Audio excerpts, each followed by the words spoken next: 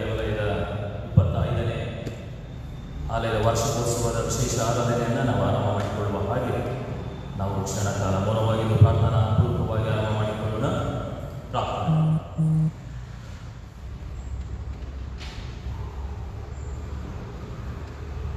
ಪ್ರೀತಿ ಸ್ವರೂಪನಾದ ಸರ್ವಶಕ್ತನಾದ ದೇವರಿಗೆ ನಿನಗೆ ಸ್ತೋತ್ರವಾಗಲಿ ಸ್ವಾಮಿ. ಮಾನವರನ್ನು ನೀನು ಉಂಟು ಮಾಡಿ ಒಂದು ಸುಂದರವಾದಂಥ ಒಂದು ಜಗತ್ತಿನಲ್ಲೇ ಅವರು ಜೀವಿಸಲಿಕ್ಕೆ ನೀವು ಅನುವು ಮಾಡಿ ನೀವು ಮಾಡಿದಂಥ ಉಪಕಾರಗಳೆಲ್ಲವನ್ನ ಸ್ತುತಿಸಲಿಕ್ಕೆ ಕೊಂಡಾಡಲಿಕ್ಕೆ ಅವಕಾಶ ಮಾಡಿಕೊಟ್ಟಂಥ ತಂದೆಯ ದೇವರು ನೀನಾಗಿ ಸ್ವಾಮಿ. ಮಾತ್ರವಲ್ಲದೆ ನಿನ್ನನ್ನು ಆರಾಧಿಸುವುದಕ್ಕೋಸ್ಕರವಾಗಿ ನನಗೋಸ್ಕರವಾಗಿ ಒಂದು ಸ್ಥಳವನ್ನು ಸಿದ್ಧ ಮಾಡು ಎಂಬುದಾಗಿ ಹೇಳಿದಂಥ ದೇವರು ನೀನಾಗಿದೆ. ನಿನ್ನನ್ನು ಆರಾಧಿಸುವುದಕ್ಕೋಸ್ಕರವಾಗಿ ಒಂದು ಆಲಯವನ್ನು ನಾವು ಕಟ್ಟಿ ಆಲಯದಲ್ಲಿ ನಾವೆಲ್ಲರೂ ಕೂಡ ಒಂದು ಸಭೆಯಾಗಿ ನಿನ್ನನ್ನು ಸ್ತುತಿಸುವ ಹಾಗೆ, ನಿನ್ನನ್ನು ಕೊಂಡಾಡುವ ಹಾಗೆ, ನಿನ್ನ ಘನಮಾನಗಳನ್ನು ಸಲ್ಲಿಸುವ ಹಾಗೆ ನೀನು ವಿಶೇಷವಾದ ಕೃಪೆಯನ್ನು ದಯಪಾಲಿಸಿಕೊಟ್ಟಿದೆ. ಆದ್ದರಿಂದ ತಂದೆ ದೇವರೇ, ನಮ್ಮ ಈ ಒಂದು ದೇವಾಲಯದ 25ನೇ ವರ್ಷದ ಈ ಒಂದು ವಾರ್ಷಿಕೋತ್ಸವದ ಆರಾಧನೆಯನ್ನು ನಿನ್ನ ಹಸ್ತಕ್ಕೆ ನಾವು ಒಪ್ಪಿಸಿಕೊಡುತ್ತೇವೆ ಸ್ವಾಮಿ. ಕಳೆದ 25 ವರ್ಷಗಳ ಹಿಂದೆ ನಾವು ತಿರುಗಿ ನೋಡುವಾಗ ಕಷ್ಟಪಟ್ಟಂಥ ಪ್ರತಿಯೊಬ್ಬ ಸದಸ್ಯರುಗಳನ್ನು ನೆನಪು ಮಾಡಿಕೊಂಡು ಅವರ ಜೀವಿತದಲ್ಲಿ ನೀನು ಮಾಡಿದ ಉಪಕಾರವನ್ನು ಕೂಡ ನಾವು ನೆನೆಸಿ ಕೃತಜ್ಞತೆಯನ್ನು ಸಲ್ಲಿಸುವುದಕ್ಕೋಸ್ಕರವಾಗಿಯೂ ಮಾತ್ರವಲ್ಲದೆ ಒಂದು 24 ವರ್ಷದ ಅವಧಿಯಲ್ಲಿ ಎಷ್ಟೋ ಸೇವಕರುಗಳು ಬಂದು ನಿನ್ನನ್ನು ಸ್ತುತಿಸಿ ನಿನ್ನನ್ನು ಕೊಂಡಾಡಿದ್ದಾರೆ, ನಿನ್ನ ವಾಕ್ಯದ ಮೂಲಕವಾಗಿ ಬಲಪಡಿಸಿದ್ದಾರೆ ಸ್ವಾಮಿ. ಅದನ್ನು ನೆನೆದು ಅದಕ್ಕೋಸ್ಕರವಾಗಿ ಕೃತಜ್ಞತೆಯನ್ನು ಸಲ್ಲಿಸುವುದಕ್ಕೋಸ್ಕರವಾಗಿಯೂ ಮಾತ್ರವಲ್ಲದೆ ಹಲವಾರು ಸಭಾಪಾಲನಾ ಸಮಿತಿಯ ಸದಸ್ಯರುಗಳು ಸೇವೆಯನ್ನು ಮಾಡಿದ್ದಾರೆ. ಮಾತ್ರವಲ್ಲದೆ ಸಭೆಯ ಸದಸ್ಯರು ಕೂಡ ತಮ್ಮ ಕೈಲಾದಷ್ಟು ಮಟ್ಟಿಗೆ ಆಲಯಕ್ಕೆ ಬೇಕಾಗಿರುವಂಥ ಅಗತ್ಯತೆಗಳನ್ನು ಒದಗಿಸಿಕೊಟ್ಟಿದ್ದಾರೆ. ಇವೆಲ್ಲವುಗಳನ್ನು ನೆನೆಸಿ ಈ ಒಂದು ಸಂದರ್ಭದಲ್ಲಿ ನಾವು ನಿಮಗೆ ಕೃತಜ್ಞತಾ ಸ್ತೋತ್ರದ ಒಂದು ಆರಾಧನೆಯನ್ನು ಮಾಡಲಿಕ್ಕೋಸ್ಕರವಾಗಿ ನಾವು ಸೇರಿ ಬಂದಿದ್ದೇವೆ. ಈ ಆರಾಧನಾ ಸಮಯವನ್ನು ನಿನ್ನ ಹಸ್ತಕ್ಕೆ ಒಪ್ಪಿಸಿಕೊಡುತ್ತೇವೆ. ಆದಿನ ಅಂತ್ಯದವರೆಗೆ ನಮ್ಮೊಟ್ಟಿಗೆ ಇದು ಕೈ ಹಿಡಿದು ನಡೆಸಿದೆ ಎಂಬುದಾಗಿ ಯೇಸು ಸ್ವಾಮಿಯ ಮೂಲದ ನಾಮದಲ್ಲಿ ಬೇಡಿಕೊಳ್ಳುತ್ತೇವೆ. ದೇವರ ಘನಕ್ಕಾಗಿ ನಾವು ನಿಂತುಕೊಂಡು ಹಾಡುವ ಸಂಗೀತಗಳಲ್ಲಿ ಮೊದಲನೆಯ ಸಂಗೀತವನ್ನು ಹಾಡಿಕೊಳ್ಳೋಣ. 1ನೆಯ ಸಂಗೀತ ಭೂಲೋಕವೆಲ್ಲ ಕರ್ತನಿಗೆ ಉತ್ಸಾಹ ಧ್ವನಿ ಎತ್ತಲಿ.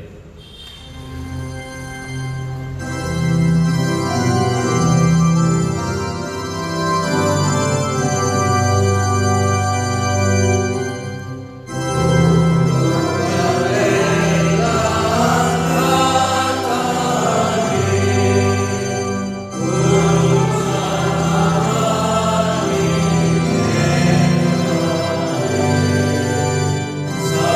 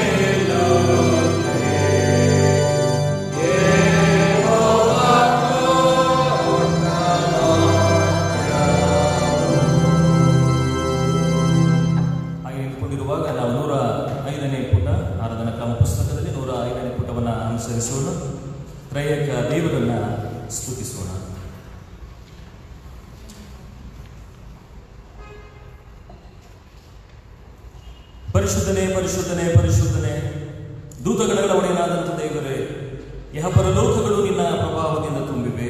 ಮೋಹನತನಾದ ಪ್ರಭುವೇ, ನಿನಗೆ ಮಹಿಮೆ ಉಂಟಾಗಲಿ.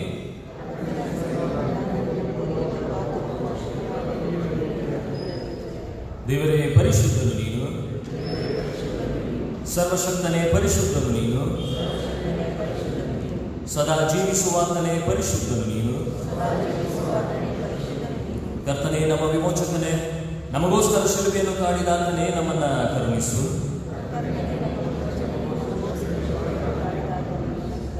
ಕರ್ತನೇ, ಪವಿತ್ರಾತ್ಮನೇ, ನಮ್ಮ ಮೇಲೆ ದಯವಿಡು. ಕರ್ತನೇ, ನಮ್ಮ ಪ್ರಾರ್ಥನೆಗಳನ್ನು ಸ್ತುತಿಗಳನ್ನು ಸ್ವೀಕರಿಸಿ ನಮ್ಮೆಲ್ಲರನ್ನ ಕರುಣಿಸು. ನಾವು ಕುಳಿತುಕೊಂಡು ಪ್ರಾರ್ಥನೆ ಮಾಡಿ. ತಂದೆಯಾದ ದೇವರೇ, ನಿನಗೆ ಸ್ತೋತ್ರವಾಗಲಿ. ನಿನ್ನ ಶಕ್ತಿಯಿಂದಲೂ ನಿನ್ನ ಜ್ಞಾನದಿಂದಲೂ ನೀನು ಎಲ್ಲವುಗಳನ್ನು ಉಂಟು ಮಾಡಿದವನು. ನಿನ್ನ ಕುಮಾರನನ್ನ ನಾಮ ರಕ್ಷಕನನ್ನಾಗಿ ಕೊಡುವಷ್ಟು ಲೋಕದ ಮೇಲೆ ಪ್ರೀತಿ ಇಟ್ಟುವನು ಆಗಿದೆ. ಕುಮಾರನಾದ ದೇವರೇ, ನಿನಗೆ ಸ್ತೋತ್ರವಾಗಲಿ. ನೀನು ಪಾಪದ ಹೊರತಾಗಿ ಎಲ್ಲ ವಿಷಯಗಳಲ್ಲಿ ನಮ್ಮ ಹಾಗೆ ಆದವನು. ನಮ್ಮ ಅಪರಾಧಗಳ ನಿಮಿತ್ತ ಒಪ್ಪಿಸಲ್ಪಟ್ಟು ನಮ್ಮ ನೀತಿ ಸ್ಥಾಪನೆಯ ನಿಮಿತ್ತ ಎದ್ದು ಬಂದವನು ಆಗಿದೆ. ಪವಿತ್ರಾತ್ಮನಾದ ದೇವರೇ, ನಿನಗೆ ಸ್ತೋತ್ರವಾಗಲಿ. ನೀನು ನಮ್ಮನ್ನ ಸಕಲ ವಿಷಯದಲ್ಲಿ ಸತ್ಯಕ್ಕೆ ಸೇರಿಸುವವನು, ದೇವರ ಪ್ರೀತಿಯನ್ನು ನಮ್ಮ ಹೃದಯಗಳಲ್ಲಿ ಸುರಿಸುವವನು ಆಗಿದೆ. ತಂದೆ, ಕುಮಾರ, ಪವಿತ್ರಾತ್ಮನಾಗಿರುವ ತ್ರೈಕ ದೇವರೇ, ಕಳೆದ 24 ವರ್ಷಗಳಿಂದ ನಮ್ಮನ್ನು ವಿಶೇಷವಾದ ರೀತಿಯಲ್ಲಿ ನೀವು ಸಾಕಿ ಸಲಹಿ ಬೇಕಾದ ಎಲ್ಲ ಅಗತ್ಯತೆಗಳನ್ನು ನೀವು ಪೂರೈಸಿ ನಾವು ಉತ್ತಮದ ರೀತಿಯಲ್ಲಿ ನಿನ್ನನ್ನು ಸ್ತುತಿಸುವಾಗಿ ನಿನ್ನನ್ನು ಕೊಂಡಾಡುವಾಗಿ ಕೊಟ್ಟಂಥ ಕೃಪೆಗೋಸ್ಕರವಾಗಿ ಮಾತ್ರವಲ್ಲದೆ ತಂದೆ ದೇವರೇ, ಮುಂದಿನ 25ನೇ ವರ್ಷದ ಎಲ್ಲ ಆರಾಧನೆಗಳಿಗೂ ಕೂಡ ನಿನ್ನ ವಿಶೇಷವಾದಂಥ ಪ್ರಸನ್ನತೆ ಇರಲಿ ಎಂಬುದಾಗಿ ಈ ಸಮಯದಲ್ಲಿ ನಾವು ಬೇಡುವಂತವರಾಗಿದ್ದೇವೆ. ಮಾತ್ರವಲ್ಲದೆ ಇಲ್ಲಿ ಬಂದು ಹೋಗುವಂಥ ಪ್ರತಿಯೊಬ್ಬ ದೈವ ಸೇವಕರುಗಳನ್ನು ಕೂಡ ನೀವು ಆಶೀರ್ವಾದ ಮಾಡಿರಿ. ಆ ಮೂಲಕವಾಗಿ ಉತ್ತಮದ ರೀತಿಯಲ್ಲಿ ನಿನ್ನ ವಾಕ್ಯಗಳು ಬಿತ್ತರಿಸಲ್ಪಡಲಿ. ಅದನ್ನು ನಾವು ಉತ್ತಮದ ರೀತಿಯಲ್ಲಿ ಸ್ವೀಕಾರ ಮಾಡಿ ನೀನು ಬರುವ ದಿವಸದವರೆಗೂ ಕೂಡ ನಿನ್ನ ಸಾಕ್ಷಿಗಳು ಮಕ್ಕಳಾಗಿ ಲೋಕದಲ್ಲಿ ಜೀವನ ಮಾಡಲಿಕ್ಕಾದ ಒಂದು ಕೃಪೆ ನಮ್ಮೆಲ್ಲರನ್ನ ನೀವು ಆಶೀರ್ವದಿಸಿ ಬಲಪಡಿಸಿದೆ ಎಂಬುದಾಗಿ ಯೇಸು ಸ್ವಾಮಿ ಮೊದಲ ನಾಮದಲ್ಲಿ ಬೇಡಿಕೊಳ್ಳುತ್ತೇವೆ. ದೇವರ ವಾಕ್ಯ ಹೀಗೆ ತಿಳಿಸುತ್ತದೆ, ನಮ್ಮಲ್ಲಿ ಪಾಪಗಳೆಂದು ನಾವು ಹೇಳಿದರೆ ನಮ್ಮನ್ನು ನಾವು ಮೋಸಪಡಿಸಿಕೊಳ್ಳುತ್ತೇವೆ ಮತ್ತು ಸತ್ಯವೆಂಬುದು ನಮ್ಮಲ್ಲಿಲ್ಲ. ನಮ್ಮ ಪಾಪಗಳನ್ನು ಒಪ್ಪಿಕೊಂಡು ಅರಿಕೆ ಮಾಡಿದರೆ ಅದನ್ನು ನಂಬಿಗಸ್ತನು ನೀತಿವಂತನು ಆಗಿರುವುದರಿಂದ ನಮ್ಮ ಪಾಪಗಳನ್ನು ಕ್ಷಮಿಸಿಬಿಟ್ಟು ಸಕಲ ನೀತಿಯನ್ನು ಪರಿಹರಿಸಿ ನಮ್ಮನ್ನು ಶುದ್ಧಿ ಮಾಡುವ. ನಾನಿದು ನನ್ನ ತಂದೆ ಬಳಿಗೆ ಹೋಗಿ ನನಗೆ, ಅಪ್ಪ, ಪರಲೋಕಕ್ಕೆ ವಿರುದ್ಧವಾಗಿ ನಿನ್ನ ಮುಂದೆಯೂ ಪಾಪ ಮಾಡಿದ್ದೇನೆ, ಇನ್ನು ನಾನು ನಿನ್ನ ಮಗನೆನಿಸಿಕೊಳ್ಳುವುದಕ್ಕೆ ಯೋಗ್ಯನಲ್ಲ ಎಂದು ಹೇಳಿದೆ. ದೇವರ ರಾಜ್ಯವು ಸಮೀಪಿಸಿದ್ದು, ದೇವರ ಕಡೆಗೆ ತಿರುಗಿಕೊಂಡು ಸುವಾರ್ತೆಯನ್ನು ನಂಬಿರಿ. ಯಾಕೆಂದರೆ ನಮಗಿರುವ ಮಹಾಯಾಜಕನು ನಮ್ಮ ನಿರ್ಮಲ ಅವಸ್ಥೆಯನ್ನು ಕುರಿತು ಅನುತಾಪವಿಲ್ಲದವನು ಅಲ್ಲ. ಆತನು ಸರ್ವ ವಿಷಯಗಳಲ್ಲಿ ನಮ್ಮ ಹಾಗೆ ಶೋಧನೆಗೆ ಗುರಿಯಾದನು, ಪಾಪ ಮಾತ್ರ ಮಾಡಲಿಲ್ಲ. ಆದ್ದರಿಂದ ಕಳೆದ ದಿವಸಗಳಲ್ಲಿ, ಕಳೆದ ವಾರಗಳಲ್ಲಿ ದೇವರ ವಿರುದ್ಧವಾಗಿ, ದೇವ ಸೇವಕರುಗಳ ವಿರುದ್ಧವಾಗಿ, ದೇವ ಜನರ ವಿರುದ್ಧವಾಗಿ ಮಾಡಿದಂಥ ಎಲ್ಲ ರೀತಿಯ ತಪ್ಪು ದೋಷಗಳನ್ನು ಸ್ವಲ್ಪ ಹೊತ್ತು ಜ್ಞಾಪಕಕ್ಕೆ ತಂದುಕೊಂಡು ಯಥಾರ್ಥವಾದಂಥ ಮನಸ್ಸಿನಿಂದ ತಂದೆಯಾದ ದೇವರ ಬಳಿಯಲ್ಲಿ ಅವೆಲ್ಲವನ್ನು ಕೂಡ ಒಪ್ಪಿಕೊಳ್ಳೋಣ.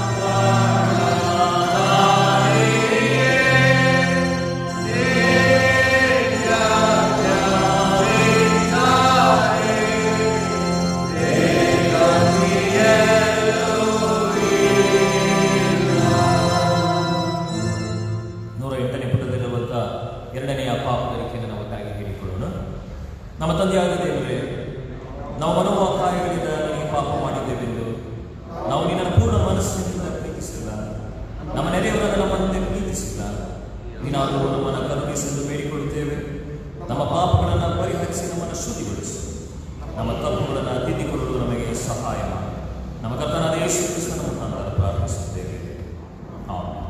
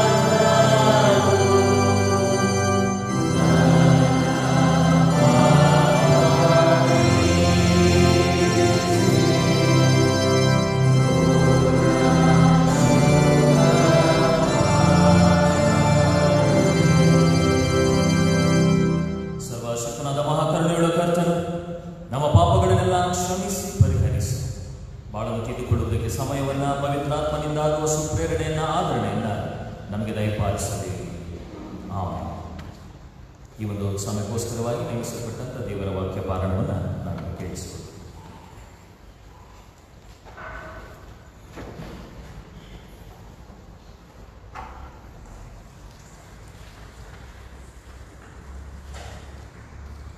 ನಮ್ಮ ದೇವಾಲಯದ ಬೆಳ್ಳಿ ಹಬ್ಬದ ಆರಾಧನೆಗೆ ನೇಮಕವಾದ ವೇದಭಾಗವು ಹಳೆಯ ಒಡಂಬಡಿಕೆಯಲ್ಲಿ 2ನೇ ಪೂರ್ವಕಾಲ ವೃತ್ತಾಂತ 6ನೇ ಅಧ್ಯಾಯ ವಚನಗಳು 18-21. 2ನೇ ಪೂರ್ವಕಾಲ ವೃತ್ತಾಂತ 6ನೇ ಅಧ್ಯಾಯ ವಚನಗಳು 18-21. ದೇವರು ನಿಜವಾಗಿ ಮನುಷ್ಯರೊಡನೆ ಭೂಲೋಕದಲ್ಲಿ ವಾಸಿಸುವುದು, ಆಕಾಶವು ಉನ್ನತವಾದ ಆಕಾಶದಲ್ಲಿ ವಾಸಕ್ಕೆ ಸಾಲದು.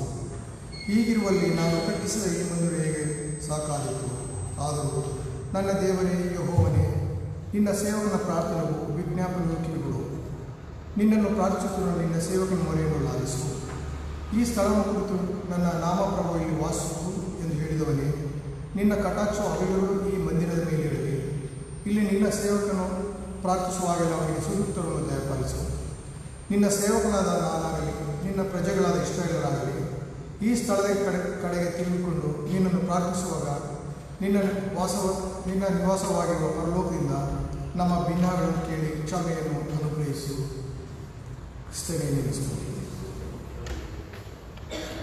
ನಾವು ದೇವರ ವಾಕ್ಯ ಸಂದೇಶವನ್ನು ಕೇಳುವುದಕ್ಕೆ ಸಿದ್ಧವಾಗುವ ಹಾಗೆ ಆತ್ಮಸ್ವರೂಪನೇ ಪ್ರಿಯ ಆತ್ಮಸ್ವರೂಪನೇ ಗೀತದ ಒಂದು ಚರಣವನ್ನು ನಾವು ಪ್ರಾರ್ಥನಾಪೂರ್ವಕವಾಗಿ ನಾವು ಹಾಡಿಕೊಳ್ಳೋಣ.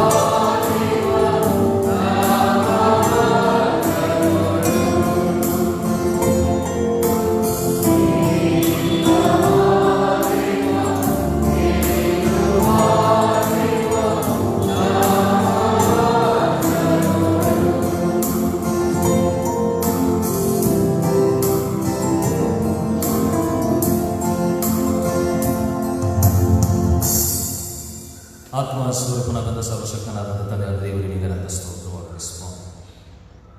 ನಿನ್ನನ್ನು ಸ್ತುತಿಸಲು, ನಿನ್ನನ್ನು ಕೊಂಡಾಡಲು ನಿನ್ನ ಒಂದು ಆಲಯದಲ್ಲಿ ನಾವು ಸೇರಿ ಬಂದಿದ್ದೇವೆ. ಈ ತಂದೆಯಾದ ದೇವರೇ, ಈ ಒಂದು ಸಂದರ್ಭದಲ್ಲಿ ನಿನ್ನ ವಿಶೇಷವಾದ ಪ್ರಸನ್ನತೆಯಿಂದ ನಮ್ಮನ್ನು ತುಂಬಿಸಿ ನಡೆಸುತ್ತಾ ಬಂದಿದೆ. ಅದಕ್ಕಾಗಿ ನಿನಗೆ ನಾವು ಕೃತಜ್ಞತೆಯನ್ನು ಸಲ್ಲಿಸುತ್ತೇವೆ.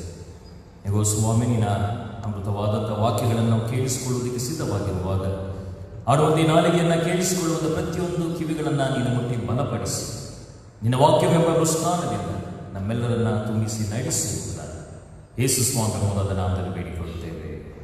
ಆಮೆನ್. ಕರ್ತನಲ್ಲಿ ಪ್ರೀತಿಯುಳ್ಳ ದೇವಜನರೇ, ನಿಮ್ಮೆಲ್ಲರಿಗೂ ಕೂಡ ನಮ್ಮ ಆಲಯದ 25ನೇ ವರ್ಷದ ಒಂದು ವಾರ್ಷಿಕೋತ್ಸವದ ಒಂದು ಶುಭಾಶಯಗಳನ್ನು ನಾನು ಮೊದಲನೇದಾಗಿ ನಾನು ನೀಡುವಂಥದ್ದಾಗಿದೆ. ನಿಜವಾಗಲೂ ಕೂಡ ಇದು ನನ್ನ ಒಂದು ವಿಶೇಷವಾದಂಥ ಒಂದು ಸೌಭಾಗ್ಯವಾಗಿ ಕೂಡ ನಾನು ನೆನೆಸುವಂಥವನಾಗಿದ್ದೇನೆ. ಯಾಕೆಂದರೆ 25 ವರ್ಷ ಅಥವಾ 50 ವರ್ಷ, 75 ವರ್ಷ ಮತ್ತು 100 ವರ್ಷಗಳು ಎಂಬುದಾಗಿ ಹೇಳುವಾಗ ಅದು ಒಂದು ವಿಶೇಷವಾದಂಥ ವರ್ಷ. ಅದನ್ನು ಸರ್ವೇ ಸಾಮಾನ್ಯ ನಮ್ಮ ಅನುದಿನದ ಒಂದು ವೈಯಕ್ತಿಕ ಜೀವಿತಗಳಲ್ಲಿಯೂ ಸಾಂಸಾರಿಕ ಜೀವಿತಗಳಲ್ಲೂ ಆ ಒಂದು ವರ್ಷಗಳು ಬರುವಾಗ ಅದನ್ನು ವಿಶೇಷವಾದಂಥದ್ದು ಎಂಬುದಾಗಿ ನಾವು ಎಣಿಸಿ ಅದನ್ನು ಸಂಭ್ರಮದಿಂದ ಕೊಂಡಾಡುವಂಥದ್ದನ್ನು ನಾವು ಬಲ್ಲಂಥವರಾಗಿದೆ. ಅದರಿಂದ ಈ ಒಂದು ಸಂದರ್ಭದಲ್ಲಿ ನಮ್ಮ ಆಲಯದ 25ನೇ ವರ್ಷದ ಒಂದು ಆರಾಧನೆ ಎಂಬುದಾಗಿ ಹೇಳುವಾಗ ಅದು ನಿಜವಾಗಲೂ ಕೂಡ ಅದು ನಮ್ಮೆಲ್ಲರಿಗೂ ಕೂಡ ಒಂದು ಸಂಭ್ರಮದ ಒಂದು ಆಚರಣೆಯ ಒಂದು ವರ್ಷ. ಅದರಿಂದ ಈ ಒಂದು ಸಂದರ್ಭದಲ್ಲಿ ವಿಶೇಷವಾಗಿ ತಂದೆಯಾದ ದೇವರು ನಿಮ್ಮ ಈ ಒಂದು ಸಭೆಯಲ್ಲಿ ನನ್ನನ್ನು ಇಡುವುದರ ಮೂಲಕವಾಗಿ ಈ ಒಂದು ವಿಶೇಷವಾದಂಥ ಒಂದು ಆರಾಧನೆಯಲ್ಲಿ ಪಾಲು ತೆಗೆದುಕೊಳ್ಳಲಿಕ್ಕಾದ ಒಂದು ಕೃಪೆಗೆ ನಡೆಸಿದ್ದಾರೆ. ಅದರಿಂದ ತಂದೆಯಾದ ದೇವರಿಗೆ ವೈಯಕ್ತಿಕವಾಗಿಯೂ ಕೂಡ ನಾನು ಕೃತಜ್ಞತಾ ಸ್ತೋತ್ರಗಳನ್ನು ನಾನು ಸಲ್ಲಿಸುವಂತವರಾಗಿದೆ. ಮಾತ್ರವಲ್ಲದೆ ಈ ಸಂದರ್ಭದಲ್ಲಿ ಬಂದಿರುವಂಥ ಎಲ್ಲ ಸದಸ್ಯರುಗಳನ್ನು, ವಿಶೇಷವಾಗಿ ಫೇಸ್ಬುಕ್ ಮೂಲಕ ನೋಡುತ್ತಿರುವಂಥ ನಮ್ಮ ಎಲ್ಲ ಸಭೆಯ ಸದಸ್ಯರುಗಳಿಗೂ ಕೂಡ ಈ ಸಮಯದಲ್ಲಿ ನಾನು ಶುಭಾಶಯವನ್ನು ಸಲ್ಲಿಸುತ್ತೇನೆ. ಮಾತ್ರವಲ್ಲದೆ ಈ ಒಂದು ಸಂದಿಗ್ಧ ಒಂದು ಪರಿಸ್ಥಿತಿಯಲ್ಲಿ ಕೆಲವು ಸಂದರ್ಭಗಳಲ್ಲಿ ನಾವು ಸಂಭ್ರಮದ ಆಚರಣೆಗಳನ್ನು ಮಾಡಬೇಕಾದಾಗಿಯೂ ಕೂಡ ದೇವರ ಒಂದು ಅನುಮತಿ ಇಲ್ಲದೆ ನಾವೇನನ್ನು ಕೂಡ ಮಾಡಲು ಸಾಧ್ಯವಿಲ್ಲ ಎಂಬುದಾಗಿ ದೇವರು ಈ ಸಂದರ್ಭದಲ್ಲಿ ಮತ್ತೊಂದು ಪ್ರಕಟ ಮಾಡಿದ್ದಾರೆ. ದೇವರಿಗೆ ಇಷ್ಟವಾದಂಥ ಕಾರ್ಯಗಳು ಯಾವುವು ಎಂಬುದಾಗಿ ನಾವು ಸ್ಪಷ್ಟವಾದಂಥ ರೀತಿಯಲ್ಲಿ ತಿಳಿದುಕೊಂಡು ಮುಂದೆ ಸಾಗುವಂಥದ್ದು ಕೂಡ ಅಷ್ಟೇ ಅತ್ಯಗತ್ಯ. ಅದರಿಂದ ಈ ಒಂದು ವರ್ಷದಲ್ಲಿ ನಾವು ಹಲವಾರು ಯೋಜನೆಗಳನ್ನು ಒಂದು ಸಮಿತಿಯಾಗಿ ನಾವು ಹಾಕಿಕೊಂಡೆವು. ಈ ರೀತಿಯಾದ ಒಂದು ಕಾರ್ಯಕ್ರಮಗಳನ್ನು ಮಾಡಬೇಕು ಮತ್ತು ಈ ಒಂದು ಆರಾಧನೆಗಳಲ್ಲಿ ವಿಶೇಷವಾದಂಥ ಅತಿಥಿಗಳು ಬರಬೇಕು ಮತ್ತು ನಾವೆಲ್ಲರೂ ಕೂಡ ಉತ್ತಮವಾದಂಥ ರೀತಿಯಲ್ಲಿ ಸ್ತುತಿಸಿ ದೇವರನ್ನು ಕೊಂಡಾಡಿ ವಾಕ್ಯದ ಮೂಲಕವಾಗಿ ಬಲ ಹೊಂದಿ ಮತ್ತು ಉತ್ತಮವಾದಂಥ ಮುಷ್ಟಾನ ಭೋಜನಗಳನ್ನು ಕೂಡ ಮಾಡಿ ನಾವು ಸಂತಸದಿಂದ ನಮ್ಮ ಮನೆಗಳಿಗೆ ತಿರುಗಬೇಕು ಎಂಬುದಾಗಿ ನಾವು ಆಲೋಚನೆಗಳನ್ನು ಮಾಡಿದ್ದಾಗಿ ಕೂಡ ದೇವರು ಕೆಲವು ಸಂದರ್ಭಗಳಲ್ಲಿ ಕೆಲವು ವಿಚಾರಗಳನ್ನು ಅನುಮತಿ ಮಾಡುವುದಿಲ್ಲ. ಅದರಿಂದ ದೇವರ ವಾಕ್ಯವೂ ಕೂಡ ಅದನ್ನು ತಿಳಿಸುವಂಥದ್ದಾಗಿದೆ. ಕೆಲವು ಸಮಯದಲ್ಲಿ ನನ್ನ ಆಲೋಚನೆಗಳೇ ಬೇರೆ, ನಿಮ್ಮ ಆಲೋಚನೆಗಳೇ ಬೇರೆ. ಆದರೆ ನಮ್ಮ ಆಲೋಚನೆಗಳಿಗೆ ಅನುಸಾರವಾಗಿ ನಾವು ಈ ಒಂದು ಕೆಲವು ಸಿದ್ಧತೆಗಳನ್ನು ಮಾಡಿಕೊಂಡೆವು. ಆದರೆ ದೇವರ ಆಲೋಚನೆಗಳು ಈ ರೀತಿಯಾಗಿತ್ತು. ಅದರಿಂದ ಪರವಾಗಿಲ್ಲ. ಆದಾಗ್ಯೂ ಕೂಡ ಅಟ್ಲೀಸ್ಟ್ ದೇವರ ಆಲಯದಲ್ಲಿ ಕುಳಿತುಕೊಂಡು ದೇವರನ್ನು ಸ್ತುತಿಸುವ, ದೇವರನ್ನು ಕೊಂಡಾಡುವ ಹಾಗೆ ಕೊಂಡಲ್ಪಟ್ಟಂಥ ಒಂದು ಸೌಭಾಗ್ಯಕ್ಕಾದರೂ ದೇವರಿಗೆ ನಾವು ಕೊಟ್ಟು ನಮನವನ್ನು ನಾವು ಸಲ್ಲಿಸ್ತೇವೆ.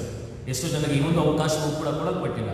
ಆದರೆ ದೇವರು ನಮಗಾದರೂ ಈ ಒಂದು ಅವಕಾಶವನ್ನು ದಯಪಾಲಿಸಿಕೊಟ್ಟಿದ್ದಾನೆ. ದೇವರ ನಾಮಕ್ಕೆ ಸ್ತೋತ್ರವಾಗಲಿ. ಮಾತ್ರವಲ್ಲದೆ ಆ ಆವತ್ತಿನ ದಿವಸದಲ್ಲಿ ಅಂದರೆ 24 ವರ್ಷಗಳ ಹಿಂದೆ, 25 ವರ್ಷಗಳ ಹಿಂದೆ ಆ ಒಂದು ಹಿರಿಯ ಸದಸ್ಯರುಗಳು, ಎಷ್ಟೋ ಸದಸ್ಯರುಗಳು ಬಹಳಷ್ಟು ಶ್ರಮ ವಹಿಸಿ ಈ ಆಲಯವನ್ನು ನಾವು ಕಟ್ಟಬೇಕು, ಉತ್ತಮವಾದ ರೀತಿಯಲ್ಲಿ ಆರಾಧನೆ ನಡೆಯಬೇಕು ಎಂಬುದಾಗಿ ಬಹಳಷ್ಟು ಶ್ರಮವನ್ನು ವಹಿಸಿದ್ದಾರೆ. ಹಲವಾರು ನಮ್ಮ ಡಯಾಸಿಸ್ನ ಪದಾಧಿಕಾರಿಗಳು ಮತ್ತು ಅಲ್ಲಿ ಆ ಸಮಯದಲ್ಲಿದ್ದಂಥ ಸಭಾಪಾಲಕರುಗಳು, ಬಿಷಪ್ಪರುಗಳು ಎಲ್ಲರೂ ಕೂಡ ಇದಕ್ಕೋಸ್ಕರವಾಗಿ ತಮ್ಮದೇ ಆದಂಥ ರೀತಿಯಲ್ಲಿ ಸಹಾಯ ಹಸ್ತವನ್ನು ನೀಡಿದ್ದಾರೆ. ಮಾತ್ರವಲ್ಲದೆ ಆಗಿನ ಸಭಾಪಾಲನಾ ಸಮಿತಿಯ ಸದಸ್ಯರು ಕೂಡ ತಮ್ಮ ಎಲ್ಲ ರೀತಿಯಾದ ಪ್ರೋತ್ಸಾಹಗಳನ್ನು ಮಾಡಿದ್ದಾರೆ. ಮಾತ್ರವಲ್ಲದೆ ಇಲ್ಲಿಯವರೆಗೂ ಕೂಡ ಹಲವಾರು ಸಮಿತಿಯ ಸದಸ್ಯರುಗಳು ಕೂಡ ಬದಲಾಗಿದ್ದಾರೆ. ಈ ಕ್ಷಣದಲ್ಲಿದ್ದಂಥ ಸಭಾಪಾಲನಾ ಸಮಿತಿಯ ಸದಸ್ಯರು ಕೂಡ ಹಲವಾರು ಯೋಜನೆಗಳನ್ನು ಹಾಕಿಕೊಂಡು ಈ ಕಾರ್ಯಗಳನ್ನು ಮಾಡಬೇಕೆಂಬುದಾಗಿ ಎಲ್ಲ ಸಿದ್ಧತೆಗಳನ್ನು ನಾವು ಮಾಡಿಕೊಂಡಿದ್ದೇವೆ. ಅದರಿಂದ ಬಂದಂಥ ಮತ್ತು ಆ ರೀತಿಯಾಗಿ ಆಲೋಚನೆ ಮಾಡಿದಂಥ ಪ್ರತಿಯೊಬ್ಬರಿಗೂ ಕೂಡ ದೇವರು ಆಶೀರ್ವಾದ ಮಾಡಲಿ ಎಂಬುದಾಗಿ ಈ ಸಮಯದಲ್ಲಿ ನಾನು ಬಯಸುವಂತನಾಗಿದ್ದೇನೆ. ಮಾತ್ರವಲ್ಲದೆ ಈ ಸಂದರ್ಭದಲ್ಲಿ ವಿಶೇಷವಾಗಿ ದೇವರ ವಾಕ್ಯ ಪ್ರಾಮುಖ್ಯವಾದಂಥದ್ದಾಗಿದೆ. ಅದರಿಂದ ದೇವರ ವಾಕ್ಯ ನಮ್ಮನ್ನು ಯಾವ ರೀತಿಯಾಗಿ ಮುನ್ನಡೆಸುವಂಥದ್ದಾಗಿದೆ ಎಂಬುದಾಗಿ ಕೂಡ ನಾವು ತಿಳಿದಂಥವರಾಗಿ ಈ ಒಂದು 25 ವರ್ಷದ ಮುಂದಿನ ದಿವಸಗಳು ದೇವರು ನಮ್ಮನ್ನು ಯಾವ ಯಾವ ರೀತಿಯಲ್ಲಿ ಆಶೀರ್ವದಿಸುವಂತನಾಗಿದ್ದಾನೆ ಎಂಬುದಾಗಿ ತಿಳಿದಂಥವರಾಗಿ ನಾವು ಮುಂದೆ ಸಾಗುವಂಥದ್ದು ಕೂಡ ಅದು ಅತ್ಯಗತ್ಯವಾದಂಥದ್ದಾಗಿದೆ. ಅದರಿಂದ ಈ ಒಂದು ವಿಚಾರದ ವಿಶೇಷವಾಗಿ ವಾಕ್ಯದ ಮೂಲಕವಾಗಿ ಕೆಲವು ಸಮಯವನ್ನು ನಾವು ಬಲಗೊಳ್ಳುವಾಗ ಆ ದೇವರ ಆಲಯ ಅಷ್ಟೊಂದು ಪ್ರಾಮುಖ್ಯತೆಯನ್ನು, ಇದು ದೊಡ್ಡದಾದಂಥ ಒಂದು ಪ್ರಶ್ನೆ. ಎಷ್ಟೋ ಜನರು ಹೇಳ್ತಾರೆ ನಾವು ಮನೆಗಳಲ್ಲಿ ಇಟ್ಟುಕೊಂಡು ಆರಾಧನೆಯನ್ನು ಮಾಡಬಹುದು, ಮನೆಗಳಲ್ಲಿ ಕುಳಿತುಕೊಂಡು ದೇವರನ್ನು ಆರಾಧನೆ ಮಾಡಿದರೆ ಆರಾಧನೆ ಮಾಡದಂತೆ ಆಗುತ್ತದಲ್ವಾ, ಯಾಕೆಂದರೆ ದೇವರು ಎಲ್ಲ ಕಡೆ ಇದ್ದಾನಲ್ಲ, ಅದು ಸರ್ವವ್ಯಾಪಿ, ಆದುದರಿಂದ ಎಲ್ಲಿ ಆರಾಧನೆ ಮಾಡಿದ್ರು ನಡೀತದಲ್ಲ ಎಂಬುದಾಗಿಯೂ ಕೂಡ ಆಲೋಚನೆ ಉಂಟು. ಹೌದು, ಸತ್ಯ, ಎಲ್ಲ ಕಡೆಗೂ ಕೂಡ ದೇವರು ಇರುವಂತನಾಗಿದ್ದಾನೆ. ಆದರೂ ಕೂಡ ದೇವರು ಒಂದು ಸ್ಥಳವನ್ನು ಆತನು ನಿಗದಿಪಡಿಸ್ತಾನೆ ಯಾವಾಗಲೂ ಕೂಡ.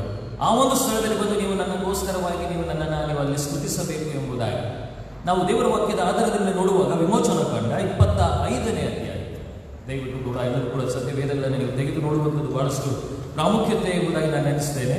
ವಿಮೋಚನಾ ಕಾಂಡ 25ನೇ ಅಧ್ಯಾಯ 8ನೇ ವಚನದಲ್ಲಿ ಅಲ್ಲಿ ಬಹಳಷ್ಟು ಸ್ಪಷ್ಟವಾದಂಥ ರೀತಿಯಾದ ಕೆಲವು ಮಾತುಗಳನ್ನು ತಂದೆಯಾದ ದೇವರು ಮೋಶೆಗೆ ಹೇಳುವಂಥದ್ದನ್ನು ನಾವು ಅಲ್ಲಿ ನೋಡುವಂಥವರಾಗಿದೆ. ಅದನ್ನು ಹೀಗೆ ಹೇಳುತ್ತಾನೆ, ನಾನು ಅವರ ಮಧ್ಯದಲ್ಲಿ, ಅಂದರೆ ನಾನು ಜನರ ಮಧ್ಯದಲ್ಲಿ ವಾಸಿಸುವುದಕ್ಕೋಸ್ಕರವಾಗಿ ನನಗೆ ಒಂದು ದೇವಸ್ಥಾನವನ್ನು ನೀನು ಕಟ್ಟಿಸಬೇಕು ಎಂಬುದಾಗಿ ಮೋಶೆಗೆ ಹೇಳಿದಂಥ ಒಂದು ಮಾತು.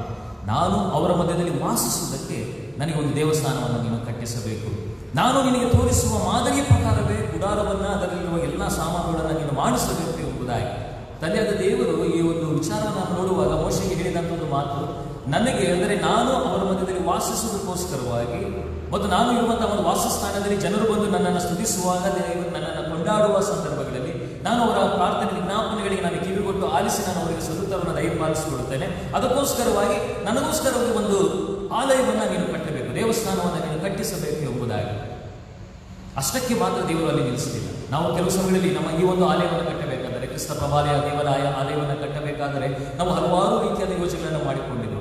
ಆ ಒಂದು ದಿವಸಗಳಲ್ಲಿ ಇದ್ದಂಥ ಎಲ್ಲ ಸಮಿತಿ ಸದಸ್ಯರುಗಳಾಗಲಿ ಅಥವಾ ಹಿರಿಯ ಸದಸ್ಯರುಗಳಾಗಲಿ, ಅಲ್ಲಿನ ಸಭೆಯ ಸದಸ್ಯರುಗಳಾಗಲಿ ಹಲವಾರು ಯೋಜನೆಗಳನ್ನು ಕೊಟ್ಟು ಹಲವಾರು ಪ್ಲಾನ್ಸ್ಗಳನ್ನು ಮಾಡಿರ್ತಾರೆ, ಬ್ಲೂ ಪ್ರಿಂಟ್ಸ್ಗಳನ್ನು ಇಟ್ಟಿರುತ್ತಾರೆ. ಅದರಲ್ಲಿ ಒಂದು ಮಾತ್ರ ಅದು ಈ ರೀತಿಯಾಗಿ ಇದ್ದರೆ ಒಳ್ಳೆಯದು ಎಂಬುದಾಗಿ ನಾವು ನಿಗದಿಪಡಿಸುವಂಥವರಾಗಿದ್ದೇವೆ.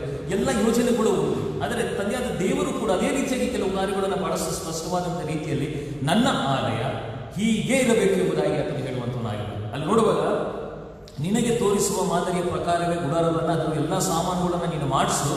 ಅದಾದಮೇಲೆ ಅದನ್ನು ಕೆಲವು ಹೇಳ್ತಾನೆ, ನೀನು ಜಾಲಿ ಮರ ಮಂಜುಷವನ್ನು ಮಾಡಿಸಬೇಕು. 2.5 ಮೊಳ ಉದ್ದ, 1.5 ಮೊಳ ಅಗಲವು, 1.5 ಮೊಳ ಎತ್ತರ ಎಷ್ಟು, ಅಗಲ ಎಷ್ಟು, ಯಾವ ಯಾವ ಮರಗಳನ್ನು ಉಪಯೋಗ ಮಾಡಿಕೊಳ್ಳಬೇಕು ಮತ್ತು ಯಾವ ಯಾವ ರೀತಿಯಾದ ಒಂದು ಸಾಮಗ್ರಿಗಳನ್ನು ಒಂದು ದೇವರ ಆಲಯದಲ್ಲಿ ನೀನು ಇಡಬೇಕು ಎಂಬುದಾಗಿ ಎಲ್ಲವನ್ನು ಕೂಡ ದೇವರು ಆ ಮೋಶೆಗೆ ತಿಳಿಸಿಕೊಡ್ತಾರೆ. ಇದೇ ರೀತಿಯಾಗಿ ನನ್ನ ಆಲಯ ಇರಬೇಕು ಎಂಬುದಾಗಿ. ಹಾಗಿರುವಾಗ ತಂದೆಯಾದ ದೇವರಿಗೆ ಎಷ್ಟರ ಮಟ್ಟಿಗೆ ಆಲಯದ ಒಂದು ಅಭಿಮಾನ ಎಂಬುದಾಗಿ, ಯಾಕೆಂದ್ರೆ ಆ ಒಂದು ಸ್ಥಳ, ಯಾಕೆಂದ್ರೆ ನಾನಿರುವಂತಹ ಸ್ಥಳ ನನಗೆ ಇಷ್ಟ ಬಂದಂಥ ರೀತಿಯಲ್ಲಿ ನಾನು ಅದನ್ನು ಕಟ್ಟಿಸ್ಕೊಳ್ತೇನೆ. ಹಾಗಾದರೆ ಕರ್ತನಲ್ಲಿ ಪ್ರೀತಿಯುಳ್ಳ ದೇವಜನ, ನಿಜವಾಗ್ಲೂ ಕೂಡ ಇದು ಬಹಳಷ್ಟು ಪ್ರಾಮುಖ್ಯವಾದಂಥದ್ದು. ಅಂದರೆ ತಂದೆಯಾದ ದೇವರು ಅಷ್ಟರ ಮಟ್ಟಿಗೆ ದೇವರ ಆಲಯದಲ್ಲಿ ನಾನು ಇರುತ್ತೇನೆ, ಸರಿ, ಆ ಆಲಯದಲ್ಲಿ ನೀವು ಬಂದು ಆರಾಧನೆ ಮಾಡುವಾಗ ನಿಮ್ಮ ಪ್ರಾರ್ಥನೆ ವಿಜ್ಞಾಪನೆಗಳಿಗೆ ನಾನು ಕಿವಿಗೊಟ್ಟು ಆಲಿಸ್ತೇನೆ ಎಂಬುದಾಗಿ ಹೇಳುವಂಥ ಕೆಲವು ಮಾತುಗಳು. ಅದನ್ನು ಹೇಳಿದ ಮೇಲೆ ಹಲವಾರು ವರ್ಷಗಳಾಗ್ತದೆ. ಹಲವಾರು ವರ್ಷಗಳಾದರೂ ಕೂಡ ಕೆಲಸದ ಆಲಯವು ಸರಿಯಾದ ರೀತಿಯಲ್ಲಿ ಕಟ್ಟಲ್ಪಡಲಿಕ್ಕೆ ಸಾಧ್ಯವಾಗುವುದಿಲ್ಲ. ಕೊನೆಗೆ ದಾವೀದನು ಅದನ್ನು ಆಲೋಚನೆ ಮಾಡ್ತಾನೆ, ಇಲ್ಲ, ನಾನು ನನ್ನ ದೇವರಿಗೋಸ್ಕರವಾಗಿ, ನನಗೆ ಸಹಾಯ ಮಾಡಿದಂಥ ದೇವರಿಗೋಸ್ಕರವಾಗಿ ಒಂದು ಸುಂದರವಾದ ಆಲಯವನ್ನು ಕಟ್ಟಬೇಕು ಎಂಬುದಾಗಿ. ಆದಾಗ್ಯೂ ಕೂಡ ದೇವರು ಅವನಿಗೆ ಅನುಮತಿ ಮಾಡುವುದಿಲ್ಲ. ತಂದೆಯಾದ ದೇವರು ಏನು ಮಾಡ್ತಾನೆ, ತನ್ನ ಮಗನಾದ ದಾವೀದನ ಮಗನಾದಂಥ ಸೊಲೊಮೋನನಿಗೆ ಅನುಮತಿ ಮಾಡ್ತಾನೆ, ನೀನು ಆಲಯವನ್ನು ಕಟ್ಟಬೇಕು, ದಾವೀದನ ಕಟ್ಟಲಿಕ್ಕೆ ಸಾಧ್ಯವಿಲ್ಲ. ಅಂದರೆ ಯಾರು ಕಟ್ಟಬೇಕು, ಯಾರು ಕಟ್ಟಬಾರದು ಎಂಬುದಾಗಿ ನಿಗದಿಪಡಿಸುವಾತನು ದೇವರೇ ಆಗಿದ್ದಾನೆ. ಆದ್ದರಿಂದ ನಾವು ಎಷ್ಟೋ ವರ್ಷಗಳು, ಅಂದರೆ 25 ಅದಕ್ಕಿಂತ ಮುಂಚಿತವಾದಂಥ ರೀತಿಯಲ್ಲಿ ಆರಾಧನೆ ನಡೆಯುವುದನ್ನು ನಾವು ಬಲ್ಲಂತವರಾಗಿದ್ದೇವೆ. 30 ವರ್ಷಗಳಾಯಿತು. ಆದಾಗ್ಯೂ ಕೂಡ ಅಂಥ ಸಂದರ್ಭದಲ್ಲಿ ಹಲವಾರು ಜನರು ಹಲವಾರು ಯೋಜನೆಗಳನ್ನು ಇಟ್ಟುಕೊಂಡಿದ್ದಿರಬಹುದು, ಇಲ್ಲ ನಾವು ಒಂದು ಆಲಯ ಕಟ್ಟಬೇಕೆಂಬುದಾಗಿ. ಆದಾಗ್ಯೂ ಕೂಡ ದೇವರು ತನ್ನದೇ ಆದಂಥ ಒಂದು ಸಮಯವನ್ನು ನಿಗದಿಪಡಿಸ್ತಾನೆ ಎಲ್ಲ ಕಾರ್ಯಗಳಿಗೋಸ್ಕರವಾಗಿ. ಅದನ್ನು ಇವತ್ತಿನ ದಿವಸಗಳು ಕೂಡ ನಾವು ಈ ರೀತಿಯಾಗಿ ಕುಳಿತುಕೊಂಡು ಆರಾಧನೆ ಮಾಡಬೇಕಾದ್ರೆ ಎಷ್ಟು ಜನರು ಬರಬೇಕು ಅಷ್ಟು ಜನರು ಮಾತ್ರ ಬರಲಿಕ್ಕೆ ಸಾಧ್ಯ. ಇವೆಲ್ಲವೂ ಕೂಡ ದೇವರ ಆಲೋಚನೆಗಳೇ. ನಾವು ದೇವರ ಆಲೋಚನೆಗೆ ವಿರುದ್ಧವಾಗಿ ನಡೆಯಲಿಕ್ಕೆ ಸಾಧ್ಯವಿಲ್ಲ. ಆದ್ದರಿಂದ ಇಲ್ಲಿ ನೋಡುವಾಗ ದೇವರು ಈ ರೀತಿಯಾದ ಕಾರ್ಯಗಳನ್ನು ಆತನು ನಮಗೆ ಪ್ರಕಟ ಮಾಡಿದಂಥದ್ದನ್ನು ಹಳೆ ಒಡಂಬಡಿಕೆಯಲ್ಲಿ ಕೆಲವು ಹಲವಾರು ಉದಾಹರಣೆಗಳನ್ನು ನಾವು ನೋಡುವಂಥವರಾಗಿದ್ದೇವೆ. ಆದ್ದರಿಂದ ಈ ಒಂದು ದೇವರ ಆಲಯ ಎಂಬುದಾಗಿ ಹೇಳುವಾಗ ತಂದೆಯಾದ ದೇವರು ತನಗೋಸ್ಕರವಾಗಿ ಅದನ್ನು ಪ್ರತಿಷ್ಠೆಪಡಿಸಿಕೊಡುವಂಥದ್ದು ಮತ್ತು ಅಲ್ಲಿ ತನ್ನ ಜನರು ಬಂದು ನನ್ನನ್ನು ಸ್ತುತಿಸಬೇಕು, ನನ್ನನ್ನು ಕೊಂಡಾಡಬೇಕು ಎಂಬುದಾಗಿ ಬಯಸುವಂಥದ್ದು ತಂದೆಯಾದ ದೇವರ ಒಂದು ಚಿತ್ರವಾಗಿದೆ. ಅದರಿಂದ ಇವತ್ತಿನ ದಿವಸಗಳಲ್ಲಿ ಅಷ್ಟು ಆ ರೀತಿಯಾದ ಅಭಿಮಾನ ನಮ್ಮೆಲ್ಲರೂ ಕೂಡ ಇರುವಂಥದ್ದು ಬಹಳಷ್ಟು ಅತ್ಯಗತ್ಯ ಬೇರೆ. ಯಾಕಂದರೆ ಇಲ್ಲ ಎಂಬುದನ್ನು ಹೇಳುವುದಿಲ್ಲ. ಹಲವಾರು ಜನರಿಗೆ ಆಲಯದ ಅಭಿಮಾನ ಬಹಳಷ್ಟು ಅರಿತಿದೆ ಗೊತ್ತು. ಆದಾಗ್ಯೂ ಕೂಡ ಕೆಲವು ಜನರು ಅದನ್ನು ಕೆಲವು ಸಂದರ್ಭಗಳಲ್ಲಿ ಆಲಸ್ಯ ಮನೋಭಾವದಿಂದ ನೋಡುವಂಥದ್ದು ಬೇಡ ಎಂಬುದಾಗಿ ಸಮಯದಲ್ಲಿ ನಾನು ಹೇಳುವಂಥದ್ದಾಗಿದೆ. ಯಾಕೆಂದರೆ ಅಲ್ಲಿ ನೋಡುವಾಗ ಈ ಆಲಯವನ್ನು ಕಟ್ಟುವುದಕ್ಕಿಂತ ಮುಂಚಿತವಾಗಿ ಹಲವಾರು ಪ್ರಾರ್ಥನೆಗಳನ್ನು, ವಿಜ್ಞಾಪನೆಗಳನ್ನು ಅಲ್ಲಿನ ದೈವ ಸೇವಕರುಗಳು ಮಾಡಿದರು. ಯಾಕೆಂದರೆ ದೇವರ ಒಂದು ಆಲಯ ಅದು ಬಹಳಷ್ಟು ಪ್ರಾಮುಖ್ಯವಾದಂಥದ್ದಾಗಿದೆ. ಅದರಿಂದ ದೇವರಲ್ಲಿ ಬಂದು ವಾಸಿಸುವಾತನಾಗಿದ್ದಾನೆ. ಮಾತ್ರವಲ್ಲದೆ ದೇವ ಜನರು ಬಂದು ಆತನನ್ನು ಆರಾಧಿಸುವಂಥವರಾಗಿದ್ದಾರೆ. ಆದುದರಿಂದ ಆ ಆಲಯ ಸುಮ್ಮನೆ ನಾನು ಕಟ್ಟುವಂಥ ಒಂದು ಯಾವುದೋ ಸಾಧಾರಣವಾದಂಥ ಮನೆಯ ಹಾಗೆ ಅದಿರಬಾರದು. ಅದಕ್ಕಾಗಿ ನಾನು ಹಲವಾರು ಸಮಯಗಳಲ್ಲಿ ಸಮಿತಿಯ ಸದಸ್ಯರುಗಳು ಕೂಡ ಕೆಲವು ಜನರಿಗೆ ಹೇಳ್ತೇನೆ, ನಾವೇನಾದರೂ ಇಲ್ಲಿ ಒಂದು ಹೊಸದಾದಂಥ ಐಟಮ್ ತರಬೇಕಾದ್ರೆ ಆಲಯಕ್ಕೆ ನಮ್ಮ ಮನೆಗೆ ಯಾವ ರೀತಿಯಾದ ಐಟಮ್ಗಳನ್ನು ನಾವು ಚೂಸ್ ಮಾಡ್ತೀವೋ ಅದಕ್ಕಿಂತ ದಿ ಬೆಸ್ಟ್ನ ಆಲಯಕ್ಕೆ ತೆಗೆದುಕೊಂಡು ಬರಬೇಕು ಎಂಬುದಾಗಿ. ಯಾಕೆಂದರೆ ನಾವು ಮನೆಗೆ ತರುತ್ತಿಲ್ಲ, ನಾವು ದೇವರ ಆಲಯಕ್ಕೆ ತರುವಂಥದ್ದಾಗಿದ್ದೇವೆ. ಆದ್ದರಿಂದ ದೇವರ ಒಂದು ಪ್ರಾರ್ಥನಾ ಆಲಯದಲ್ಲಿ ನಾವು ನಮ್ಮ ಮನೆಗಳಿಗೆ ಎಷ್ಟು ಅಲಂಕಾರಗಳನ್ನು ಮಾಡಿಕೊಡ್ತೇವೆ ಅದಕ್ಕಿಂತ ಮಿಗಿಲಾದಂಥದ್ದನ್ನೇ ನಾವು ದೇವರಿಗೆ ಕೊಡಬೇಕು. ಆದ್ದರಿಂದ ಆ ಕಾರ್ಯಗಳನ್ನು ಮಾಡುವಂಥದ್ದಲ್ಲಿ ನಮ್ಮನ್ನು ತೊಡಗಿಸಿಕೊಳ್ಳೋದು, ಅಂದರೆ ಆ ರೀತಿಯಾದ ಆಲಯದ ಅಭಿಮಾನ ನಮ್ಮೆಲ್ಲರಿಗೆ ಇರುವಂಥದ್ದು ಬಹಳಷ್ಟು ಪ್ರಾಮುಖ್ಯ ಎಂಬುದಾಗಿ ನಾನು ಎನಿಸ್ತೇನೆ. ಯಾಕೆಂದರೆ ಆತನು ದಾವೀದನನ್ನು ನಾವು ನೋಡುವಾಗ ಆತನು ಹೇಳ್ತಾನೆ, ಆ ಆಲಯದ ಅಂಗಡಿಗಳಲ್ಲಿ ನಾನು ಬಿದ್ದುಕೊಂಡಿರುವಂಥದ್ದು ಎಷ್ಟೋ ಲೇಸು. ಕೊನೆಗೆ ಹೇಳ್ತಾನೆ, ಆಲಯದ ಹೊಸ್ತಿಲಲ್ಲಿ ಆ ಹೊಸ್ತಿಲನ್ನು ಕಾಯುವಂಥದ್ದು ಎಷ್ಟೋ ಲೇಸು ಎಂಬುದಾಗಿ ಒಬ್ಬ ಅರಸ ಹೇಳುವಂಥವ. ಅಂದರೆ ನಾನು ಸಿಂಹಾಸನದ ಮೇಲೆ ಕುಳಿತುಕೊಂಡು ಅಧಿಕಾರವನ್ನು ಮಾಡಿ ನನಗೆ ಮನಸ್ಸಿಗೆ ಬಂದಂಥ ರೀತಿಯಲ್ಲಿ ನಾನು ಆಲಯವನ್ನು ತೆಗಿತೇನೆ, ನಾನು ಯಾವಾಗ ಬೇಕಾದ್ರೂ ಹೋಗ್ತೇನೆ ಎಂಬುದಾಗಿ ಆತನು ಬಯಸಲಿಲ್ಲ. ಅದರ ಬದಲಾಗಿ ಆತನು ಹೇಳುವಂಥದ್ದು, ತಂದೆಯಾದ ದೇವರೇ, ನಿನ್ನ ಆಲಯದ ಹೊಸ್ತಿಲಲ್ಲಿ ಬಿದ್ದುಕೊಂಡು ಆ ಒಂದು ಹೊಸ್ತಿಲನ್ನು ಕಾಯುವಂಥ ಒಂದೇ ಒಂದು ಅವಕಾಶವನ್ನು ನನಗೆ ದಯಪಾಲಿಸಿಕೊಂಡು ಸಾಕು. ನಾನೇನು ಮಾಡ್ತೇನೆ, ಸ್ಥಳದಲ್ಲಿ ಇದ್ದುಕೊಂಡು ನಿನ್ನನ್ನು ಸ್ತುತಿಸಿ ನಿನ್ನನ್ನು ಕೊಂಡಾಡ್ತೇನೆ ಎಂಬುದಾಗಿ. ಅದರಿಂದ ಅಷ್ಟರ ಮಟ್ಟಿಗೆ ದಾವೀದನಿದ್ದಂಥ ಒಂದು ಅಭಿಮಾನ, ಆಲಯದ ಮೇಲಿದ್ದಂಥ ಅಭಿಮಾನ ನಾವು ನೋಡುವಂಥವರಾಗಿದ್ದೇವೆ. ಹಾಗಿರುವಾಗ ಕರ್ತನಲ್ಲಿ ಪ್ರೀತಿಯುಳ್ಳ ದೇವಜನ 25 ವರ್ಷಗಳಿಂದ ನಾವು ನಮ್ಮ ಹಿಂತಿರುಗಿ ನಾವು ನೋಡುವಾಗ ಯಾವ ಯಾವ ರೀತಿಯಲ್ಲಿ ನಮ್ಮ ಈ ಒಂದು ಆಲಯ ಬೆಳೆಯುತ್ತಾ ಬಂತು ಎಂಬುದಾಗಿ ನಿಮ್ಮೆಲ್ಲರೂ ಕೂಡ ಚೆನ್ನಾಗಿ ಗೊತ್ತು. ದೇವರು ವಿಶೇಷವಾದಂಥ ರೀತಿಯಲ್ಲಿ ಆಲಯವನ್ನು ಆಶೀರ್ವಾದ ಮಾಡುತ್ತಾ ಬಂದಿದ್ದಾರೆ. ಎಷ್ಟೋ ಆಲಯಗಳನ್ನು ನೋಡುವಾಗ, ಎಷ್ಟೋ ಸಭೆಗಳನ್ನು ನಾವು ನೋಡುವಾಗ, ಕೆಲವು ಸಭೆಗಳಲ್ಲಿ ಎಷ್ಟೋ ಕುಂಠಿತಗಳನ್ನು ನಾವು ನೋಡ್ತೇವೆ ಮತ್ತು ಅಭಿವೃದ್ಧಿ ಕಾರ್ಯಗಳಲ್ಲಿ ಬಹಳಷ್ಟು ರೀತಿಯಾಗಿ ಸ್ಥಗಿತಗೊಂಡಿರುವಂಥದ್ದನ್ನು ನಾವು ನೋಡ್ತೇವೆ. ಆದರೆ ನಮ್ಮ ಈ ಒಂದು ಕೃಷ್ಣ ಪ್ರಭಾಲಯ ಆಲಯವನ್ನು ತಂದೆಯಾದ ದೇವರು ವಿಶೇಷವಾದಂಥ ರೀತಿಯಲ್ಲಿ ಆಶೀರ್ವದಿಸುತ್ತಾ ಬಂದಿದ್ದಾರೆ. ಉತ್ತಮವಾದಂಥ ರೀತಿಯಲ್ಲಿ ಏನೇನು ಆಲಯಕ್ಕೆ ಅಗತ್ಯ ಇದೆ ಎಲ್ಲವನ್ನು ಒದಗಿಸಿಕೊಡ್ತಾ ಬಂದಿದ್ದಾನೆ. ಉತ್ತಮವಾದ ದೈವ ಸೇವಕರುಗಳನ್ನು ಇಲ್ಲಿ ಕಟ್ಟಿಸಿಕೊಟ್ಟಿದ್ದಾನೆ. ದೇವರ ವಾಕ್ಯದ ಮೂಲಕವಾಗಿ ನಮ್ಮನ್ನು ಬಲಪಡಿಸಿದ್ದಾನೆ. ದೇವ ಜನರು ಕೂಡ ಉತ್ತಮವಾದ ರೀತಿಯಲ್ಲಿ ದೇವರ ಒಂದು ಭಯಭಕ್ತಿಯಲ್ಲಿ ಬೆಳೆಯುವಂಥದ್ದನ್ನು ನಾವು ನೋಡುವಂಥವರಾಗಿದ್ದೇವೆ. ಹೀಗಿರುವಾಗ ತಂದೆಯಾದ ದೇವರು ಈ ಒಂದು ಆಲಯವನ್ನು ತನ್ನ ಒಂದು ವಿಶೇಷವಾದಂಥ ಜನರು ಆರಾಧನೆ ಮಾಡಲಿ ಎಂಬುದಾಗಿ ಅದನ್ನು ಆರಿಸಿಕೊಂಡು ಅದನ್ನು 25 ವರ್ಷಗಳ ಹಿಂದೆ ಅದನ್ನು ಪ್ರತಿಷ್ಠೆಪಡಿಸಿಕೊಂಡಿದ್ದಾರೆ. ಹಾಗಿರುವಾಗ ಕರ್ತನಲ್ಲಿ ಪ್ರೀತಿಯುಳ್ಳ ದೇವಜನ ಅಷ್ಟೊಂದು ವಿಶೇಷವಾದ ಆಶೀರ್ವಾದ ನನಗೆ ಮತ್ತು ನಿಮಗೆ ಉಂಟು. ಇಲ್ಲಿ ನೋಡುವಾಗ ಸೊಲೊಮೋನನು ಕೂಡ ನಾನು ತಂದೆಯಾದ ದೇವರಿಗೆ ಆಲಯವನ್ನು ಕಟ್ಟುವುದಕ್ಕಿಂತ ಮುಂಚಿತವಾಗಿ 2ನೇ ಪೂರ್ವಕಾಲ ವೃತ್ತಾಂತ 6ನೇ ಅಧ್ಯಾಯವನ್ನು ನಾವು ತೆಗೆದುಕೊಳ್ಳೋಣ. 2ನೇ ಪೂರ್ವಕಾಲ ವೃತ್ತಾಂತ 6ನೇ ಅಧ್ಯಾಯದ 1ನೇ ವಚನದಲ್ಲಿ ಒಂದು ಮಾತು ಬರೆಯಲ್ಪಟ್ಟಿದೆ. ಅದನ್ನೇನು ಮಾಡಿದೆ ನೋಡುವಾಗ ಆಲಯವನ್ನು ಅದರಲ್ಲಿ ಶೀರ್ಷಿಕೆ ದೇವಾಲಯದ ಒಂದು ಪ್ರತಿಷ್ಠೆ, ದೇವಾಲಯ ಒಂದು ಡೆಡಿಕೇಶನ್ ಆಗುವಂಥದ್ದು, ಚರ್ಚ್ ಡೆಡಿಕೇಶನ್ ಆಗುವುದಕ್ಕಿಂತ ಮುಂಚಿತವಾಗಿ ಸೊಲೊಮೋನನು ಪ್ರಿಪೇರ್ ಆಗ್ತಾನೆ. ಯಾವ ರೀತಿಯಾದಂಥ ರೀತಿಯಲ್ಲಿ ನಾನು ಅದಕ್ಕೆ ಪ್ರಿಪೇರ್ ಆಗಬೇಕು ಎಂಬುದಾಗಿ ಅಲ್ಲಿ ನೋಡುವಾಗ ತರುವಾಯ ಸೊಲೊಮೋನನು ಯೆಹೋವನೇ ಕಾರ್ಗತ್ತಲಲ್ಲಿ ವಾಸಿಸುತ್ತೇನೆಂದು ಹೇಳಿದ್ದೀರಿ. ನಾನು ನಿನಗೋಸ್ಕರ ಒಂದು ಮಂದಿರವನ್ನು ಕಟ್ಟಿಸಿದ್ದೇನೆ, ಅದು ನಿನಗೆ ಶಾಶ್ವತವಾದ ವಾಸಸ್ಥಳವಾಗಿರಲಿ ಎಂದು ನಾನು ಪ್ರಾರ್ಥನೆ ಮಾಡುತ್ತೇನೆ. ತಂದೆ ದೇವರನ್ನು ಕಟ್ಟಿಸಿದಂಥ ಆ ಒಂದು ದೇವಾಲಯ ನೀನು ಹೇಳಿದಂಥ ಪ್ಲಾನ್ಗಳಿಗೆ ಅನುಸಾರವಾಗಿ ನಾನು ಅದನ್ನು ಕಟ್ಟಿಸಿದ್ದೇನೆ. ಆದ್ದರಿಂದ ಅದು ನಿನ್ನ ಒಂದು ವಾಸಸ್ಥಳವಾಗಿರಲಿ ಎಂಬುದಾಗಿ ನಾನು ನಿನ್ನನ್ನು ಪ್ರಾರ್ಥಿಸುವಂತವನಾಗಿದ್ದೇನೆ ಎಂಬುದಾಗಿ ಆತನು ಮೊದಲನಾಗಿ ತನ್ನನ್ನು ಒಪ್ಪಿಸಿಕೊಡುತ್ತಾನೆ.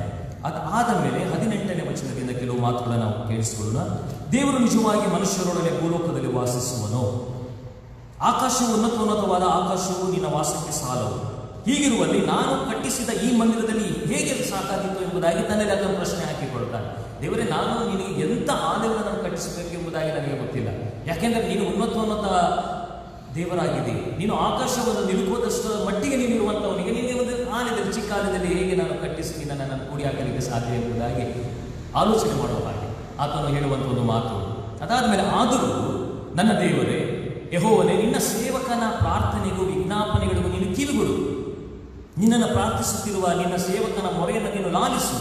ಈ ಸ್ಥಳವನ್ನು ಕುರಿತು ನನ್ನ ನಾಮ ಪ್ರಭಾವದಲ್ಲಿ ವಾಸಿಸುವುದು ಎಂದು ಹೇಳಿದವನೇ, ನಿನ್ನ ಕಟಾಕ್ಷವು ಹಗಲಿರಲು ಈ ಮಂದಿರದ ಮೇಲೆ ಇರಲಿ. ಆತನು ಪ್ರಾರ್ಥನೆ ಮಾಡಿದಂಥದ್ದು ಯಾವಾಗಲೂ ತಂದೆಯಾದ ದೇವರೇ, ನಿನ್ನ ಒಂದು ಕಟಾಕ್ಷ ಈ ಒಂದು ಆಲಯದ ಮೇಲೆ ಇರಲಿ. ಇಲ್ಲಿ ನಿನ್ನ ಸೇವಕನು ಪ್ರಾರ್ಥಿಸುವಾಗೆಲ್ಲ ಅವನಿಗೆ ಸದುತ್ತರವನ್ನು ದಯಪಾಲಿಸಿ. ಇಲ್ಲಿ ಯಾರ್ಯಾರು ಬಂದು ದೇವರನ್ನ ಪ್ರಾರ್ಥನೆ ಅಂದರೆ ವಿಶೇಷವಾಗಿ ಸೇವಕರುಗಳು, ಯಾರು ಸಭಾಪಾಲಕರು ಬಂದು ಈ ಒಂದು ಆಲಯದಲ್ಲಿ ಪ್ರಾರ್ಥನೆ ಮಾಡುತ್ತಾರೋ ಅವರೆಲ್ಲರ ಪ್ರಾರ್ಥನೆ ವಿಜ್ಞಾಪನೆಗಳಿಗೆ ನೀನು ಕಿವಿಗೊಡು ಎಂಬುದಾಗಿ ಹೇಳುವಂಥ ಒಂದು ಮಾತು. ಮತ್ತು ಅಲ್ಲಿ ಹಾಗೆ ಮುಂದೆ ನೋಡುವಾಗ ನಿನ್ನ ಸೇವಕನಾದ ನಾನಾಗಲಿ ನಿನ್ನ ಪ್ರಜೆಗಳಾದ ಇಸ್ರಾಯೇಲರಾಗಲಿ ಈ ಸ್ಥಳದ ಕಡೆಗೆ ತಿರುಗಿಕೊಂಡು ನಿನ್ನನ್ನು ಪ್ರಾರ್ಥಿಸುವಾಗ ನಿನ್ನ ನಿವಾಸವಾಗಿರುವ ಪರಲೋಕದಿಂದ ನಮ್ಮ ಭಿನ್ನಹಾರಗಳನ್ನು ಕೇಳಿ ನೀನು ಕ್ಷಮೆಯನ್ನು ಕೂಡ ನೀನು ಅನುಗ್ರಹಿಸಿ. ಎಷ್ಟು ಉತ್ತಮವಾದಂಥ ಒಂದು ಮಾತು.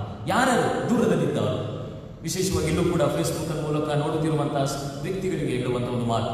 ಯಾಕಂದ್ರೆ ದೂರದಲ್ಲಿದ್ದುಕೊಂಡು ಆರಾಧನೆ ಮಾಡುವಂಥ ಜನರು ನನ್ನ ಆಲಯ ಯಾವ ಕಡೆ ಇದೆಯೋ ಆ ಒಂದು ಕಡೆ ತಿರುಗಿಕೊಂಡಂಥವರಾಗಿಕೊಂಡು ಆ ಕಡೆ ಮುಖ ಮಾಡಿಕೊಂಡು ಪ್ರಾರ್ಥನೆ ಮಾಡುವಾಗ ಅವರನ್ನು ಕೂಡ ನೀನು ಆಶೀರ್ವಾದ ಮಾಡು. ಅಷ್ಟರ ಮಟ್ಟಿಗೆ ದೇವರ ಆಲಯದ ಒಂದು ಪ್ರಭಾವ ಎಂಬುದಾಗಿ ದೇವರ ವಾಕ್ಯ ತಿಳಿಸುವಂಥದ್ದಾಗಿದೆ. ಆದುದರಿಂದ ದಾನಿಯೇಲನು ಕೂಡ ಅದೇ ಕಾರ್ಯವನ್ನು ಮಾಡ್ತಾ ಇದ್ದ. ದಾನಿಯೇಲನಾತನು ಮಾಡಿದಂಥ ಆತನು ದಿನಕ್ಕೆ 3 ಆವರ್ತಿ ಪ್ರಾರ್ಥನೆ ಮಾಡುವಾಗ ಯೆರೂಸಲೇಮ್ ಪಟ್ಟಣದ ಮುಂದೆ ಆ ಒಂದು ಆಲಯದಲ್ಲಿರುವಂಥ ಕಡೆಗೆ ಆತನು ಮುಖ ಮಾಡಿಕೊಂಡು ಆತನು ಮೊಣಕಾಲಿಟ್ಟುಕೊಂಡು ಆತನು ಪ್ರಾರ್ಥನೆ ವಿಜ್ಞಾಪನೆಗಳನ್ನು ಮಾಡುತ್ತಿದ್ದನು ಎಂಬುದಾಗಿ ದಾನಿಯೇಲನ ಪ್ರವಾದನ ಗ್ರಂಥದಲ್ಲಿ ನಾವು ನೋಡ್ತೇವೆ. ಅಂದರೆ ಅಷ್ಟರ ಮಟ್ಟಿಗೆ ಒಂದು ಪ್ರಾಮುಖ್ಯವಾದಂಥ ಒಂದು ಸ್ಥಳ ಅದು ದೇವರ ಆಲಯ ಆಗಿರುವ ಕರ್ತನಲ್ಲಿ ಪ್ರೀತಿಯುಳ್ಳ ದೇವಜನ ಈ ಒಂದು ವಿಶೇಷವಾದಂಥ ಆಲಯದ ದೇವರು ನಮಗೆ ದಯಪಾಲಿಸಿಕೊಟ್ಟಿದ್ದಾನೆ. ಹಾಗಿರುವಾಗ ಇಂಥ ಆಲಯದಲ್ಲಿ ನಾವು ದೇವರನ್ನು ಆರಾಧನೆ ಮಾಡುವಂಥದ್ದು ನಿಜವಾಗಲೂ ಕೂಡ ಅದು ನಮ್ಮ ಸೌಭಾಗ್ಯವು ಸರಿ ಎಂಬುದಾಗಿ ನಾವು ದೇವರನ್ನು ಎಷ್ಟರ ಮಟ್ಟಿಗೆ ಸ್ತುತಿಸಿದರೂ ಕೂಡ ಅದು ಸಾಲದು ಎಂಬುದಾಗಿ ಅಷ್ಟು ಮಾತ್ರಕ್ಕೆ ಅದು ನಿಲ್ಲದೆ. ಹಾಗೆ ಮುಂದೆ ನೋಡ್ತಾನೆ 24ನೇ ವಚನಕ್ಕೆ ನಾವು ಹೋಗೋಣ.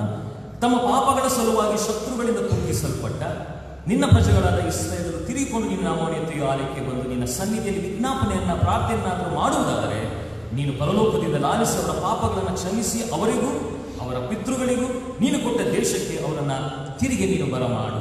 ಇಲ್ಲಿ ಆಶೀರ್ವಾದ ಹೇಗೆಂದರೆ ಬರೀ ನನಗೋಸ್ಕರವಾಗಿ ಅಲ್ಲ, ನನ್ನ ನನ್ನ ಕುಟುಂಬ, ನನ್ನ ಪಿತೃಗಳು, ನಮ್ಮ ತಂದೆ ತಾಯಿಗಳು ಅಥವಾ ನಮ್ಮ ಮಕ್ಕಳು, ನಮ್ಮ ಮೊಮ್ಮಕ್ಕಳು ಎಲ್ಲರಿಗೂ ಕೂಡ ಆಶೀರ್ವಾದಗಳನ್ನು ನೀನು ಒದಗಿಸಿಕೊಡು ಎಂಬುದಾಗಿ ಆತನು ಮಾಡುವಂಥ ಒಂದು ಪ್ರಾರ್ಥನೆ. ಮಾತ್ರವಲ್ಲದೆ ಅವರ ಪಾಪಗಳ ನಿಮಿತ್ತವಾಗಿ ನೀನು ಆಕಾಶವನ್ನು ಮರೆಯದಂತೆ ಮುಚ್ಚಿ ಅವರನ್ನು ತಗ್ಗಿಸಿದಾಗ ಅವರು ತಮ್ಮ ಪಾಪಗಳನ್ನು ಬಿಟ್ಟು ತಮ್ಮನ್ನು ತಗ್ಗಿಸಿದವನು ನೀನೇ ಎಂದು ನಿನ್ನ ನಾಮವನ್ನು ಎತ್ತಿ ಈ ಆಲಯದ ಕಡೆಗೆ ತಿರುಗಿಕೊಂಡು ನಿನ್ನನ್ನು ಪ್ರಾರ್ಥಿಸುವುದಾದರೆ ಪರಲೋಕದಲ್ಲಿರುವ ನೀನು ಲಾಲಿಸಿ ನಿನ್ನ ಸೇವಕರು ಪ್ರಜೆಗಳು ಆದ ಇಸ್ರಾಯೇಲರ ಪಾಪಗಳನ್ನು ಕ್ಷಮಿಸಿ ಅವರು ನಡೆಯಬೇಕಾದಂಥ ಸನ್ಮಾರ್ಗವನ್ನು ತೋರಿಸಿ ನಿನ್ನ ಪ್ರಜೆಗೆ ಸ್ವಾಸ್ಥ್ಯವಾಗಿ ಕೊಟ್ಟ ದೇಶಕ್ಕೆ ನೀನು ಮಳೆಯನ್ನು ನೀನು ಅನುಗ್ರಹಿಸಿ. ಅಂದರೆ ಎಷ್ಟರ ಮಟ್ಟಿಗೆ ಒಂದು ಆಲಯದ ಪ್ರಭಾವ ಇತ್ತು ಎಂಬುದಾಗಿ ನಾವು ನೋಡುವಾಗ ಆ ದೇವರ ಆ ಒಂದು ಸ್ಥಳವನ್ನು ಆಕ್ರಮಿಸಿಕೊಳ್ಳುವಾಗ ಆ ಒಂದು ಆಲಯದಲ್ಲಿ ತನ್ನ ಪ್ರಭಾವವನ್ನು ತೋರ್ಪಡಿಸಿಕೊಳ್ಳುವಾಗ ಮಾಡುವಂಥ, ಅಂದರೆ ನೀನು ಆ ಆಲಯದಲ್ಲಿ ಬಂದು ನೀನು ನೆಲೆಸು ಸ್ವಾಮಿ, ಮತ್ತು ನೀನು ನೆಲೆಸಿದ ಮೇಲೆ ಯಾವುದೇ ಜನರು ಈ ಸ್ಥಳದಲ್ಲಿ ಇದ್ದುಕೊಂಡು ಏನೇನು ಪ್ರಾರ್ಥನೆಗಳನ್ನು ಮಾಡಿಕೊಳ್ಳುತ್ತಾರೆ, ಅವರ ಕುಟುಂಬಕ್ಕೆ ಪ್ರಾರ್ಥನೆ ಮಾಡುವಾಗ, ಅವರ ಕೆಲಸ ಕಾರ್ಯಗಳಿಗೆ ಪ್ರಾರ್ಥನೆ ಮಾಡುವಾಗ, ಅವರ ಆರೋಗ್ಯಕ್ಕೋಸ್ಕರವಾಗಿ ಪ್ರಾರ್ಥನೆ ಮಾಡುವಾಗ, ಅವರ ಮಕ್ಕಳ ವಿದ್ಯಾಭ್ಯಾಸಗಳಿಗೋಸ್ಕರವಾಗಿ ಪ್ರಾರ್ಥನೆ ಮಾಡುವಾಗ, ಅವರು ಯಾವುದೇ ಕಾರ್ಯವನ್ನು ಇಲ್ಲಿ ಮಾಡಿದಾಗ ಕೂಡ ಅದೆಲ್ಲವನ್ನು ನೀನು ಸಫಲಪಡಿಸಬೇಕು ಎಂಬುದಾಗಿ ಸಲೋಮನು ಬಹಳಷ್ಟು ರೀತಿಯಾಗಿ ಅದನ್ನು ಪ್ರಾರ್ಥನೆಯನ್ನು ಮಾಡುವಂಥದ್ದನ್ನು ನೋಡುವಂಥವರಾಗಿದ್ದೇವೆ. ಅದಾದ ಮೇಲೆ ಅದನ್ನು ಹೇಳ್ತಾನೆ, ಈ ಒಂದು ಪ್ರಾರ್ಥನೆ ಬರೀ ಅಲ್ಲಿಗೆ ನಿಲ್ಲಿಲ್ಲ, ಬರೀ ಕುಟುಂಬ, ಬರೀ ಸಭೆ ಅಥವಾ ವೈಯಕ್ತಿಕ ವ್ಯಕ್ತಿಗಳಿಗೆ ಮಾತ್ರ ಮೀಸಲಾಗಲಿಲ್ಲ. ಹಾಗೆ ಮುಂದೆ ಹೋಗುವಾಗ ಅದನ್ನು ಹೇಳ್ತಾನೆ 28ನೇ ವಚನದಲ್ಲಿ, ದೇಶಕ್ಕೆ ಕ್ಷಾಮ ಬಂದರೆ, ಘೋರ ವ್ಯಾಧಿ ಬಂದರೆ, ವಿಶೇಷವಾಗಿ ಬೆಳೆಗೆ ಬಿಸಿಗಾಳಿ ಬಂದರೆ, ಬೂದಿ ಅಥವಾ ಮಿಡತೆಗಳು ಬಂದರೆ, ಚಿಟ್ಟೆಹುಳ ಬಂದರೆ, ಪಟ್ಟಣಗಳಿಗೆ ಶತ್ರುಗಳ ಮುತ್ತಿಗೆ ಆದರೆ, ಅಂತೂ ಯಾವ ಉಪದ್ರವಗಳೇ ಯಾವ ವ್ಯಾಧಿಗಾಗಲೇ ಬಂದಾಗಲೂ ಕೂಡ ಎಲ್ಲ ಇಸ್ರಾಯೇಲರಿಗಾಗಲೇ ಅವರೊಬ್ಬನಾಗಲಿ ತಾವು ಅನುಭವಿಸುತ್ತಿರುವ ಉಪದ್ರವ ದುಃಖಗಳ ನಿಮಿತ್ತವಾಗಿ ಈ ಆಲಯದ ಕಡೆ ಕೈ ಎತ್ತಿ ನಿನಗೆ ಪ್ರಾರ್ಥನೆಯನ್ನು ವಿಜ್ಞಾಪನೆಯನ್ನು ಮಾಡುವುದಾದರೆ ಮನುಷ್ಯರ ಹೃದಯಗಳಲ್ಲಿ ಬಲ್ಲಂತ ನೀನು ನಿನ್ನ ನಿವಾಸವಾಗಿರುವ ಪರಲೋಕದಿಂದ ಲಾಲಿಸುವವರ ಪಾಪ ಪರಿಹಾರವನ್ನು ನೀನು ಅನುಗ್ರಹಿಸಿ. ನೋಡಿ, ಇದು ಬಹಳಷ್ಟು ಪ್ರಾಮುಖ್ಯ. ಈ ಸಂದರ್ಭದಲ್ಲಿ ಇದೇ ಕಾರ್ಯಗಳ ಆಗುತ್ತಿರುವಂಥದ್ದು. ಯಾವುದೇ ವ್ಯಾಧಿಗಳು ಅಥವಾ ಯಾವುದೇ ರೀತಿಯಾದ ಬರ, ಕ್ಷಾಮ ಏನೇ ಬಂದಾಗಿ ಕೂಡ ಯಾರೇ ಬಂದು ಈ ಒಂದು ಸ್ಥಳದಲ್ಲಿ ಇದ್ದುಕೊಂಡು ಪ್ರಾರ್ಥನೆ ಮಾಡುವಾಗ ಅಥವಾ ಆಲಯದ ಕಡೆ ಮುಖ ಮಾಡಿ ಪ್ರಾರ್ಥನೆ ಮಾಡುವಾಗ ಅದೆಲ್ಲವನ್ನು ಕೂಡ ನೀನು ನಿಲ್ಲಿಸು ಎಂಬುದಾಗಿ, ಇಡೀ ದೇಶಕ್ಕೆ ನೀನೇನಂತೆ ನೀನು ಆರೋಗ್ಯವನ್ನು ದಯಪಾಲಿಸು ಎಂಬುದಾಗಿ ಮುಂಚಿತವಾದಂಥ ರೀತಿಯಲ್ಲಿ ಸೊಲೊಮೋನನು ಪ್ರಾರ್ಥನೆ ಮಾಡ್ತಾನೆ. ಹಾಗಾದರೆ ಕರ್ತನಲ್ಲಿ ಪ್ರೀತಿಯುಳ್ಳ ದೇವಜನರೇ, ನಾನು ಅಥವಾ ನಮ್ಮ ಸಭೆ ಈ ಸ್ಥಳದಲ್ಲಿ ಇದ್ದುಕೊಂಡು ಈ ರೀತಿಯಾದ ಪ್ರಾರ್ಥನೆಗಳಲ್ಲಿ ನಮ್ಮನ್ನು ನಾವು ತೊಡಗಿಸಿಕೊಂಡಿದ್ದೇವೆ.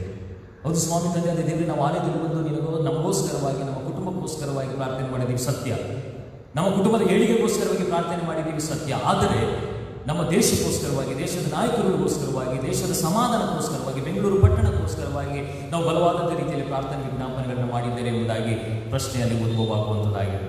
ಅದರಿಂದ ತಂದೆಯಾದ ದೇವರು ಆತನಿಗೆ ಹೇಳುವಂಥದ್ದು, ಈ ಎಲ್ಲ ಕಾರ್ಯಗಳನ್ನು ಕೂಡ ಮಾಡುವಂಥದ್ದು ಆತನಿಗೆ ಇಷ್ಟವಾದಂಥದ್ದು ಎಂಬುದಾಗಿ ಸೊಲೊಮೋನನಿಗೆ ಗೊತ್ತುಂಟು. ಅದರಿಂದ ಆತನಿಗೆ ಮತ್ತೆ 40ನೇ ವಚನಕ್ಕೆ ಹೋಗ್ತಾನೆ. ಅಲ್ಲಿ ಹೀಗೆ ಹೇಳ್ತಾನೆ, ನನ್ನ ದೇವರೇ ಕಟಾಕ್ಷವಿಟ್ಟು ಈ ಸ್ಥಳವನ್ನು ಮಾಡುವ ಪ್ರಾರ್ಥನೆಗೆ ಕಿವಿಗೊಡಿಸುವ. ಬಹಳಷ್ಟು ಹಂಬಲಾದಂಥ ರೀತಿಯಲ್ಲಿ, ವಿಧೇಯನಾದಂಥ ರೀತಿಯಲ್ಲಿ ಅದನ್ನು ಕೇಳುವಂಥ ಒಂದು ಪ್ರಾರ್ಥನೆ. ದೇವರೇ ಕಟಾಕ್ಷವಿಟ್ಟು ಈ ಸ್ಥಳದಲ್ಲಿ ಮಾಡುವ ಪ್ರಾರ್ಥನೆಗೆ ನೀನು ಕಿವಿಗೊಡು. ದೇವರಾದ ಯೆಹೋವನೇ, ಎದ್ದು ನಿನ್ನ ಪ್ರತಾಪಯುಕ್ತವಾದ ಮಂಜೂಷದೊಡನೆ ನಿನ್ನ ವಾಸಸ್ಥಾನದೊಳಗೆ ನೀನು ಸೇರೋಣವಾಗಲಿ. ಅದನ್ನು ರಿಕ್ವೆಸ್ಟ್ ಮಾಡ್ತಾನೆ ದೇವರಿಗೆ. ದೇವರೇ, ನಿನ್ನ ಪ್ರಸನ್ನತೆ ಒಂದು ಸ್ಥಳದಲ್ಲಿ ಇಳಿದು ಬರಲಿ ಎಂಬುದಾಗಿ ಹೇಳುವಂಥ ಒಂದು ಮಾತು. ಸೊಲೊಮೋನನು ಸುಮ್ಮನೆ ಕೂತ್ಕೊಳ್ಳಿಲ್ಲ. ಆತನ ಏನು ಮಾಡ್ತಾನೆ, ಹಠ ಹಿಡಿತಾನೆ ದೇವರ ಹತ್ರ. ದೇವರೇ, ನಿನ್ನ ಪ್ರಸನ್ನತೆ ಈ ಒಂದು ಆಲಯದಲ್ಲಿ ಬರಲೇಬೇಕು ಎಂಬುದಾಗಿ, ನಾವು ಪ್ರಾರ್ಥನೆ ಮಾಡುವಾಗ ನಮ್ಮ ಪ್ರಾರ್ಥನೆ ವಿಜ್ಞಾಪನೆಗಳಿಗೆ ನೀನು ಕಿವಿಗೊಟ್ಟು ಆಲಿಸಲೇಬೇಕು ಎಂಬುದಾಗಿ ಅದನ್ನು ಹೇಳುವಂಥ ಒಂದು ಮಾತುಗಳು. ಮತ್ತು ದೇವರಾದ ಯೆಹೋವನೇ, ನಿನ್ನ ಯಾಜಕರು, ಯಾರ್ಯಾರು ಯಾಜಕರು ಅಥವಾ ಸಭಾಪಾಲಕರಲ್ಲಿ ಇರ್ತಾರೋ ಅವರು ರಕ್ಷಣೆ ಎಂಬ ವಸ್ತ್ರವನ್ನು ಹೊತ್ತುಕೊಳ್ಳಲಿ. ನಿನ್ನ ಭಕ್ತರು ಸೌಭಾಗ್ಯದಲ್ಲಿ ಹರ್ಷಿಸಲಿ. ಮತ್ತು ಯಾರ್ಯಾರು ಭಯಭಕ್ತಿಯಿಂದ ಬಂದು ಇಲ್ಲಿ ಆರಾಧನೆ ಮಾಡುವಂಥವರಾಗಿದ್ದವರು ಅವರೇನು ಮಾಡ್ತಾರೆ, ಸೌಭಾಗ್ಯದಲ್ಲಿ ಹರ್ಷಿಸಲಿ. ದೇವರಾದ ಯೆಹೋವನೇ, ನಿನ್ನಿಂದ ಅಭಿಷಿಕ್ತನಾದವನನ್ನು ನೀನು ತಳ್ಳಿಬಿಡಬೇಡ. ನಿನ್ನ ಸೇವಕನಾದ ದಾವೀದನಿಗೆ ಅನುಗ್ರಹಿಸಿದ ಕೃಪೆಯನ್ನು ನೀನು ನೆನಪು ಮಾಡಿಕೋ. ಮತ್ತು ಸೊಲೊಮೋನನು ಪ್ರಾರ್ಥಿಸುವುದನ್ನು ಮುಗಿಸಿದ ಕೂಡಲೇ, ನೋಡಿ ಎಷ್ಟು ಚೆನ್ನಾಗಿ ಅಲ್ಲಿ ಬರೆಯಲ್ಪಟ್ಟಿದೆ ಅಂದರೆ, ಆ ವಾಕ್ಯವನ್ನು ದಯವಿಟ್ಟು ನೀವು ತೆಗೆದಿಟ್ಟುಕೊಂಡು ನೋಡುವುದಾದರೆ ಬಹಳಷ್ಟು ಅತ್ಯಗತ್ಯ. ಯಾಕಂದರೆ ಸೊಲೊಮೋನನು ಪ್ರಾರ್ಥನೆ ಮಾಡ್ತಾನೆ, ತನ್ನ ಹಂಬಲಾದಂಥ ರೀತಿಯಲ್ಲಿ, ತನ್ನ ಸಂಪೂರ್ಣವಾದಂಥ ರೀತಿಯಲ್ಲಿ ಸಮರ್ಪಿಸಿ ಪ್ರಾರ್ಥನೆ ಮಾಡಿ ಇನ್ನೇನು ಆತನ ಎಂಡಿಗೆ ಬರ್ತಾನೆ, ಪ್ರಾರ್ಥನೆಯನ್ನು ಕ್ಲೋಸ್ ಮಾಡೋ ಸಂದರ್ಭ ನೋಡಿ. ಅಲ್ಲಿ ಆತನು ಸೊಲೊಮೋನನು ಪ್ರಾರ್ಥಿಸುವುದನ್ನು ಮುಗಿಸಿದ ಕೂಡಲೇ ಕ್ಷಣ ಮಾತ್ರದಲ್ಲಿ ಏನಾಗ್ತದೆ, ಆಕಾಶದಿಂದ ಬೆಂಕಿ ಬಿದ್ದು ಸರ್ವಾಂಗ ಹೋಮ ದ್ರವ್ಯಗಳನ್ನು, ಯಜ್ಞ ಮಾಂಸವನ್ನು ದಹಿಸಿ ಬಿಟ್ಟಿತು. ಅದಾದಮೇಲೆ ಒಂದು ಅಂಡರ್ಲೈನ್ ಮಾಡಿಕೊಳ್ಳುವಂಥ ಒಂದು ವಾಕ್ಯ, ಯೆಹೋವನ ತೇಜಸ್ಸು ಆಲಯದಲ್ಲಿ ತುಂಬಿಕೊಂಡಿತು ಎಂಬುದಾಗಿ. ಯೆಹೋವನ ತೇಜಸ್ಸು ಆಲಯದಲ್ಲಿ ತುಂಬಿಕೊಂಡಿತು ಎಂಬುದಾಗಿ. ಕರ್ತನಲ್ಲಿ ಪ್ರೀತಿಯುಳ್ಳ ದೇವಜನರೇ, ಆ ವಿಶೇಷವಾಗಿ ನಮ್ಮ ದೇವರ ಒಂದು ತೇಜಸ್ಸು ನಮ್ಮ ಈ ಒಂದು ಆಲಯದಲ್ಲಿ ತುಂಬಿಕೊಳ್ಳಬೇಕಾದರೆ ನಾವು ಆ ರೀತಿಯಾಗಿ ಪ್ರಾರ್ಥನೆಯನ್ನು ಮಾಡಬೇಕು. ಯಾವ ರೀತಿಯಾಗಿ ಸೊಲೊಮೋನನು ಆತನು ತನ್ನನ್ನು ಸಂಪೂರ್ಣವಾದಂಥ ರೀತಿಯಲ್ಲಿ ತಗ್ಗಿಸಿಕೊಂಡಂಥವನಾಗಿ ಆತನು ಪ್ರಾರ್ಥನೆ ಮಾಡಿದನು, ಅದೇ ಪ್ರಕಾರವಾಗಿ ನಾನು ನನಗೋಸ್ಕರವಾಗಿ, ನನ್ನ ಕುಟುಂಬಕ್ಕೋಸ್ಕರವಾಗಿ, ನನ್ನ ಸಭೆಗೋಸ್ಕರವಾಗಿ, ನಮ್ಮ ಇರುವಂಥ ಪಟ್ಟಣಕ್ಕೋಸ್ಕರವಾಗಿ, ರಾಜ್ಯಕ್ಕೋಸ್ಕರವಾಗಿ, ದೇಶಕ್ಕೋಸ್ಕರವಾಗಿ ನಾವು ಆ ರೀತಿಯಾದ ಪ್ರಾರ್ಥನೆಗಳನ್ನು ಮಾಡುವಾಗ ವಾಕ್ಯ ತಿಳಿಸುತ್ತದೆ, ಯೆಹೋವನ ತೇಜಸ್ಸು ಆ ಆಲಯವನ್ನು ತುಂಬಿಕೊಳ್ಳುವಂಥದ್ದು. ಆ ಆಲಯವನ್ನು ತುಂಬಿಕೊಂಡ ಮೇಲೆ ಹೇಗಿತ್ತು ಎಂಬುದಾಗಿ ನೀವು ಅದನ್ನು ವಾಕ್ಯವನ್ನು ನೋಡುವಾಗ ಭಯ ಆಗ್ತದೆ. ಕೆಲವು ಸಮಯದಲ್ಲಿ ಕೇಳಿಸಿಕೊಳ್ಳುವಾಗ ಯಾಕೆ ಎಂಬುದನ್ನು ನೋಡುವಾಗ ಅಷ್ಟು ಪ್ರಬಲವಾದಂಥ ಒಂದು ಕಾರ್ಯ ನೆರವೇರ್ತದೆ. ಏನಾಗ್ತದೆ ನೋಡುವಾಗ, ಯೆಹೋವನ ತೇಜಸ್ಸು 2ನೇ ವಚನ, 7ನೇ ಅಧ್ಯಾಯ 2ನೇ ವಚನ, ಯೆಹೋವನ ತೇಜಸ್ಸು ಆತನ ಆಲಯದಲ್ಲಿ ತುಂಬಿಕೊಂಡದ್ದರಿಂದ ಯಾಜಕರು ಒಳಗೆ ಪ್ರವೇಶಿಸಲಾರದೆ ಹೋದರು. ಸಭಾಪಾಲಕರು ದೇವರ ಆಲಯವನ್ನು ಎಂಟ್ರಿ ಮಾಡಕ್ಕೆ ಅಲ್ಲಿಂದ ಯಾಜಕರು ಆಲಯವನ್ನು ಪ್ರವೇಶ ಮಾಡಲಿಕ್ಕಾಗಲಿಲ್ಲ. ಅಂದರೆ ದೇವರ ಒಂದು ಪ್ರಸನ್ನತೆ, ದೇವರ ಒಂದು ವಿಶೇಷವಾದಂಥ ಒಂದು ಪ್ರಸನ್ನತೆ ಆ ಆಲಯವನ್ನು ತುಂಬಿಕೊಂಡಿತ್ತು ಎಂಬುದಾಗಿ.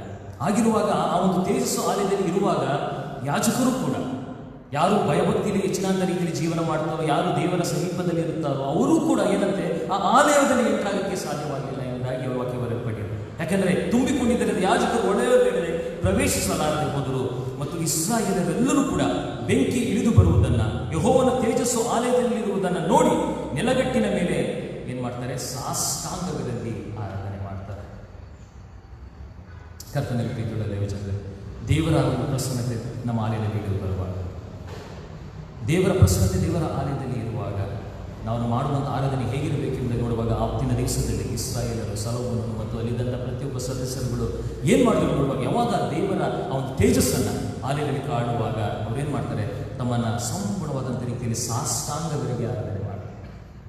ಸಾಷ್ಟಾಂಗವರೆಗೆ ಎಂಬುದಾಗಿ ಹೇಳುವಾಗ ಸಂಪೂರ್ಣವಾದಂಥ ರೀತಿ ಮಲಗಿಕೊಂಡು ಸಂಪೂರ್ಣವಾಗಿ ತಮ್ಮನ್ನು ಸಮರ್ಪಿಸಿಕೊಂಡು ದೇವರನ್ನು ಆರಾಧನೆ ಮಾಡ್ತಾರೆ. ಹಾಗಿರುವಾಗ ಕರ್ತನಲ್ಲಿ ಪ್ರೀತಿಯುಳ್ಳ ದೇವಜನರು, ಈ ರೀತಿಯಾದ ಆರಾಧನೆಗಳನ್ನು ನಾವು 25 ವರ್ಷಗಳಿಂದ ಮಾಡಿಕೊಂಡು ಬಂದಿದ್ದೇವೆ ಎಂಬುದಾಗಿ ನಮ್ಮನ್ನು ನಾವು ಪ್ರಶ್ನೆ ಮಾಡಿಕೊಳ್ಳುವಂಥ ಸಮಯ. ಈ ರೀತಿಯಾದ ಆರಾಧನೆಗಳಲ್ಲಿ ನಮ್ಮನ್ನು ತೊಡಗಿಸಿಕೊಂಡಿದ್ದೇವೆ, ಈ ರೀತಿಯಾದ ಪ್ರಾರ್ಥನೆ ವಿಜ್ಞಾಪನೆಗಳನ್ನು ನಮ್ಮ ಈ ಒಂದು ಆಲಯದಲ್ಲಿ ನಾವು ಮಾಡಿದ್ದೇವೆ ಎಂಬುದಾಗಿ ಕೆಲವು ಸಮಯಗಳಲ್ಲಿ ನಮ್ಮನ್ನು ನಾವು ಪರೀಕ್ಷೆ ಮಾಡಿಕೊಳ್ಳೋಣ. ಯಾಕೆಂದರೆ ನಾವು ಈ ರೀತಿಯಾಗಿ ನಮ್ಮನ್ನು ಪರೀಕ್ಷಿಸಿಕೊಂಡಂಥವರಾಗಿ ನಾವು ಮುಂದೆ ಸಾಗಿದರೆ ನಿಜವಾಗ್ಲೂ ಕೂಡ ವಿಶೇಷವಾದಂಥ ಉಜ್ಜೀವನ ಈ ಒಂದು ಸ್ಥಳದಲ್ಲಿ ಆಗುವುದು ಪ್ರಿಯರೇ. ಯಾಕೆಂದರೆ ಈಗಾಗಲೇ ಈ ಆಲಯದಲ್ಲಿ ದೇವರ ಒಂದು ಪ್ರಸನ್ನತೆ ಉಂಟು, ದೇವರ ವಿಶೇಷವಾದಂಥ ತೇಜಸ್ಸು ನಮ್ಮ ಆಲಯ ಯಾವಾಗಲಿಂದ ತುಂಬಿಕೊಂಡು ಹರಿಯುತ್ತಾ ಇದೆ. ಇಲ್ಲಿ ಪ್ರಾರ್ಥನೆ ಮಾಡಿದಂಥ ಪ್ರತಿಯೊಬ್ಬರಿಗೆ ಒಂದು ಆಶೀರ್ವಾದ ಉಂಟು ಎಂಬುದಾಗಿ ಎಷ್ಟೋ ಸಾಕ್ಷಿಗಳನ್ನು ನಾವು ಕೇಳಿಸಿಕೊಂಡಿದ್ದೇವೆ. ಹೀಗಿರುವಾಗ ಈ ಆಲಯವನ್ನು ತಂದೆಯಾದ ದೇವರು ನಮಗೋಸ್ಕರವಾಗಿ ದಯಪಾಲಿಸಿಕೊಂಡಿದ್ದಾನೆ. ಬನ್ನಿ ಈ ಒಂದು ಆಲಯದಲ್ಲಿ ಇದ್ದುಕೊಂಡು ದೇವರನ್ನು ಸ್ತುತಿಸಿ ದೇವರನ್ನು ಕೊಂಡಾಡಿವೆ ಎಂಬುದಾಗಿ. ಹಾಗಿರುವಾಗ ಎಷ್ಟರ ಮಟ್ಟಿಗೆ ನಾವು ಆಲಯವನ್ನು ನಾವು ಪ್ರವೇಶ ಮಾಡಿದ್ದೇವೆ, ಎಷ್ಟರ ಮಟ್ಟಿಗೆ ನಾವು ಆಲಯದಲ್ಲಿ ಬಂದು ದೇವರನ್ನು ಸ್ತುತಿಸಿದ್ದೇವೆ, ಎಷ್ಟರ ಮಟ್ಟಿಗೆ ನಾವು ಸರಿಯಾದ ಸಮಯಕ್ಕೆ ಕುಳಿತುಕೊಂಡು ದೇವರನ್ನು ಆರಾಧನೆ ಮಾಡಿದ್ದೇವೆ. ಯಾಕಂದರೆ ಯೆಹೋವನ ತೇಜಸ್ಸು ಬರುವುದಕ್ಕಿಂತ ಮುಂಚಿತವಾಗಿ ನಾನೆಲ್ಲಿರಬೇಕಂದ್ರೆ ಸೊಲೊಮೋನನು ಮಾಡಿದಂಥ ಕಾರ್ಯ, ಆತನ ತೇಜಸ್ಸು ಬರುವುದಕ್ಕಿಂತ ಮುಂಚಿತವಾಗಿ ಆತನು ಸಿದ್ಧವಾಗಿಲ್ಲ. ದೇವರು ಬಂದು ನನ್ನನ್ನು ಕಾಯಬಾರದು, ನಾನು ಬಂದು ದೇವರನ್ನು ಕಾಯಬೇಕು. ಆದ್ದರಿಂದ ಆ ಒಂದು ಕಾರ್ಯದಲ್ಲಿ ನಮ್ಮನ್ನು ತೊಡಗಿಸಿಕೊಳ್ಳುವಂಥದ್ದು ಬಹಳಷ್ಟು ಅತ್ಯಗತ್ಯ. ಆದ್ದರಿಂದ ಈಗ ಮುಂದಿನ ದಿವಸಗಳಲ್ಲಾದರೂ ನಾವು ಆ ಒಂದು ಕಾರ್ಯಗಳನ್ನು ಮಾಡೋಣ. ಮುಂಚಿತವಾದಂಥ ರೀತಿಯಲ್ಲಿ ದೇವರ ಆಲಯಕ್ಕೆ ಬರೋಣ, ದೇವರನ್ನು ಸ್ತುತಿಸೋಣ, ದೇವರನ್ನು ಕೊಂಡಾಡೋಣ. ದೇವರಿಗೋಸ್ಕರವಾಗಿ ದೇವರ ತೇಜಸ್ಸು ಇಳಿದು ಬರುವಂಥದ್ದನ್ನು ಆ ಸಮಯದಲ್ಲಿ ಇಸ್ರಾಯೇಲರು ಕೂಡ ನೋಡಿದರು ಎಂಬುದಾಗಿ ವಾಕ್ಯ ಬರೆಯಲ್ಪಟ್ಟಿದೆ. ಹಾಗಿರುವ ಆ ಒಂದು ತೇಜಸ್ಸು ನಮ್ಮ ಆಲಯದಲ್ಲಿ ಇಳಿದು ಬರುವಂಥದ್ದನ್ನು ನಾನು ಮತ್ತು ನೀವುಗಳು ಕಣ್ಣಾರೆ ನೋಡಬೇಕಾಗಿದೆ. ಆಗ ಮಾತ್ರ ನಾವು ಈ ಒಂದು ಆಲಯದಲ್ಲಿ ಆರಾಧನೆ ಮಾಡಿದ್ದಕ್ಕೆ, ದೇವರನ್ನು ಸ್ತುತಿಸಿದ್ದಕ್ಕೆ ಅದು ಸಾರ್ಥಕವಾಗ್ತದೆ ಪ್ರಿಯರೇ. ಅದರಲ್ಲಿ 25 ವರ್ಷದ ಅವಧಿಯವರೆಗೆ ದೇವರು ನಮ್ಮನ್ನು ವಿಶೇಷವಾದ ರೀತಿಯಲ್ಲಿ ನಡೆಸಿಕೊಂಡು ಬಂದಿದ್ದಾರೆ. ಯಾವುದೇ ರೀತಿಯಾದ ತೊಂದರೆಗಳು, ಸಮಸ್ಯೆಗಳು ಇಲ್ಲದಿರೋ ಹಾಗೆ ಆತನು ಮಾಡುತ್ತಾ ಬಂದಿದ್ದಾನೆ. ಮತ್ತು ಉತ್ತಮವಾದ ರೀತಿಯಲ್ಲಿ ಆಲಯವು ಎಕ್ಸ್ಟೆಂಡ್ ಆಗುವುದರ ಮೂಲಕವಾಗಿ ಇನ್ನು ಹೆಚ್ಚಿನಾದ ರೀತಿಯಲ್ಲಿ ಸಭೆಯ ಸದಸ್ಯರುಗಳು ಒಟ್ಟಾಗಿ ಸೇರಿ ಬಂದು ಆರಾಧನೆ ಮಾಡುವಂಥದ್ದನ್ನು ಆಶೀರ್ವಾದಕ್ಕೆ ದೇವರು ನಮ್ಮನ್ನು ನಡೆಸಿದ್ದಾನೆ. ಯಾಕಂದರೆ ದೇವರ ಸಭೆಯಲ್ಲಿ ಜನರು ಸೇರುತ್ತಾರೆ ಅಂತ ಹೇಳುವಾಗ ಅದು ದೇವರ ಕಾರ್ಯ, ಮನುಷ್ಯನ ಕಾರ್ಯವಲ್ಲ. ಯಾಕಂದರೆ ಆ ರಕ್ಷಣಾ ಮಾರ್ಗದಲ್ಲಿರುವ ದೇವರು ಏನು ಮಾಡ್ತಾನಂತೆ, ಸಭೆಗೆ ಅದನ್ನು ಸೇರಿಸುವಂಥದ್ದಾಗಿದ್ದಾನೆ ಎಂಬುದಾಗಿ ಅಪೊಸ್ತಲರ ಕೃತ್ಯಗಳಲ್ಲಿ ನಾವು ನೋಡುವಂಥವರಾಗಿದ್ದೇವೆ. ಹಾಗಿರುವಾಗ ಈ ಕಾರ್ಯಗಳನ್ನು ದೇವರು ನಮಗೆ ಮಾಡುವಂಥದ್ದು. ಆದರೆ ನಾನು ಮಾಡಬೇಕಾದಂಥದ್ದು ಪ್ರಮುಖವಾದಂಥ ಕಾರ್ಯ ಏನೆಂಬುದನ್ನು ನೋಡುವಾಗ, ಯಾವ ರೀತಿಯಾಗಿ ಸೊಲೊಮೋನನು ತನ್ನನ್ನು ಸಂಪೂರ್ಣವಾದಂಥ ರೀತಿಯಲ್ಲಿ ಆತನು ಬರಿದು ಮಾಡಿಕೊಂಡು ತಗ್ಗಿದ ಮನೋಭಾವದಿಂದ ದೇವರಿಗೆ ಆತನು ಸಮರ್ಪಿಸಿಕೊಟ್ಟನು. ಆ ಸಂದರ್ಭದಲ್ಲಿ ಇದ್ದಂಥ ಇಸ್ರಾಯೇಲರೆಲ್ಲರೂ ಕೂಡ ತಮ್ಮನ್ನು ಸಂಪೂರ್ಣವಾದ ರೀತಿಯಲ್ಲಿ ಬರಿದು ಮಾಡಿಕೊಂಡು ಸಾಷ್ಟಾಂಗವರೆಗೆ ಆರಾಧನೆ ಮಾಡಿದರು. ಅಂಥ ಆರಾಧನೆ ನಮ್ಮ ಆಲಯದಲ್ಲಿ ಆಗಬೇಕು. ಅದನ್ನು ದೇವರು ಬಯಸ್ತಾ ಇದ್ದಾರೆ. ನಾವು ಕುಳಿತುಕೊಂಡು ಸಂತೋಷದಿಂದ ಬಂದು ಆರಾಧನೆ ಮಾಡಿದ್ವಿ ಅಥವಾ ಸಂಭ್ರಮದ ಆಚರಣೆ ಮಾಡಲು ಹೋದ್ವಿ ಎಂಬುದಾಗಿ ದೇವರು ಬಯಸ್ತಾ ಇಲ್ಲ. ದೇವರು ನನ್ನನ್ನು ಮತ್ತು ನಿಮ್ಮನ್ನು ಬಯಸುವಂಥದ್ದು ಸಾಷ್ಟಾಂಗವರೆಗೆ ನಾವು ಆತನನ್ನು ಆರಾಧನೆ ಮಾಡಬೇಕೆಂಬುದಾಗಿ. ಆದ್ದರಿಂದ ಈ ಒಂದು 25ನೇ ವಾರ್ಷಿಕೋತ್ಸವದ ಸಂದರ್ಭದಲ್ಲಿ ವಿಶೇಷವಾಗಿ ನಾನು ಸಭಾಪಾಲನಾ ಸಮಿತಿಯ ಸದಸ್ಯರುಗಳಿಗೆ ಮತ್ತು ಕೆಲವು ಹಿರಿಯ ಸದಸ್ಯರಿಗೆ ಇರುವಂಥದ್ದು ಮಾತು, ದಯವಿಟ್ಟು ಇನ್ನು ಮುಂದಿನ ದಿವಸಗಳಲ್ಲಿ ಒಂದು ಅವಕಾಶವನ್ನು ದಯವಿಟ್ಟು ಸಭೆಯವರಿಗೆ ನೀವು ಮಾಡಿಕೊಳ್ಳಿ. ಅಟ್ಲೀಸ್ಟ್ ನಾವು ಸಾಷ್ಟಾಂಗವರೆಗೆ ನಾವು ದೇವರನ್ನು ಆರಾಧನೆ ಮಾಡಬೇಕಾಗಿ ಕೂಡ ಮೊಣಕಾಲುಕೊಂಡು ದೇವರನ್ನು ಪ್ರಾರ್ಥಿಸುವ ಅವಕಾಶವನ್ನು ನಾವು ಮಾಡಿಕೊಳ್ಳಿ. ಅಟ್ಲೀಸ್ಟ್ ಮೊಣಕಾಲುವುದಕ್ಕೆ ಒಂದು ಏನಾದರೂ ಒಂದು ಸ್ಟೂಲ್ಗಳು ಇಡುವಂಥದ್ದಾಗಲಿ ಅಥವಾ ಬೆಂಚ್ ಮುಂದೆ ಏನೋ ಒಂದು ವ್ಯವಸ್ಥೆಯನ್ನು ಮಾಡಿ ಎಲ್ಲರೂ ಕೂಡ ಮೊಣಕಾಲು ಕೂಡ ಪ್ರಾರ್ಥನೆ ಮಾಡಿ. ದೇವರ ವಾಕ್ಯದಲ್ಲಿ ನಾವು ನೋಡುವಾಗ ಹಲವಾರು ಜನರು ಆಶೀರ್ವಾದವನ್ನು ಹೊಂದಿದಂಥವ್ರು ಏನು ಮಾಡಬೇಕು ನೋಡುವಾಗ ಅವರು ತಗ್ಗಿದ ಮನೋಭಾವದಿಂದ ಮೊಣಕಾಲು ಕೊಂಡು ಪ್ರಾರ್ಥನೆ ಮಾಡಿದರು ಎಂಬುದಾಗಿ ವಾಕ್ಯದಲ್ಲಿ ನಿಮಗೆ ಎಷ್ಟೋ ಆಧಾರಗಳು. ಹಾಗಿರುವಾಗ ನಾನು ಮತ್ತು ನಮ್ಮ ಸಭೆಯೂ ಕೂಡ ಅದೇ ರೀತಿಯಾಗಿ ನಾವು ದೇವರನ್ನು ಆರಾಧನೆ ಮಾಡಬೇಕು. ಅದೊಂದು ಅವಕಾಶ ಮಾಡಿಕೊಟ್ಟಾಗ ಏನಾಗ್ತದೆ, ಮುಂದಿನ ದಿವಸಗಳಲ್ಲಿ ನಾವು ನಮ್ಮನ್ನು ಮೊಣಕಾಲುಕೊಂಡು ದೇವರನ್ನು ಪ್ರಾರ್ಥನೆ ಮಾಡುವಾಗ ದೇವರು ನನ್ನ ಮತ್ತು ನಿಮ್ಮ ಪ್ರಾರ್ಥನೆಗಳಿಗೆ ಸದುತ್ತರವನ್ನು ದಯಪಾಲಿಸಿಕೊಳ್ತಾನೆ. ಯಾಕಂದರೆ ಈ ಸೊಲೊಮೋನನು ಪ್ರಾರ್ಥನೆ ಮಾಡಿದಾಕ್ಷಣವೇ ದೇವರ ತೇಜಸ್ಸು ಇಳಿದು ಬಂದು ಹೇಳುವಾಗ ಎಷ್ಟರ ಮಟ್ಟಿಗೆ ಆತನ ಪ್ರಾರ್ಥನೆ ಇತ್ತು ಎಂಬುದಾಗಿ ನಾವು ಆಲೋಚನೆ ಮಾಡಿಕೊಳ್ಳೋಣ ಪ್ರೇರೆ. ಆ ಕಾರ್ಯಗಳು ಈ ಸಂದರ್ಭದಲ್ಲಿ ನೆರವೇರಲಿಕ್ಕೆ ಮುಂದಿನ ದಿವಸಗಳಲ್ಲಿ ದೇವರು ನಮಗೆ ಅನುವು ಮಾಡಿಕೊಡಲಿ ಎಂಬುದಾಗಿ ಈ ಸಂದರ್ಭದಲ್ಲಿ ಬಯಸುವಂಥದ್ದು. ಅದಾದ ಮೇಲೆ ಯೆಹೋವನು ಒಳ್ಳೆಯವನು, ಆತನ ಕೃಪೆಯು ಶಾಶ್ವತವಾಗಿದೆ ಎಂದು ಕೃತಜ್ಞತಾ ಸ್ತುತಿ ಮಾಡಿದರು. ಯೆಹೋವನು ಒಳ್ಳೆಯವರು, ಆತನ ಕೃಪೆ ಶಾಶ್ವತವಾಗಿದೆ ಎಂಬುದಾಗಿ ಸ್ತುತಿ ಮಾಡಿದರು ಎಂಬುದಾಗಿ. ಅದಾದ ಮೇಲೆ ನಾವು 7ನೇ ಅಧ್ಯಾಯದ ಕೆಲವು ವಚನಗಳನ್ನು ನಮ್ಮ ಮುಂದೆ ನೋಡುವಾಗ ಅದೇನೆಂಬುದಾಗಿ ನೋಡುವಾಗ 12ನೇ ವಚನದಲ್ಲಿ ಯೆಹೋವನು ಅವನಿಗೆ ರಾತ್ರಿಯಲ್ಲಿ ಪ್ರತ್ಯಕ್ಷನಾಗಿ ನೋಡಿ. ಅದಾದ ಮೇಲೆ ಇದೆಲ್ಲ ಕೂಡ ನಡೆದಾದ ಮೇಲೆ ತಂದೆಯಾದ ದೇವರು ಮತ್ತೊಂದು ಆವೃತ್ತಿ ಸೊಲೊಮೋನನಿಗೆ ಆತನು ಪ್ರತ್ಯಕ್ಷನಾಗ್ತಾನೆ. ಅವನಿಗೆ ರಾತ್ರಿಯಲ್ಲಿ ಪ್ರತ್ಯಕ್ಷನಾಗಿ ನೀನು ನನಗೆ ಮಾಡಿದ ಪ್ರಾರ್ಥನೆಯನ್ನು ನಾನು ಲಾಲಿಸಿದ್ದೇನೆ, ಈ ಮನೆಯನ್ನು ನನ್ನ ಯಜ್ಞಾಲಯಕ್ಕಾಗಿ ನಾನು ಆರಿಸಿಕೊಂಡಿದ್ದೇನೆ ಎಂಬುದಾಗಿ ಮತ್ತೊಂದು ಆವೃತ್ತಿ ದೇವರು ಆತನೊಟ್ಟಿಗೆ ಮಾತನಾಡ್ತಾರೆ. ಒಂದು ಸಾರಿ ನಾವು ಆಲಯದಲ್ಲಿ ಪ್ರಾರ್ಥನೆ ಮಾಡಿ ಹೋದ ನಂತರ ದೇವರು ಏನು ಮಾಡ್ತಾರಂತೆ, ದೇವರು ನನ್ನೊಟ್ಟಿಗೆ ಕನಸಿನಲ್ಲಾದರೂ ಅಥವಾ ಡೈರೆಕ್ಟ್ ಆಗಾದರೂ ಅದನ್ನು ನನ್ನೊಟ್ಟಿಗೆ ಮಾತನಾಡುವಷ್ಟರ ಮಟ್ಟಿಗೆ ನನ್ನ ಮತ್ತು ದೇವರ ಸಂಬಂಧ ಇರಬೇಕು ಎಂಬುದಾಗಿ ವಾಕ್ಯ ತಿಳಿಸುವಂಥದ್ದಾಗಿ. ಅಲ್ಲಿ ಸೊಲೊಮೋನನ ಒಂದು ಸಂಬಂಧ ಹೇಗಿತ್ತು ನೋಡುವಾಗ ದೇವರು ಆತನೊಟ್ಟಿಗೆ ಮಾತನಾಡಿದನು ಎಂದು ಹೇಳುವಾಗ ಅದು ಎಷ್ಟರ ಮಟ್ಟಿಗೆ ಆತನಿಗೆ ಆಶೀರ್ವಾದ ದೊರಕಿತ್ತು ಎಂಬುದಾಗಿ ನಾವು ಆಲೋಚನೆ ಮಾಡಿಕೊಳ್ಳೋಣ. ಯಾಕಂದರೆ ದೇವರೊಟ್ಟಿಗೆ ಮಾತನಾಡುವಂಥದ್ದು ಅಷ್ಟು ಸುಲಭವಾದಂಥ ಕಾರ್ಯಗಳು. ಅಲ್ಲಿ ಹೇಳ್ತಾನೆ ಯೆಹೋವನು ಅವನಿಗೆ ರಾತ್ರಿಯಲ್ಲಿ ಪ್ರತ್ಯಕ್ಷನಾಗಿ ಆತನು ಮಾಡಿದಂಥ ಪ್ರಾರ್ಥನೆಯನ್ನು ಆಲಿಸಿದನು ಎಂಬುದಾಗಿ. ಅದಾದ ಮೇಲೆ ಮುಂದೆ ನೋಡುವಾಗ ನನ್ನ ಪ್ರಜೆಯ ಮೇಲೆ ಘೋರ ವ್ಯಾಧಿಯನ್ನು ಬರಮಾಡುವಾಗಲೂ ನನ್ನವರಿಂದ ಹೆಸರುಗೊಂಡು ನನ್ನ ಪ್ರಜೆಗಳು ತಮ್ಮನ್ನು ತಗ್ಗಿಸಿಕೊಂಡು ತಮ್ಮ ಕೆಟ್ಟ ನಡತೆಯನ್ನು ಬಿಟ್ಟು ತಿರುಗಿಕೊಂಡು ನನ್ನನ್ನು ಪ್ರಾರ್ಥಿಸಿ ನನ್ನ ದರ್ಶನವನ್ನು ಬಯಸುವುದಾದರೆ ನಾನು ಪರಲೋಕದಿಂದ ಲಾಲಿಸಿ ಅವರ ಪಾಪಗಳನ್ನು ಕ್ಷಮಿಸಿ ಅವರ ದೇಶದಲ್ಲಿ ಆರೋಗ್ಯವನ್ನು ದಯಪಾಲಿಸುವನು. ಇನ್ನು ಮುಂದೆ ಈ ಸ್ಥಳದಲ್ಲಿ ಪ್ರಾರ್ಥಿಸುವವರನ್ನು ಕಟಾಕ್ಷಿಸಿ ಅವರ ವಿಜ್ಞಾಪನೆಗಳಿಗೆ ನೀನು ಕಿವಿಗೊಡುವೆನು ಮತ್ತು ನನ್ನ ನಾಮ ಮಹತ್ವ ಈ ಆಲಯದಲ್ಲಿ ಶಾಶ್ವತವಾಗಿರುವಂತೆ ಇದನ್ನು ನನಗೋಸ್ಕರವಾಗಿ ಆರಿಸಿ ಪ್ರತಿಷ್ಠಿಸಿಕೊಂಡಿದ್ದೇನೆ. ನನ್ನ ದೃಷ್ಟಿ ನನ್ನ ಮನಸ್ಸು ಅದೇನಂತೆ ಸದಾಕಾಲವು ಅಲ್ಲೇ ಇರುವುದು. ಎಷ್ಟು ಸುಂದರವಾದಂಥ ಮಾತನ್ನು ತಂದೆಯಾದ ದೇವರಲ್ಲಿ ಹೇಳ್ತಾರೆ. ಆದ್ದರಿಂದ ನನ್ನ ದೃಷ್ಟಿ ನನ್ನ ಮನಸ್ಸು ಯಾವಾಗಲೂ ಕೂಡ ಈ ಆಲಯದ ಮೇಲೆ ಇರ್ತದೆ. ಆದ್ದರಿಂದ ಇಲ್ಲಿ ಬಂದು ಯಾರ್ಯಾರು ಪ್ರಾರ್ಥನೆ ಮಾಡಿ ವಿಜ್ಞಾಪನೆಗಳು ಮಾಡಿಕೊಂಡು ಹೋಗ್ತಾರೋ ಅವರೆಲ್ಲರನ್ನ ನಾನು ಆಶೀರ್ವಾದ ಮಾಡ್ತೇನೆ ಎಂಬುದಾಗಿ. ಅದರಲ್ಲಿ 25 ವರ್ಷಗಳಿಂದ ಎಷ್ಟೋ ಜನರು ಆಶೀರ್ವಾದವನ್ನು ಹೊಂದಿಕೊಂಡಿದ್ದಾರೆ, ಎಷ್ಟೋ ಜನರ ಕುಟುಂಬಗಳು ಅಭಿವೃದ್ಧಿ ಹೊಂದಿದೆ. ಆದ್ದರಿಂದ ದೇವರಿಗೆ ಕೃತಜ್ಞತಾ ಸಲ್ಲಿಸುವಂಥದ್ದು ಅತ್ಯಗತ್ಯ. ನಾವು ಬರೀ ನಮ್ಮ ಕುಟುಂಬದಲ್ಲಿ ಅಭಿವೃದ್ಧಿ ಆಯ್ಕೆ ಎಂಬುದಾಗಿ ಹೇಳಿ ನಾವು ಲೋಕದಲ್ಲಿ ಜೀವನ ಮಾಡುವುದರ ಬದಲಾಗಿ ನಾವು ದೇವರ ಆಲಯಗಳಿಗೆ ಬಂದು ದೇವರನ್ನು ಸ್ತುತಿಸಿ ದೇವರನ್ನು ಕೊಂಡಾಡುವಂಥದ್ದು. ಯಾಕಂದರೆ ನಿಜವಾಗ್ಲೂ ಕೂಡ ಎಷ್ಟೋ ಜನರು ಆ ಕಾರ್ಯಗಳನ್ನು ಮಾಡುವಂಥವರಾಗಿದ್ದಾರೆ. ಎಷ್ಟೋ ಜನರು ಆಲಯವನ್ನು ಪ್ರವೇಶ ಮಾಡೋಕ್ಕೆ ಆಗದಿದ್ದಾಗಿ ಕೂಡ ಆಲಯದ ಹೊರಭಾಗದಲ್ಲಿ ಡೋರ್ ಕ್ಲೋಸ್ ಆಗಿದ್ದಾಗ ಆಲಯದ ಹೊರಭಾಗದಲ್ಲಿ ಬಂದು ದೇವರಿಗೆ ಕೃತಜ್ಞತೆ ಸಲ್ಲಿಸಿ ಹೋಗುವಂಥದ್ದನ್ನು ನಾನು ನೋಡಿದ್ದೇನೆ. ಹೀಗಿರುವಾಗ ಅದನ್ನು ನಾವು ರೂಢಿಯಾಗಿ ಮಾಡಿಕೊಳ್ಳುವಂಥದ್ದು ಬಹಳಷ್ಟು ಅತ್ಯಗತ್ಯ. ಯಾವಾಗಲೂ ಕೂಡ ದೇವರ ಸನ್ನಿಧಾನದಲ್ಲಿರುವಂಥ, ಯಾಕಂದರೆ ನಿಜವಾಗ್ಲೂ ಕೂಡ ಒಂದು ಆಶೀರ್ವಾದ, ವಿಶೇಷವಾದ ಆಶೀರ್ವಾದ ಸಭಾಪಾಲಕರುಗಳಿಗೆ ಮತ್ತು ಸೆಕ್ಸ್ಟನ್ಗಳಿಗೆ ಕೊಡಲ್ಪಟ್ಟಿದೆ. ಅದೇನೆಂಬುದಾಗಿ ನೋಡುವಾಗ ನೀನು 24 hours ದೇವರ ಆಲಯದ ಸನ್ನಿಧಾನದಲ್ಲಿ, ಆಲಯದ ಅಂಗಳದಲ್ಲಿ ಇರ್ತೀಯ. ಅದೊಂದು ದೇವರಿಂದ ಕೊಡಲ್ಪಟ್ಟಂಥ ಆಶೀರ್ವಾದ. ಅದರಲ್ಲಿ ನಾವು ಎಚ್ಚರಿಕೆ ಮಾಡಿಕೊಳ್ಳುವುದರ ಬದಲಾಗಿ ಅದು ದೇವರಿಂದ ಕೊಡಲ್ಪಟ್ಟಂಥ ಆಶೀರ್ವಾದ ಅಂತ ಹೇಳಿ ದೇವರಿಗೆ ನಾವು ಸ್ತೋತ್ರವನ್ನು ಸಲ್ಲಿಸಬೇಕು. ಯಾರೇ ಸಭಾಪಾಲಕರುಗಳಾಗಲಿ ಅವರಿಗೆ ದೇವರ ಆಲಯದ ಪಕ್ಕದಲ್ಲಿ ಮನೆ ಇರ್ತದೆ. ವಿಶೇಷವಾಗಿ ಸೆಕ್ಷನ್ಗಳಿಗೂ ಕೂಡ ಆಲಯದ ಪಕ್ಕದಲ್ಲಿ ಮನೆ ಇರ್ತದೆ. ಅವರು ಯಾವಾಗ ಬೇಕಾದರೂ ಬಂದು ದೇವರನ್ನು ಸ್ತುತಿಸಬಹುದು, ದೇವರನ್ನು ಆರಾಧನೆ ಮಾಡ್ಬೋದು. ಕೆಲವು ಸಂದರ್ಭದಲ್ಲಿ ಮನೆಯಲ್ಲಿ ಕುಳಿತುಕೊಂಡು ಆರಾಧನೆ ಮಾಡಿದಾಗ ಕೂಡ ಆ ಅಂಗಳದಲ್ಲಿರುವಂಥವರಾಗಿರುವುದರಿಂದ ಅವರ ಆಶೀರ್ವಾದಕ್ಕೆ ಪಾತ್ರರಾಗಿರ್ತಾರೆ. ಆದರೆ ಎಷ್ಟೋ ಜನರಿಗೆ ಆ ಅವಕಾಶ ಕೊಟ್ಟಿರುವುದಿಲ್ಲ. ಆಗಿರುವಾಗ ಕೆಲವು ಸಮಯಗಳಲ್ಲಿ ನಾವು ಬಂದು ಆ ಸ್ಥಳವನ್ನು ನಾವು ಭೇಟಿಯಾಗಿ ದೇವರನ್ನು ಸ್ತುತಿಸಿ ಹೋಗುವುದು ಬಹಳಷ್ಟು ಅತ್ಯಗತ್ಯ ಎಂಬುದಾಗಿ ಹೇಳ್ತಾರೆ. ಆದರೆ ಇದಾದ ಮೇಲೆ ಯಾವಾಗ ನಾವು ದೇವರ ಆಲಯದ ವಿರುದ್ಧವಾಗಿ, ದೇವರ ಸೇವಕರುಗಳ ವಿರುದ್ಧವಾಗಿ, ದೇವರ ಜನರ ವಿರುದ್ಧವಾಗಿ ಪಾಪಗಳನ್ನು ಮಾಡುವಾಗ ಏನಾಗ್ತದೆ ಎಂಬುದಾಗಿ. ಯಾಕಂದರೆ ಒಂದು ಕಡೆ ಆಶೀರ್ವಾದ ಹೌದು, ಮತ್ತೊಂದು ಕಡೆ ಏನಾಗ್ತದೆ ಎಂದು ನೋಡುವಾಗ 19ನೇ ವಚನದಲ್ಲಿ ಅದನ್ನು ಕೂಡ ವಾಕ್ಯ ತಿಳಿಸಲ್ಪಟ್ಟಿದೆ. ಆದರೆ ನೀವು ದ್ರೋಹಿಗಳಾಗಿ ನನ್ನ ಆಜ್ಞಾವಿಧಿಗಳನ್ನು ಉಲ್ಲಂಘಿಸಿ ಅನ್ಯ ದೇವತೆಗಳನ್ನು ಹಿಂಬಾಲಿಸಿ ಅವುಗಳಿಗೆ ನೀವು ಕೈ ಮುಗಿಯುವುದಾದರೆ ನಾನು ಇಸ್ರಾಯೇಲರಿಗೆ ಕೊಟ್ಟ ನನ್ನ ದೇಶದಿಂದ ಅವರನ್ನು ಕಿತ್ತು ಹಾಕಿ ನನ್ನ ಹೆಸರಿಗೋಸ್ಕರ ಪ್ರತಿಷ್ಠಿಸಿಕೊಂಡ ಈ ಆಲಯವನ್ನು ನಾನು ನಿರಾಕರಿಸಿ ಬಿಡ್ತೇನೆ. ನೀವೇನಾದ್ರೂ ನನ್ನ ವಿರುದ್ಧವಾಗಿ, ನನ್ನ ಆಲಯದ ವಿರುದ್ಧವಾಗಿ, ನನ್ನ ಜನರ ವಿರುದ್ಧವಾಗಿ ನೀವು ತಪ್ಪು ದೋಷಗಳನ್ನು ಮಾಡಿದರೆ ನಾನು ಏನು ಆಶೀರ್ವಾದ ನಿಮ್ಮ ಆಲಯಕ್ಕೆ ಕೊಟ್ಟಿದ್ದೇನೋ ಅದನ್ನು ಸಂಪೂರ್ಣವನ್ನು ಕಿತ್ಕೊಂಡ್ಬಿಡ್ತೇನೆ. ಅದಾದ ಮುಂದೆ ನೋಡುವಾಗ ಎಲ್ಲ ಜನಾಂಗಗಳವರು ಗಾದೆಗಳನ್ನು ಕಲ್ಪಿಸುವುದಕ್ಕೂ ನಿಂದಿಸುವುದಕ್ಕೂ ಅದು ಆಸ್ಪದವಾಗುವಂತೆ ಮಾಡ್ತೇನೆ. ಇತರ ಜನರು ನಮ್ಮ ಆಲಯವನ್ನು ನೋಡಿ ಕೆಟ್ಟ ಮಾತುಗಳನ್ನು ಆಡುವಷ್ಟರ ಮಟ್ಟಿಗೆ ನಾನೇನು ಮಾಡ್ತೇನೆ, ಕಾರ್ಯಗಳನ್ನು ಮಾಡ್ತೇನೆ. ಹಾಗಾಗಿ ಮುಂದೆ ನೋಡುವ ಉನ್ನತವಾದ ಈ ಮಂದಿರದ ಮಾರ್ಗವಾಗಿ ಹೋಗುವವರು ಅದನ್ನು ನೋಡಿ ವಿಸ್ಮಿತರಾಗಿ ಯೆಹೋವನು ಈ ದೇಶವನ್ನ, ಆಲಯವನ್ನು ಹೀಗೇಕೆ ಮಾಡಿದನು ಎಂಬುದಾಗಿ ಕೇಳುವರು.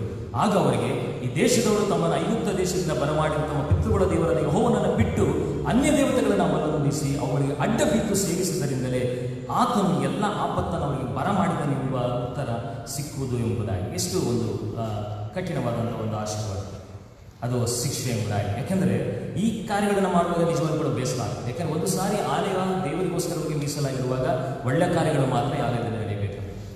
ಯಾವುದೇ ಕೆಟ್ಟ ಆಲೋಚನೆಗಳು ಬರಬಾರ್ದು, ಕೆಟ್ಟ ಕಾರ್ಯಗಳು ಈ ಆಲಯದಲ್ಲಿ ನಡೆಯಬಾರದು.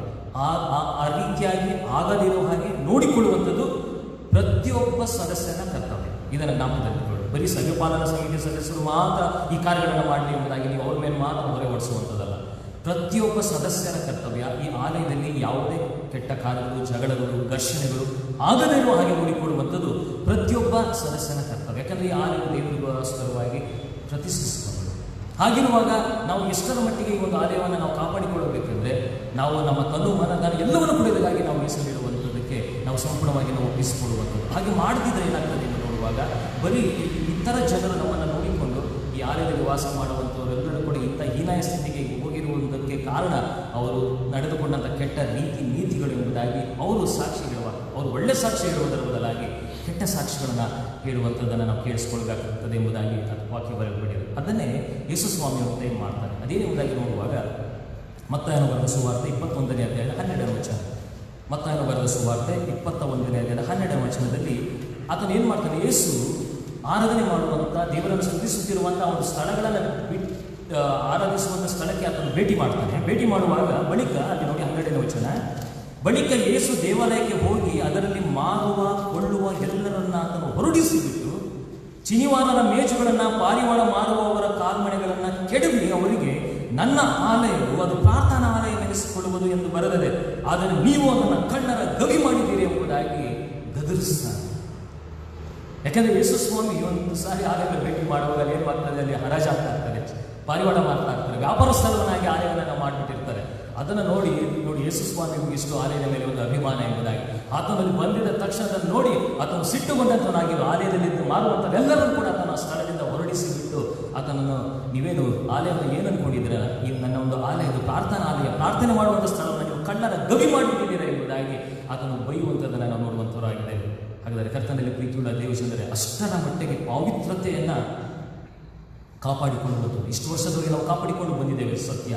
ಇನ್ನು ಮುಂದಿನ ದಿವಸಗಳಲ್ಲಿ ಕೆಲವು ಘಟನೆಗಳು ನಡೀತದೆ. ಯಾಕಂದರೆ ಸೈತಾನನು ಏನು ಮಾಡ್ತಾನೆ, ದೇವರಾದುಕೊಂಡಂಥ ಜನರನ್ನು, ದೇವರ ಸಭೆಗಳನ್ನು ಇನ್ನ ಮೇಲೆ ಕೈ ಹಾಕ್ತಾನೆ.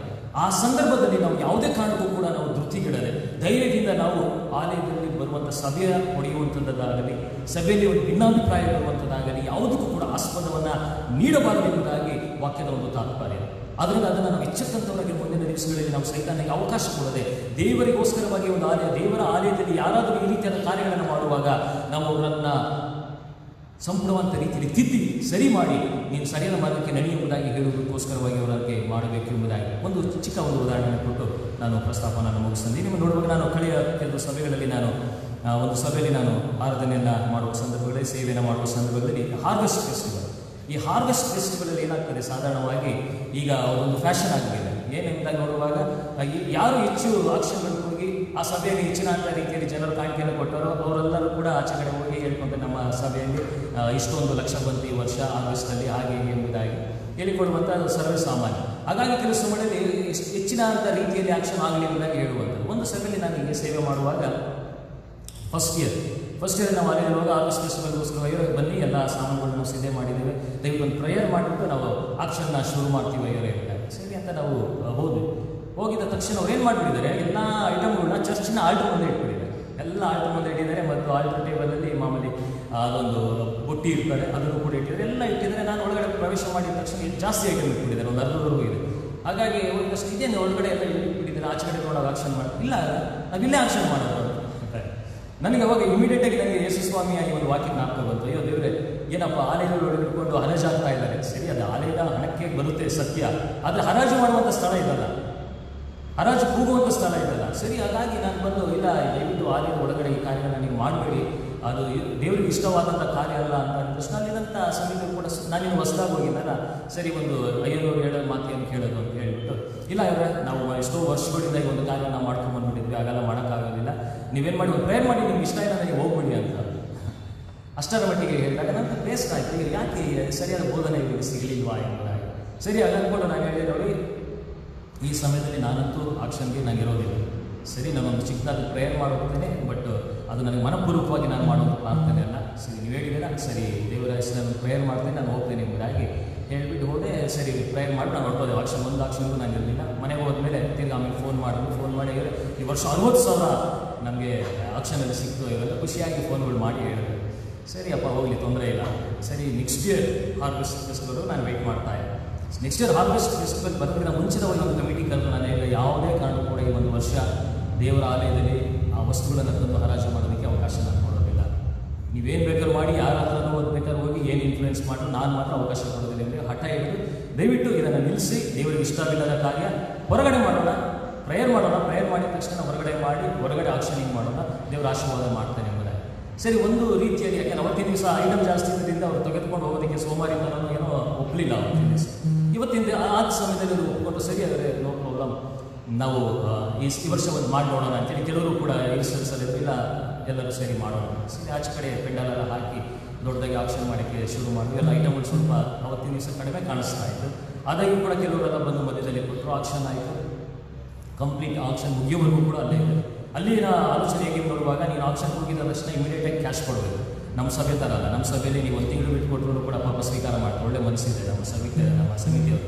ಆದರೆ ಅಲ್ಲಿ ಆ ಥರ ಅಲ್ಲ, ನೀವು 1 ಟೈಮ್ ನೀವು ಕೊಡಲಿಲ್ಲ ಅಂದ್ರೆ ಬರಲ್ಲ ಅಂತ ಅರ್ತಾರೆ. ಹಾಗಾಗಿ ಅವ್ರು ಏನು ಮಾಡ್ತಾರೆ, ಇಮಿಡಿಯೇಟಾಗಿ ಏನು ಮಾಡ್ತಾಯಿದ್ರು, ಇಸ್ಕೊತಾ ಇದ್ರು. ಅದರಿಂದ ಕೊಟ್ಟರೆ ಮಾತ್ರ, ಇಲ್ಲಾಂದ್ರೆ ಆ ವಸ್ತುನ ಕೊಡ್ತಾ ಇರಲಿಲ್ಲ, ಅಲ್ಲೇ ಇಟ್ಕೊಂಡು ಮತ್ತೆ ನೆಕ್ಸ್ಟ್ ವೀಕ್ ಅದನ್ನು ಆಕ್ಷನ್ ಮಾಡೋದು, ಅದು ಬೇರೆಯವ್ರಿಗೆ ಹೋಗ್ಬೇಕು ಎಂಬುದಾಗಿ. ಅಷ್ಟರ ಮಟ್ಟಿಗೆ ಸ್ಟ್ರಿಕ್ಟ್ ಆಗಿರುವಂಥದ್ದು. ಕೊನೆಗೆ ಆಕ್ಷನಿಂಗ್ ಎಲ್ಲ ಆಯಿತು, ಎಲ್ಲ ಮುಗಿತು. ಎಲ್ಲ ಮುಗಿದಾದ್ಮೇಲೆ ಸರಿ, ಎಣಿಸೋದಕ್ಕೋಸ್ಕರವಾಗಿ, ಹಣ ಎಣಿಸೋದಕ್ಕೋಸ್ಕರವಾಗಿ ಎಲ್ಲ ತೆಗೆದುಕೊಂಡು ಆಲಯದ ಒಂದು ಪ್ರವೇಶ ಮಾಡಿ ಎಣಿಸುವಾಗ ಆ ಹಣ, ಅವತ್ತಿನ ದಿವಸದ ಒಂದು ಆಕ್ಷನಲ್ಲಿ ಬಂದಂಥ ಹಣ ಎಷ್ಟು ನೋಡುವಾಗ 1,60,000. ದೇವರ ನಾಮಕ್ಕೆ ಸ್ತೋತ್ರವಾಗಿ 1,60,000 ರೂಪಾಯಿ ದಾಟೋದು. ಅದನ್ನು ನೋಡಿದ ತಕ್ಷಣ ಅಲ್ಲಿದ್ದ ಸಮಿತಿ ಸದಸ್ಯರು ಬಂದಕ್ಕೆ ಅದು ಪಿಚ್ ಅನ್ನಿಸ್ತು. ಅದನ್ನು ನಾನು ಹೇಳಿದೆ, ನೋಡಿ ದೇವರು ಆತನಿಗೆ ಇಷ್ಟವಾದಂಥ ಕಾರ್ಯಗಳನ್ನು ಮಾಡಿದ್ರೆ ಅದನ್ನು 1ಕ್ಕಿಂತ ಡಬಲ್ ಆತನ ಆಶೀರ್ವಾದ ಮಾಡ್ತಾನೆ. ದಯವಿಟ್ಟು ಇನ್ನು ಮುಂದಿನ ದಿವಸಗಳು ಮಾಡಬೇಕು ಎಂಬುದಾಗಿ ಹೇಳುವಾಗ, ಅವತ್ತಿನ ವರ್ಷದಿಂದ ಇನ್ನು ಮುಂದಿನ ಎಲ್ಲ ವರ್ಷಗಳು ಈಗಲೂ ಕೂಡ ಅವರು ಹೊರಗಡೆ ಆಕ್ಷನಿಂಗನ್ನು ಮಾಡುವಂಥದ್ದನ್ನು ನಾನು ಕಂಡಂತನಾಗಿದೆ. ಹಾಗಾಗಿ ದೇವರಿಗೆ ಇಷ್ಟವಾದಂಥ ಕಾರ್ಯಗಳನ್ನು ಮಾಡಿದ್ರೆ ಮಾತ್ರ ಆಶೀರ್ವಾದ, ಇಲ್ಲಂದರೆ ಇಲ್ಲ ಎಂಬುದಾಗಿ ದೇವರ ವಾಕ್ಯ ತಿಳಿಸಿಕೊಡುವಂಥದ್ದಾಗಿದೆ. ಆದ್ದರಿಂದ ನಾವು ಒಂದೇ ಒಂದು ಕಾರ್ಯವನ್ನು ಮಾಡಿ ನಾವು ಮುಂದೆ ಸಾಗಬೇಕಾಗಿದೆ. ಅದೇನು ನೋಡುವಾಗ ಪೌಲನು ಪೇತ್ರನು ಬರೆದ ಮೊದಲನೆಯ ಪತ್ರಿಕೆ 2ನೇ ಅಧ್ಯಾಯದ 9ನೇ ವಚನ, ಈ ವಚನವಾದ ನಂತರ ನಾವು ಪ್ರಾರ್ಥನೆ ಮಾಡಿಕೊಳ್ಳೋಣ. ಪೇತ್ರನು ಬರೆದ ಮೊದಲನೆಯ ಪತ್ರಿಕೆ 2ನೇ ಅಧ್ಯಾಯದ 9ನೇ ವಚನದಿಂದ ಈ ಕಾರ್ಯಗಳನ್ನು ನಾವು ಮುಂದಿನ ದಿವಸಗಳಲ್ಲಿ ಮಾಡಬೇಕು ಎಂಬುದಾಗಿ ಆತನು ಬಯಸುವಂತನಾಗಿದೆ. ಅದೇನೆಂಬುದಾಗಿ ನೋಡುವಾಗ, ನೀವಾದರೂ ನಿಮ್ಮನ್ನು ಕತ್ತಲೆಯೊಳಗಿಂದ ಕರೆದು ತನ್ನ ಆಶ್ಚರ್ಯಕರವಾದ ಬೆಳಕಿನಲ್ಲಿ ಸೇರಿಸಿದ ತನ್ನ ಗುಣಾತಿಶಯಗಳನ್ನು ಪ್ರಚಾರ ಮಾಡಬೇಕು. ನೀವಾದರೂ ನಿಮ್ಮನ್ನು ಕತ್ತಲೆಯೊಳಗಿಂದ ಕರೆದು ತನ್ನ ಆಶ್ಚರ್ಯಕರವಾದ ಬೆಳಕಿನಲ್ಲಿ ಸೇರಿಸಿದ ತನ್ನ ಗುಣಾತಿಶಯಗಳನ್ನು ನೀವು ಪ್ರಚಾರ ಮಾಡುವವರಾಗುವಂತೆ ದೇವರಾದುಕೊಂಡಂಥ ಜನಾಂಗವು, ರಾಜವಂಶಸ್ಥರಾದ ಯಾಜಕರು, ಮೀಸಲಾದ ಜನವು, ದೇವರ ಸ್ವಕೀಯ ಪ್ರಜೆಯೂ ಕೂಡ ನೀವು ಆಗಿದ್ದೀರಿ. ಮೊದಲು ನೀವು ಪ್ರಜೆ ಆಗಿರಲಿಲ್ಲ, ಈಗ ದೇವರ ಪ್ರಜೆ ಆಗಿದ್ದೀರಿ. ಮೊದಲು ವಾತ್ಸಲ್ಯ ಹೊಂದಿರಲಿಲ್ಲ, ಈಗ ವಾತ್ಸಲ್ಯ ಹೊಂದಿದವರಾಗಿದ್ದೀರಿ. ಆದ್ದರಿಂದ ಆತನು ಹೇಳ್ತಾ ಇದ್ದಾನೆ, ಇನ್ನು ಮುಂದಿನ ದಿವಸದಲ್ಲಿ ನೀವೇನು ಮಾಡಬೇಕಂದ್ರೆ, ನೀವು ದೇವರು 25 ವರ್ಷದಿಂದ ಈ ಆಲಯದಲ್ಲಿ ದೇವರು ನಿಮಗೆ ಯಾವ ರೀತಿಯಾದ ಆಶೀರ್ವಾದಗಳನ್ನು ಅದನ್ನು ಮಾಡಿದನೋ ಅದನ್ನು ನೀವೇನು ಮಾಡಬೇಕಂದ್ರೆ ಪ್ರಚಾರ ಮಾಡಬೇಕು ಎಂಬುದಾಗಿ, ಪ್ರಾಪಗಂಡ ಮಾಡಬೇಕು ಎಂಬುದಾಗಿ, ಇತರರಿಗೆ ನೀವು ತಿಳಿಸ್ಕೊಡ್ಬೇಕಂದ್ರೆ ವಾಕ್ಯ ಹೇಳ್ತಾ ಇದೆ. ನಾನು ಹೇಳ್ತಿರೋದಲ್ಲ, ದಯವಿಟ್ಟು ಇದನ್ನು ಸೂಕ್ಷ್ಮವಾದಂಥ ರೀತಿಯಲ್ಲಿ ತೆಗೆದುಕೊಳ್ಳೋಣ. ದೇವರು ಇಷ್ಟು ವರ್ಷದವರೆಗೆ ದೇವರು ನಮ್ಮ ಸಭೆಯನ್ನು ಹೇಗೆ ಆಶೀರ್ವಾದ ಮಾಡಿದನು, ಯಾವ ರೀತಿಯಾಗಿ ನಮ್ಮ ಕುಟುಂಬಗಳನ್ನು ಆಶೀರ್ವದಿಸಿದನು, ಹೇಗೆ ನಮ್ಮನ್ನು ನಡೆಸಿದನು ಎಂಬುದಾಗಿ ತಿಳಿದು ನಾವು ಅದನ್ನು ಸಾಕ್ಷಿಗಳಾಗಿ ಇತರ ಜನರಿಗೆ ನಾವು ತಿಳಿಸಬೇಕಂತೆ. ಯಾಕೆ ಎಂಬುದಾಗಿ ನೋಡುವಾಗ ಆತನ ಇನ್ನು ಮುಂದಿನ ದಿವಸಗಳಲ್ಲಿ ಹೇಳುವಂಥ ಪೌಲನು ಹೇಳುವಂಥ ಒಂದು ಮಾತು, ನೀವು ಆತನ, ಯಾಕೆಂದರೆ ಆಲಯ ಎಂಬುದಾಗಿ ನೋಡುವಾಗ 2 ಪ್ರಮುಖವಾದಂಥ ವಿಚಾರಗಳನ್ನು ನೋಡ್ತೀವಿ. ಒಂದು ಕಟ್ಟಡವೆಂಬ ಒಂದು ಆಲಯ. ಪೌಲನು ಹೇಳುವಂಥದ್ದು ಕೊರಿಂಥದವರಿಗೆ ಬರೆದ ಪತ್ರಿಕೆ, 1ನೇ ಕೊರಿಂಥದವರಿಗೆ ಬರೆದ ಪತ್ರಿಕೆ 3ನೇ ಅಧ್ಯಾಯದ 16ನೇ ವರ್ಷ, ನೀವು ದೇವರ ಆಲಯವಾಗಿದ್ದೀರೆಂದು ದೇವರ ಆತ್ಮನು ನಿಮ್ಮಲ್ಲಿ ವಾಸ ಮಾಡುತ್ತಾನೆ ಎಂದು ನಿಮಗೆ ಗೊತ್ತಿಲ್ಲವೋ? ಯಾವನಾದರೂ ದೇವರ ಆಲಯವನ್ನು ಕೆಡಿಸಿದರೆ ದೇವರು ಅವರನ್ನು ಕೆಡಿಸುವನು. ಯಾಕೆಂದರೆ ದೇವರ ಆಲಯವು ಪವಿತ್ರವಾದಂಥದ್ದು, ಆ ಆಲಯವು ನೀವೇ ಎಂಬುದಾಗಿ. ದೇವರ ಆಲಯ ಪವಿತ್ರವಾದಂಥದ್ದು, ಆ ಆಲಯ ನೀವೇ. ಆದುದರಿಂದ ಪವಿತ್ರರಾದಂಥ ನೀವುಗಳು ಏನಂತೆ, ದೇವರು ನಿಮ್ಮಲ್ಲಿ ವಾಸ ಮಾಡುವಂಥವನಾಗಿದ್ದಾನೆ, ದೇವರು ನಿಮ್ಮಲ್ಲಿ ವಾಸ ಮಾಡುತ್ತಾನೆ ಎಂಬ ವಿಚಾರವನ್ನು ನೀವೇನು ಮಾಡಬೇಕಂದ್ರೆ ಪ್ರಚಾರ. ದೇವರು ಅದನ್ನು ನಮ್ಮಿಂದ ಬಯಸ್ತಾ ಇದ್ದಾರೆ. ಅದರಿಂದ ಈ ಒಂದು 25ನೇ ವರ್ಷದಿಂದ ಅದೊಂದು ವಿಚಾರವನ್ನು ನಾವು ನಮ್ಮ ಮನಸ್ಸಿಗೆ ತೆಗೆದುಕೊಳ್ಳೋಣ. ದೇವರು ನಮ್ಮ ಜೀವಿತಗಳಲ್ಲಿ ಮಾಡಿದಂಥ ಎಲ್ಲ ರೀತಿಯಾದ ಒಳ್ಳೆಯ ಗುಣಲಕ್ಷಣಗಳನ್ನು ನಾವು ತಿಳಿದಂಥವರಾಗಿ ನಾವು ದೇವರಿಗೆ ನಾವು ಕೃತಜ್ಞತಾ ಸ್ತೋತ್ರಗಳನ್ನು ಸಲ್ಲಿಸೋಣ. ಮಾತ್ರವಲ್ಲದೆ ವಿಶೇಷವಾಗಿ ಉತ್ತಮವಾದಂಥ ರೀತಿಯಲ್ಲಿ ದೇವರು ನಡೆಸಿದಂಥದ್ದನ್ನು ನಾವು ಸಾಕ್ಷಿಯಾಗಿ ಇತರ ಜನರಿಗೆ ನಾವು ಸಾರಿ ಹೇಳೋಣ. ಹಾಗೆ ಹೇಳುವಾಗ ದೇವರು ನಮ್ಮನ್ನು, ನಮ್ಮ ಕುಟುಂಬವನ್ನು, ನಮ್ಮ ಸಭೆಯನ್ನು ಇನ್ನೂ ಕೂಡ ಉನ್ನತ ಸ್ಥಾನಕ್ಕೆ ಅದನ್ನು ತರುವಂಥವನಾಗಿದ್ದಾನೆ. ಯಾಕಂದರೆ ಅದನ್ನು ಹೇಳಿದ್ದಾನೆ, ನೀವೇ ದೇವರ ಆಲಯ ಆಗಿದ್ದೀರಾ, ಆದರೆ ದೇವರು ನಿಮ್ಮಲ್ಲಿ ಕೂಡ ವಾಸ ಮಾಡುವಂಥವನಾಗಿದ್ದಾನೆ. ನಿಮ್ಮ ಆಲಯದಲ್ಲಿ ದೇವರು ಯಾವ ರೀತಿಯಾಗಿ ವಾಸ ಮಾಡಿ ಆತನು ನಿಮ್ಮ ಜೀವಿತಗಳನ್ನು ಆತನು ಸಮೃದ್ಧಿಗೊಳಿಸ್ತಾನೋ ಅದನ್ನು ನೀವು ಜನರಿಗೆ ನೀವು ಪ್ರಚಾರ ಮಾಡಿ ಹೇಳಿರಿ ಎಂಬುದಾಗಿ. ಹಾಗಾಗುವ ಹಾಗೆ ದೇವರು ನಮ್ಮನ್ನು, ನಮ್ಮ ಸಭೆಯ ಪ್ರತಿಯೊಬ್ಬ ಸದಸ್ಯರನ್ನು ಸಾಕ್ಷಿಗಳಾಗಿ ಉಪಯೋಗ ಮಾಡಿಕೊಳ್ಳಲಿ ಮತ್ತು ಆನ್ಲೈನ್ ಮೂಲಕ ನೋಡುತ್ತಿರುವಂಥ ಪ್ರತಿಯೊಬ್ಬ ಸದಸ್ಯರನ್ನು ಕೂಡ ಆಶೀರ್ವದಿಸಲಿ. ಮುಂದಿನ ದಿವಸಗಳಲ್ಲಿ ದೇವರಿಗೋಸ್ಕರವೇ ನೀವು ಪ್ರಾರ್ಥನೆ ಮಾಡಿ, ದೇವರಲ್ಲಿ ಪ್ರಾರ್ಥನೆ ಮಾಡಿ, ದೇವರೇ ಆದಷ್ಟು ಬೇಗನೆ ಈ ಎಲ್ಲ ವ್ಯಾಧಿಗಳು ಅದು ನೀಗಲಿ ಸ್ವಾಮಿ. ನಾವು ನಿನ್ನ ಆಲಯದಲ್ಲಿ ಬಂದು ನಿನ್ನನ್ನು ಸ್ತುತಿಸುವ ಒಂದು ಸೌಭಾಗ್ಯಕ್ಕೆ ನಮ್ಮನ್ನು ಕೂಡ ನೀನು ನಡೆಸಿ ಎಂಬುದಾಗಿ ನೀವುಗಳು ಪ್ರಾರ್ಥನೆ ಮಾಡುವಾಗ ದೇವರು ನಿಮ್ಮನ್ನು, ನಿಮ್ಮ ಕುಟುಂಬವನ್ನು ಕೂಡ ಆಶೀರ್ವದಿಸುವಂತನಾಗಿದ್ದಾನೆ. ಹಾಗಾಗುವಾಗ ನಾವೆಲ್ಲರೂ ಕೂಡ ನಮ್ಮ ಶಿರಗಳನ್ನು ಭಾಗಿಸಿ ನಾವು ತಂದೆಯಾದ ದೇವರಿಗೆ ನಮ್ಮನ್ನು ಸಮರ್ಪಿಸಿಕೊಳ್ಳೋಣ. ಒಂದು ವಿಶೇಷವಾದಂಥ ಆರಾಧನೆಯಲ್ಲಿ ದೇವರೇ ನಮ್ಮನ್ನು ಉತ್ತಮದ ವಾಕ್ಯದ ಸಂದೇಶದಲ್ಲಿ ನಡೆಸಿದ್ದಕ್ಕಾಗಿ ನಿನಗೆ ಸ್ತೋತ್ರ ಎಂಬುದಾಗಿ ನಾವು ಹೇಳಿ ದೇವರಿಗೆ ನಮ್ಮನ್ನು, ನಮ್ಮ ಕುಟುಂಬವನ್ನು, ನಮ್ಮ ಸಭೆಯನ್ನು ನಾವು ತಿಳಿಸಿಕೊಳ್ಳೋಣ. ಪ್ರಾರ್ಥನೆ. ಭೂಮಿ ಆಕಾಶಗಳ ಒಡೆಯನಾದ ಸರ್ವಶಕ್ತನಾದ ದೇವರೇ ನಿನಗೆ ಸ್ತೋತ್ರ ಸ್ವಾಮಿ. ನಿನ್ನ ವಾಕ್ಯದ ಮೂಲಕವಾಗಿ ಬಲವಾದಂಥ ರೀತಿಯಲ್ಲಿ ಸಮಯದಲ್ಲಿ ನಮ್ಮೊಟ್ಟಿಗೆ ನೀನು ಮಾತನಾಡಿದ್ದಕ್ಕಾಗಿ ಸ್ತೋತ್ರ ಸ್ವಾಮಿ. ಹೌದು ಸ್ವಾಮಿ, ನನಗೆ ಒಂದು ಸುಂದರವಾದಂಥ ಒಂದು ಸಭೆಯನ್ನು, ಒಂದು ಆಲಯವನ್ನು 25 ವರ್ಷಗಳಿಂದ ನೀನು ಕಾಯ್ದು ಕಾಪಾಡಿ ನಡೆಸುತ್ತಾ ಅದಕ್ಕೆ ಬೇಕಾಗಿರುವಂಥ ಎಲ್ಲ ಅಗತ್ಯತೆಗಳನ್ನು ನೀನು ಪೂರೈಸುತ್ತಾ ನೀನು ಕೈಯಲ್ಲಿ ನಡೆಸಿದ್ಯಲ್ಲ, ಅದಕ್ಕಾಗಿ ನಿನಗೆ ಕೃತಜ್ಞತೆಯನ್ನು ಸಲ್ಲಿಸುತ್ತೇವೆ. ಹೌದು ಸ್ವಾಮಿ, ಅಂದಿನ ದಿವಸದಲ್ಲಿ ಸೊಲೊಮೋನನು ಆಲಯವನ್ನು ಕಟ್ಟಿ ಆತನು ಎಷ್ಟರ ಮಟ್ಟಿಗೆ ತನ್ನನ್ನು ತಗ್ಗಿಸಿಕೊಂಡು ಪ್ರಾರ್ಥನೆ ಮಾಡುವಾಗ ನಿನ್ನ ತೇಜಸ್ಸು ಆ ಆಲಯದಲ್ಲಿ ಇಳಿದು ಬಂತು. ಅದೇ ಪ್ರಕಾರವಾಗಿ ಈ ಸಂದರ್ಭದಲ್ಲಿ ನಾವೆಲ್ಲರೂ ಕೂಡ ಪ್ರಾರ್ಥನೆ ವಿಜ್ಞಾಪನೆಗಳನ್ನು ಮಾಡುವಾಗ ನಿನ್ನ ವಿಶೇಷವಾದ ಪವಿತ್ರಾತ್ಮನನ್ನು ನಮ್ಮ ಆಲಯದಲ್ಲಿ ನೀನು ಸುರಿಸುವುದಾಗಿ ನಾವು ಬೇಡಿಕೊಳ್ಳುತ್ತೇವೆ. ಯಾರು ಆಲಯದ ಮೂಲಕವಾಗಿ ಮನೆಗಳಲ್ಲಿ ಅವರು ಕೇಳಿಕೊಳ್ಳುತ್ತಾ ಇದ್ದಾರೆ ಅವರನ್ನು ಕೂಡ ನೀನು ಆಶೀರ್ವಾದ ಮಾಡಿಸುವ. ಪ್ರತಿಯೊಬ್ಬೊಬ್ಬರ ಮೇಲೆ ನಿನ್ನ ಕೃಪೆ ಹಿಡಿದು ಬರಲಿ. ನಮ್ಮ ಪ್ರತಿಯೊಬ್ಬ ಸದಸ್ಯರು ಕೂಡ ಆಶೀರ್ವಾದವನ್ನು ಹೊಂದಿದಂಥವಾಗಿ ಲೋಕದಲ್ಲಿ ಜೀವನವನ್ನು ಮಾಡಬೇಕು. ಯಾವುದೇ ವ್ಯಾಧಿಗಳು, ಯಾವುದೇ ಕ್ಷಾಮ ಬರಗಳು ಏನೇ ಬಂದಾಗ್ಯೂ ಕೂಡ ತಂದೆ ದೇವರು ನಿನ್ನ ಆಲಯದಲ್ಲಿ ನಾವು ಪ್ರಾರ್ಥನೆಗಳನ್ನು ಮಾಡುವಾಗ ನನ್ನ ಸ್ವಾಮಿ ಅದೆಲ್ಲದರಿಂದ ನನಗೆ ಬಿಡುಗಡೆ ಕೊಡುತ್ತಾನೆ ಎಂಬ ದೃಢವಾದಂಥ ನಂಬಿಕೆ, ನಿರೀಕ್ಷೆಯಲ್ಲಿ ಈ ಲೋಕದಲ್ಲಿ ಜೀವನ ಮಾಡಲಿಕ್ಕಾಗುವ ಕೃಪೆಗೆ ನಮ್ಮನ್ನು ಆಶೀರ್ವಾದ ಮಾಡಿಸುವ. ಆದಷ್ಟು ಬೇಗನೆ ಒಂದು ಕರೋನಾ ವೈರಸ್ ಎಂಬುದನ್ನು ಸಂಪೂರ್ಣವಾದಂಥ ರೀತಿಯಲ್ಲಿ ನೀವು ನಿಷ್ಕ್ರಿಯಗೊಳಿಸಿ ಮನೆಯಲ್ಲಿ ಕುಳಿತುಕೊಂಡು ಆರಾಧನೆ ಮಾಡುವಂಥವೆಲ್ಲರೂ ಕೂಡ ಆಲಯಕ್ಕೆ ಬಂದು ನೀನನ್ನು ಸ್ತುತಿಸಿ ನನ್ನ ಕೊಂಡಾಡಲಿಕ್ಕಾಗುವ ಕೃಪೆಗೆ ನೀನು ನಡೆಸುವ.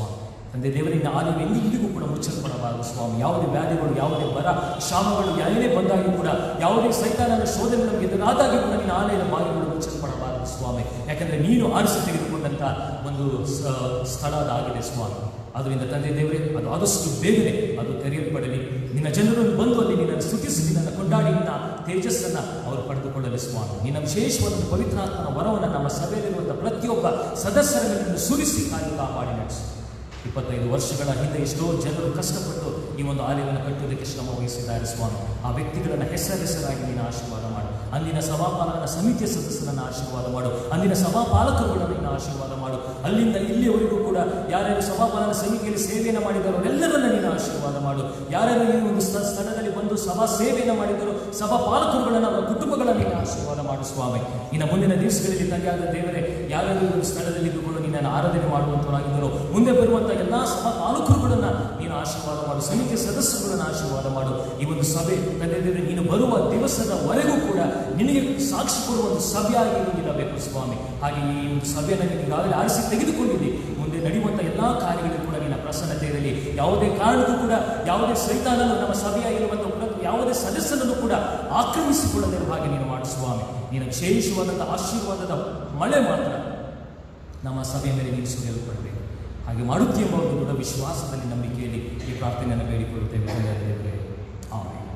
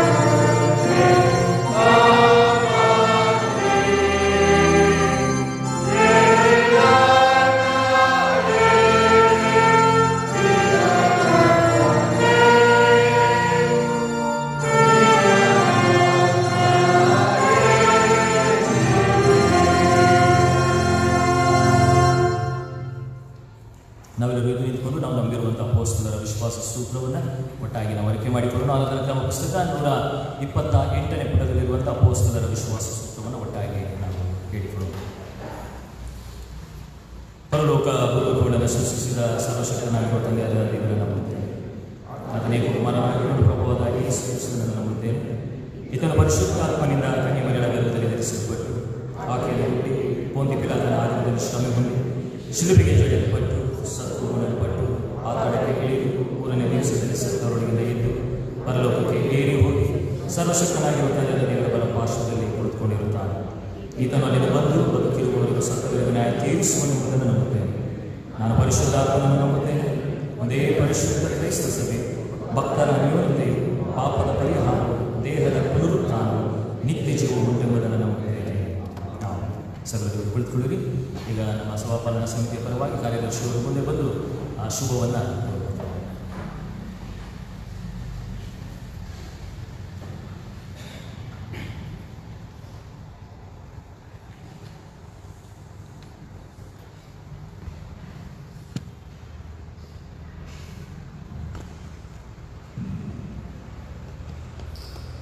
ಕರ್ತನಲ್ಲಿ ಪ್ರೀತಿಯುಳ್ಳ ಸಹೋದರರೇ, ದೇವರು ಮಾಡಿದಂಥ ಉಪಕಾರವನ್ನು ನೆನೆಸಿ ಆತನಿಗೆ ಕೃತಜ್ಞತಾಸ್ತುತಿಯನ್ನು ಅರ್ಪಿಸುವುದಾಗಿದೆ. ನನ್ನ ಮನೆಗೆ ಯೆಹೋವನನ್ನು ಕೊಂಡಾಡಲು ಆತನ ಉಪಕಾರಗಳಲ್ಲಿ ಒಂದನ್ನು ಮರೆಯಬೇಡ. ನಮ್ಮ ಈ ಸುಂದರವಾದ ದೇವಾಲಯವನ್ನು ನಿರ್ಮಿಸಿ ಕ್ರಿಸ್ತನ ಹೆಸರಿನಲ್ಲಿ ಪ್ರತಿಷ್ಠಾಪಿಸಿದಂಥ ಈ ಸುಂದರವಾದ ದೇವಾಲಯ 25ನೇ ವರ್ಷವನ್ನು ತುಂಬಿ ದೇವಾಲಯದಲ್ಲಿ ಹಬ್ಬದ ಆಹಾರವನ್ನು ತುಂಬುವುದರಿಂದ ಆಚರಿಸುತ್ತೇವೆ. ಪ್ರೀತಿಯುಳ್ಳ ಸಭೆಗೆ ಈ ದೇವಾಲಯವನ್ನು ಪ್ರತಿಷ್ಠಾಪಿಸಿದ ನಂತರದಲ್ಲಿ, ಅಂದರೆ 25 ವರ್ಷಗಳಲ್ಲಿ ಹೇಗೆ ಅಭಿವೃದ್ಧಿ ಪಥದಲ್ಲಿ ಸಭೆ ಬೆಳೆದು ಬಂದಿದೆ ಎಂಬುದನ್ನು ಗಣನೆಗೆ ತೆಗೆದುಕೊಂಡು 25 ವರ್ಷಗಳಲ್ಲಿ ಈ ಸಭೆಯನ್ನು ದೇವರು ಅಧಿಕವಾದ ರೀತಿಯಲ್ಲಿ ಆಶೀರ್ವದಿಸಿ ಸಭೆಯನ್ನು ಅನ್ಯೋನ್ಯ ರೀತಿಯಲ್ಲಿ ನಡೆಸಿದಂಥ ನಮ್ಮ ಕರ್ತನಾದ ಯೇಸು ಕ್ರಿಸ್ತನಿಗೆ ಎಷ್ಟು ಕೃತಜ್ಞತೆಯನ್ನು ಸಲ್ಲಿಸಲು ಸಾಕು. ಈ ದಿನಗಳಲ್ಲಿ ನಾವು ನಂಬಿರುವ ಕ್ರಿಸ್ತನನ್ನು ಸ್ಮರಿಸಿ ಆರಾಧಿಸುವಂಥ ಸುದಿನ ಈ ದಿನ 9/7/2020. ತಮ್ಮೆಲ್ಲರಿಗೂ ತಿಳಿದಿರುವಂತೆ ಈ ಸುಂದರವಾದ ದೇವಾಲಯವನ್ನು 1995ರಲ್ಲಿ ನಿರ್ಮಿಸಿ ಪ್ರತಿಷ್ಠಿಸುವಾಗ ಈಗ ಇರುವಂಥ ದೇವಾಲಯಗಳ ಅರ್ಧ ಭಾಗದಷ್ಟು ಮಾತ್ರ ಇತ್ತು. ನಂತರದಲ್ಲಿ ಅಂದರೆ 2006ರಲ್ಲಿ ಇದರ 2ರಷ್ಟು ದೇವಾಲಯ ನಿರ್ಮಿಸಿ ಕ್ರಿಸ್ತನ ಹೆಸರಿನಲ್ಲಿ ಈ ಸುಂದರವಾದ ದೇವಾಲಯಕ್ಕೆ ಕ್ರಿಸ್ತ ಪ್ರಭಾಲಯಕ್ಕಾಗಿ ನಾಮಕರಣ ಮಾಡಲಾಯಿತು. ಈ ದೇವಾಲಯದ ಸಂಬಂಧವಾಗಿ ಇದರ ವಸ್ತುಸ್ಥಿತಿಯನ್ನು, ಅಂದರೆ ಇದರ ಇತಿಹಾಸವನ್ನು ಮುಂದಿನ ವೇಳೆಯಲ್ಲಿ ತಿಳಿಯಪಡಿಸುತ್ತೇವೆ. ಈಗ ದೇವಾಲಯವನ್ನು ನಿರ್ಮಿಸುವಾಗ ಅನೇಕರು ಸಹಾಯವನ್ನು ನೀಡಿದ್ದಾರೆ. ಅವರೆಲ್ಲರನ್ನು ಸ್ಮರಿಸುವಂತಹ ದಿನ ಈ ದಿನವಾಗಿದೆ. ಅನೇಕ ಭಕ್ತರು, ದೇವಸೇವಕರು ಹಾಗೂ ಸಭಾಪಾಲಕರು ದೇವಾಲಯಕ್ಕೆ ಅಧಿಕ ರೀತಿಯಲ್ಲಿ, ಅಂದರೆ ವಿಶೇಷವಾಗಿ ಸೇವೆಯನ್ನು ಸಲ್ಲಿಸಿದ್ದಾರೆ. ಅವರೆಲ್ಲರನ್ನು ಸ್ಮರಿಸುವಂಥ ದಿನ ಈ ದಿನವಾಗಿದೆ. ಪ್ರೀತಿಯುಳ್ಳ ಸಹೋದರರೇ, 25ನೇ ಬೆಳ್ಳಿ ಹಬ್ಬದ ವಾರ್ಷಿಕೋತ್ಸವವನ್ನು ಬಹಳ ವಿಜೃಂಭಣೆಯಿಂದ ಆಚರಿಸುವ ಎಲ್ಲ ರೀತಿಯ ಕಾರ್ಯಕ್ರಮವನ್ನು ಹಮ್ಮಿಕೊಂಡಿದ್ದೇವೆ. ಕರೋನಾ ವೈರಸ್ ಎನ್ನುವಂಥ ರೋಗ ಇಡೀ ಜಗತ್ತಿನಲ್ಲಿ ತಲ್ಲಣಗೊಳಿಸಿ ಎಲ್ಲ ದೇಶದ ಜನರನ್ನು, ಅದರಲ್ಲೂ ನಮ್ಮ ದೇಶ ಹಾಗೂ ನಮ್ಮ ರಾಜ್ಯದ ಜನರನ್ನು ಆತಂಕಕ್ಕೆ ಹಾಗೂ ಭೀತಿಗೆ ಒಳಪಡಿಸುವುದರಿಂದ ಇಂತಹ ಸಂದಿಗ್ಧ ಪರಿಸ್ಥಿತಿಯಲ್ಲಿ ದೇವಾಲಯದ 25ನೇ ವರ್ಷದ, ಅಂದರೆ ಬೆಳ್ಳಿ ಹಬ್ಬದ ವಾರ್ಷಿಕೋತ್ಸವವನ್ನು ಸ್ಥಗಿತಗೊಳಿಸಲಾಗಿದೆ. ಮುಂದಿನ ದಿನಗಳಲ್ಲಿ ಎಲ್ಲವೂ ಹೊಂದಿದ ನಂತರ ಈ ವರ್ಷದಲ್ಲಿ ದೇವಾಲಯದ ಬೆಳ್ಳಿ ಹಬ್ಬದ ವಾರ್ಷಿಕೋತ್ಸವವನ್ನು ಆಚರಿಸೋಣ.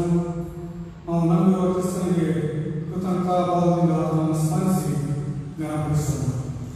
ದೇವಾಲಯದ 25ನೇ ವರ್ಷದ ಬೆಳ್ಳಿ ಹಬ್ಬದ ವಾರ್ಷಿಕೋತ್ಸವ ಸಂಬಂಧವಾಗಿ ತಮ್ಮೆಲ್ಲರಿಗೂ ಸಮಾಪಾಲಕ ಸಮಿತಿಯ ಪರವಾಗಿ ಹಾಗೂ ಸಭಾಪಾಲಕ ಪರವಾಗಿ ಶುಭಾಶಯಗಳನ್ನು ತಿಳಿಸುವುದಾಗಿದ್ದೀನಿ.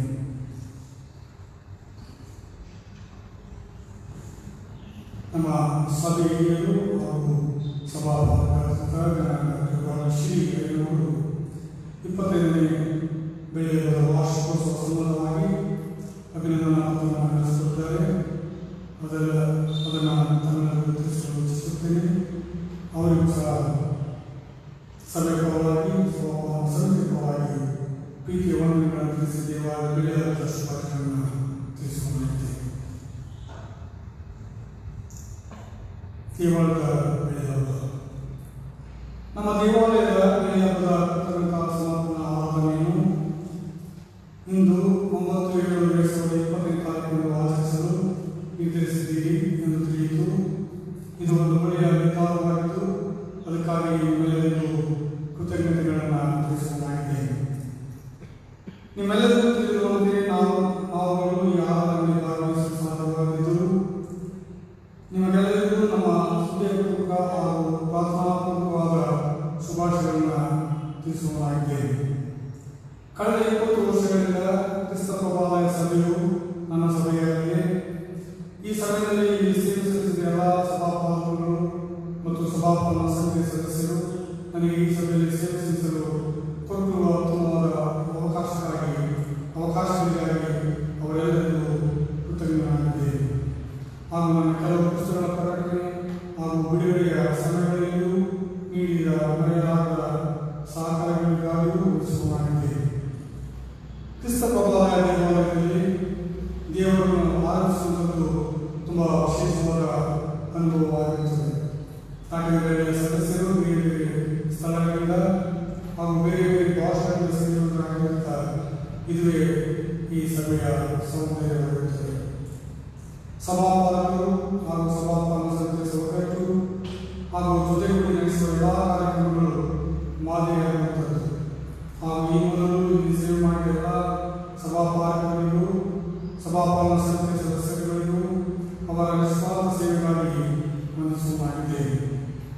ಈ ಸಭೆಯ ವಿಶೇಷಗಳೆಂದರೆ ಇಲ್ಲಿ ನಾಯಕತ್ವವು ಸಭೆಯ ಬಡವರ, ರೋಗಿಗಳ, ವಿಧಿವೇಳಗಳಿಗೆ ತೋರಿಸುತ್ತಿರುವ ಸಹಾಯ ಮನೋಭಾವ ಇದನ್ನು ಶ್ಲಾಘಿಸುವುದಾಗಿದೆ.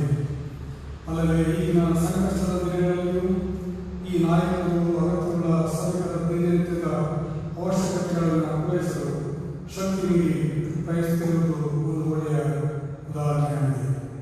ಈ ನಮ್ಮ ಸಭೆಯು ಮುಂದಿನ ದಿನಗಳಲ್ಲಿಯೂ ದೇವರ ಸಹಾಯದಿಂದ ಮುಂದೆ ಸಾಗುವುದಾಗಲಿ. ತಂದೆಯಾದ ದೇವರು ಸಭೆಯ ಎಲ್ಲರನ್ನೂ ಆಶೀರ್ವದಿಸಲಿ.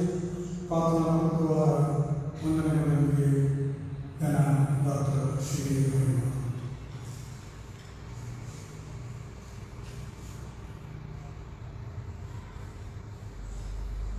ಕರ್ತನಲ್ಲಿ ತಿಳಿಸುತ್ತಿದ್ದೇವೆ. ನಮ್ಮ ದೇವಾಲಯದ 25 ವರ್ಷಗಳ ಬೆಳೆ ಹಬ್ಬದ ಸಂಬಂಧವಾಗಿ ನಮ್ಮ ಸಭಾಪಾಲಕರಾದ ಗಣನವರಿಗೆ ಸಭೆಯ ಪರವಾಗಿ ಸಭಾಪಾಲನಾ ಸಮಿತಿಯ ಪರವಾಗಿ ಪ್ರೀತಿಯಿಂದ ವಂದಿಸಿ ಅವರಿಗೆ ಶುಭವನ್ನು ಕೋರಿ ಪುಷ್ಪಮಾಲೆಯನ್ನು ಅರ್ಪಿಸುವುದಾಗಿದೆ. ಕೈಯನ್ನು ತಿಳಿಸಿದಾಗೆ ಮುಂದಿನ ದಿನಗಳಲ್ಲಿ ಮನಕಾಲುವರಿ ಬಳಸುವಾಗೆ ಸ್ಟ್ಯಾಂಡನ್ನು ಮಾಡಲು ಈ ಮೂಲಕ ನಾನು ತಿಳಿಸುವುದಾಗಿದೆ.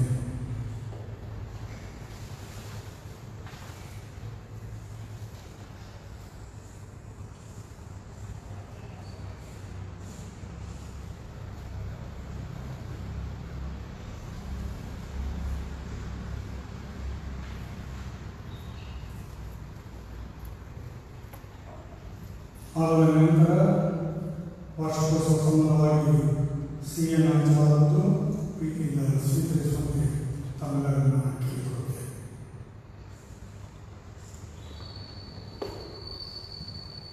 ಪ್ರಾರ್ಥನಾ ಸಮಯ.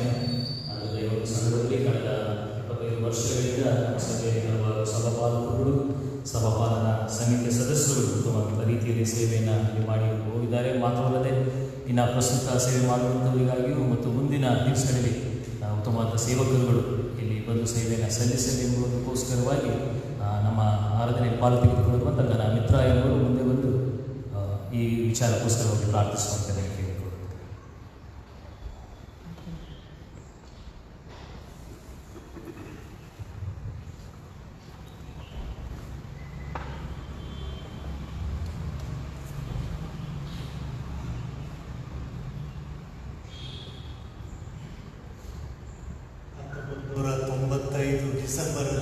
ಸಭೆಗೆ ನಾನು ಮೊದಲು ಬಂದೆ.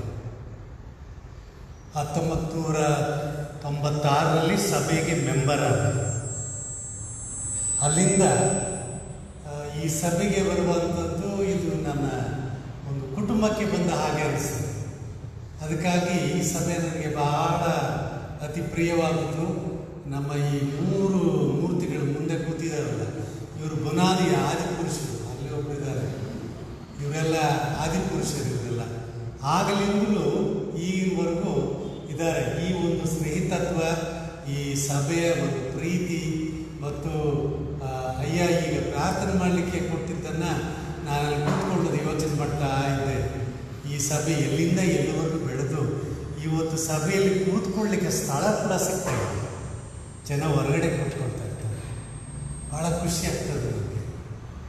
ಆಗಿಂದ ಆ ಚಿಕ್ಕ ಒಂದು ಬುನಾದಿ, ಒಂದು ಪ್ರಾರಂಭದಿಂದ ಇವತ್ತು ಇಷ್ಟೊಂದು ವಿಜೃಂಭಣೆಯಿಂದ ಆಚರಿಸುವ ಒಂದು ದೇವರ ಒಂದು ವರ ಆಶೀರ್ವಾದ ಈ ಸಭೆಗೆ ಕೊಟ್ಟಿದ್ದಾರೆ.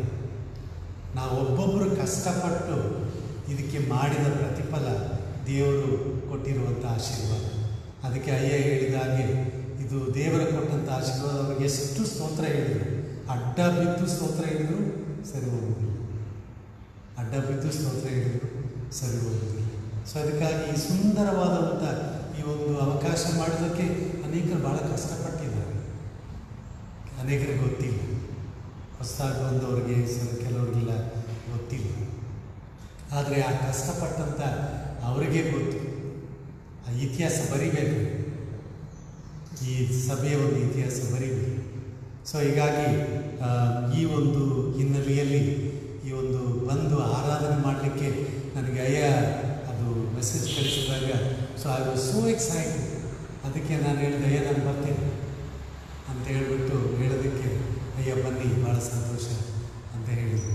ಈ ಒಂದು ಪ್ರಾರ್ಥನೆ, ಈ ಒಂದು ವಿಶೇಷವಾದ ಆರಾಧನೆಯಲ್ಲಿ ಪ್ರಾರ್ಥನೆ ಮಾಡಲಿಕ್ಕೆ ಒಂದು ಅನುಕೂಲ ಮಾಡಿಕೊಟ್ಟಂಥ ಅಯ್ಯಗೆ ಮತ್ತು ನಿಮ್ಮೆಲ್ಲರಿಗೆ ಮತ್ತು ವಿಶೇಷವಾಗಿ ನಮ್ಮನ್ನು ರಕ್ಷಿಸಿ ನಮಗೆ ರಕ್ಷಣಾನುಭವ ಕೊಟ್ಟಂಥ ಕ್ರಿಸ್ತನಿಗೆ ಸ್ತೋತ್ರ ಹೇಳಿ ಪ್ರಾರ್ಥನೆ.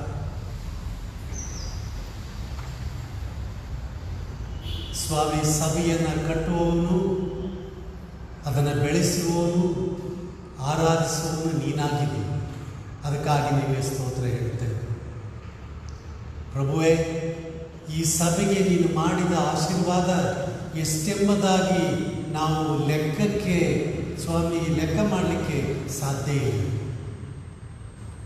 ನಮ್ಮ ಸಭಾ ಹಿರಿಯರು, ಸಭಾ ಪಾಲಕರುಗಳು ಕಷ್ಟಪಟ್ಟು ಅನೇಕರು ಇದಕ್ಕೆ ಪ್ರಾರ್ಥನೆ ಮಾಡಿ ಈ ಸ್ಥಳ ಕೊಂಡು ಇಲ್ಲಿ ಸ್ವಾಮಿ ಸಣ್ಣದಾಗಿ ಕಟ್ಟಡ ಪ್ರಾರಂಭ ಆಗಿ ಮತ್ತು ಅದಕ್ಕೆ ದೊಡ್ಡದಾಗಬೇಕು, ಜನರು ಬರೋದಕ್ಕೆ ಹೆಚ್ಚಾದರೂ ನಮ್ಮದಾಗಿ ಮತ್ತು ದೊಡ್ಡದನ್ನು ಮಾಡೋದಕ್ಕೂ ಪ್ರಯತ್ನ ಮಾಡಿ ಈ ಸಭೆ ಇವತ್ತು ಸುಂದರವಾಗಿ ಇಲ್ಲಿ ನಿಂತಿರುವುದಕ್ಕೆ ಕಾರಣ ನಿನ್ನ ಕೃಪೆ ಮತ್ತು ಜನರ ಬೆಂಬಲ ಮತ್ತು ಸ್ವಾಮಿ ಸೇವಕರ ಒಂದು ಸಹಕಾರ, ಇವೆಲ್ಲವೂ ಸೇರಿ ಇದು ಒಂದು ದೊಡ್ಡದಾಗಿ ಇಲ್ಲಿ ಸಾಕ್ಷಿಯಾಗಿ ನಿಂತಿದೆ ಸ್ವಾಮಿ.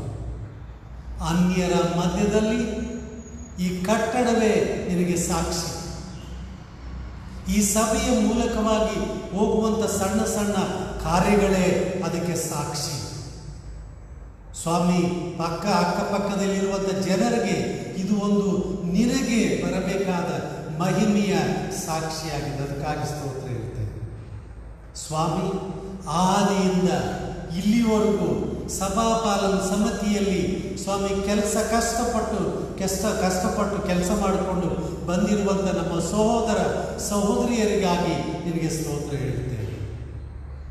ಮನೆ ಹೋಗಿ ಅಥವಾ ಬೇರೆ ಬೇರೆಯಲ್ಲಿ ಪ್ರಾರ್ಥನೆ ಮಾಡಿ ಇದಕ್ಕೆ ಹಣ ಸ್ವಾಮಿ ಅದನ್ನು ಸೇರಿಸಿ ಈ ಸಭೆಯನ್ನು ಇಷ್ಟೊಂದು ಅಚ್ಚುಕಟ್ಟಾಗಿ ಸಭೆಯ ಆವರಣವನ್ನು ಅಚ್ಚುಕಟ್ಟಾಗಿ ಮಾಡಿದ್ದನ್ನು ನಿನಗೆ ಸ್ವಾಮಿ ಇದು ಮೆಚ್ಚುಗೆಯಾದ ರೀತಿಯಲ್ಲಿ ಇಲ್ಲಿವರೆಗೂ ಬಂದಿದೆ.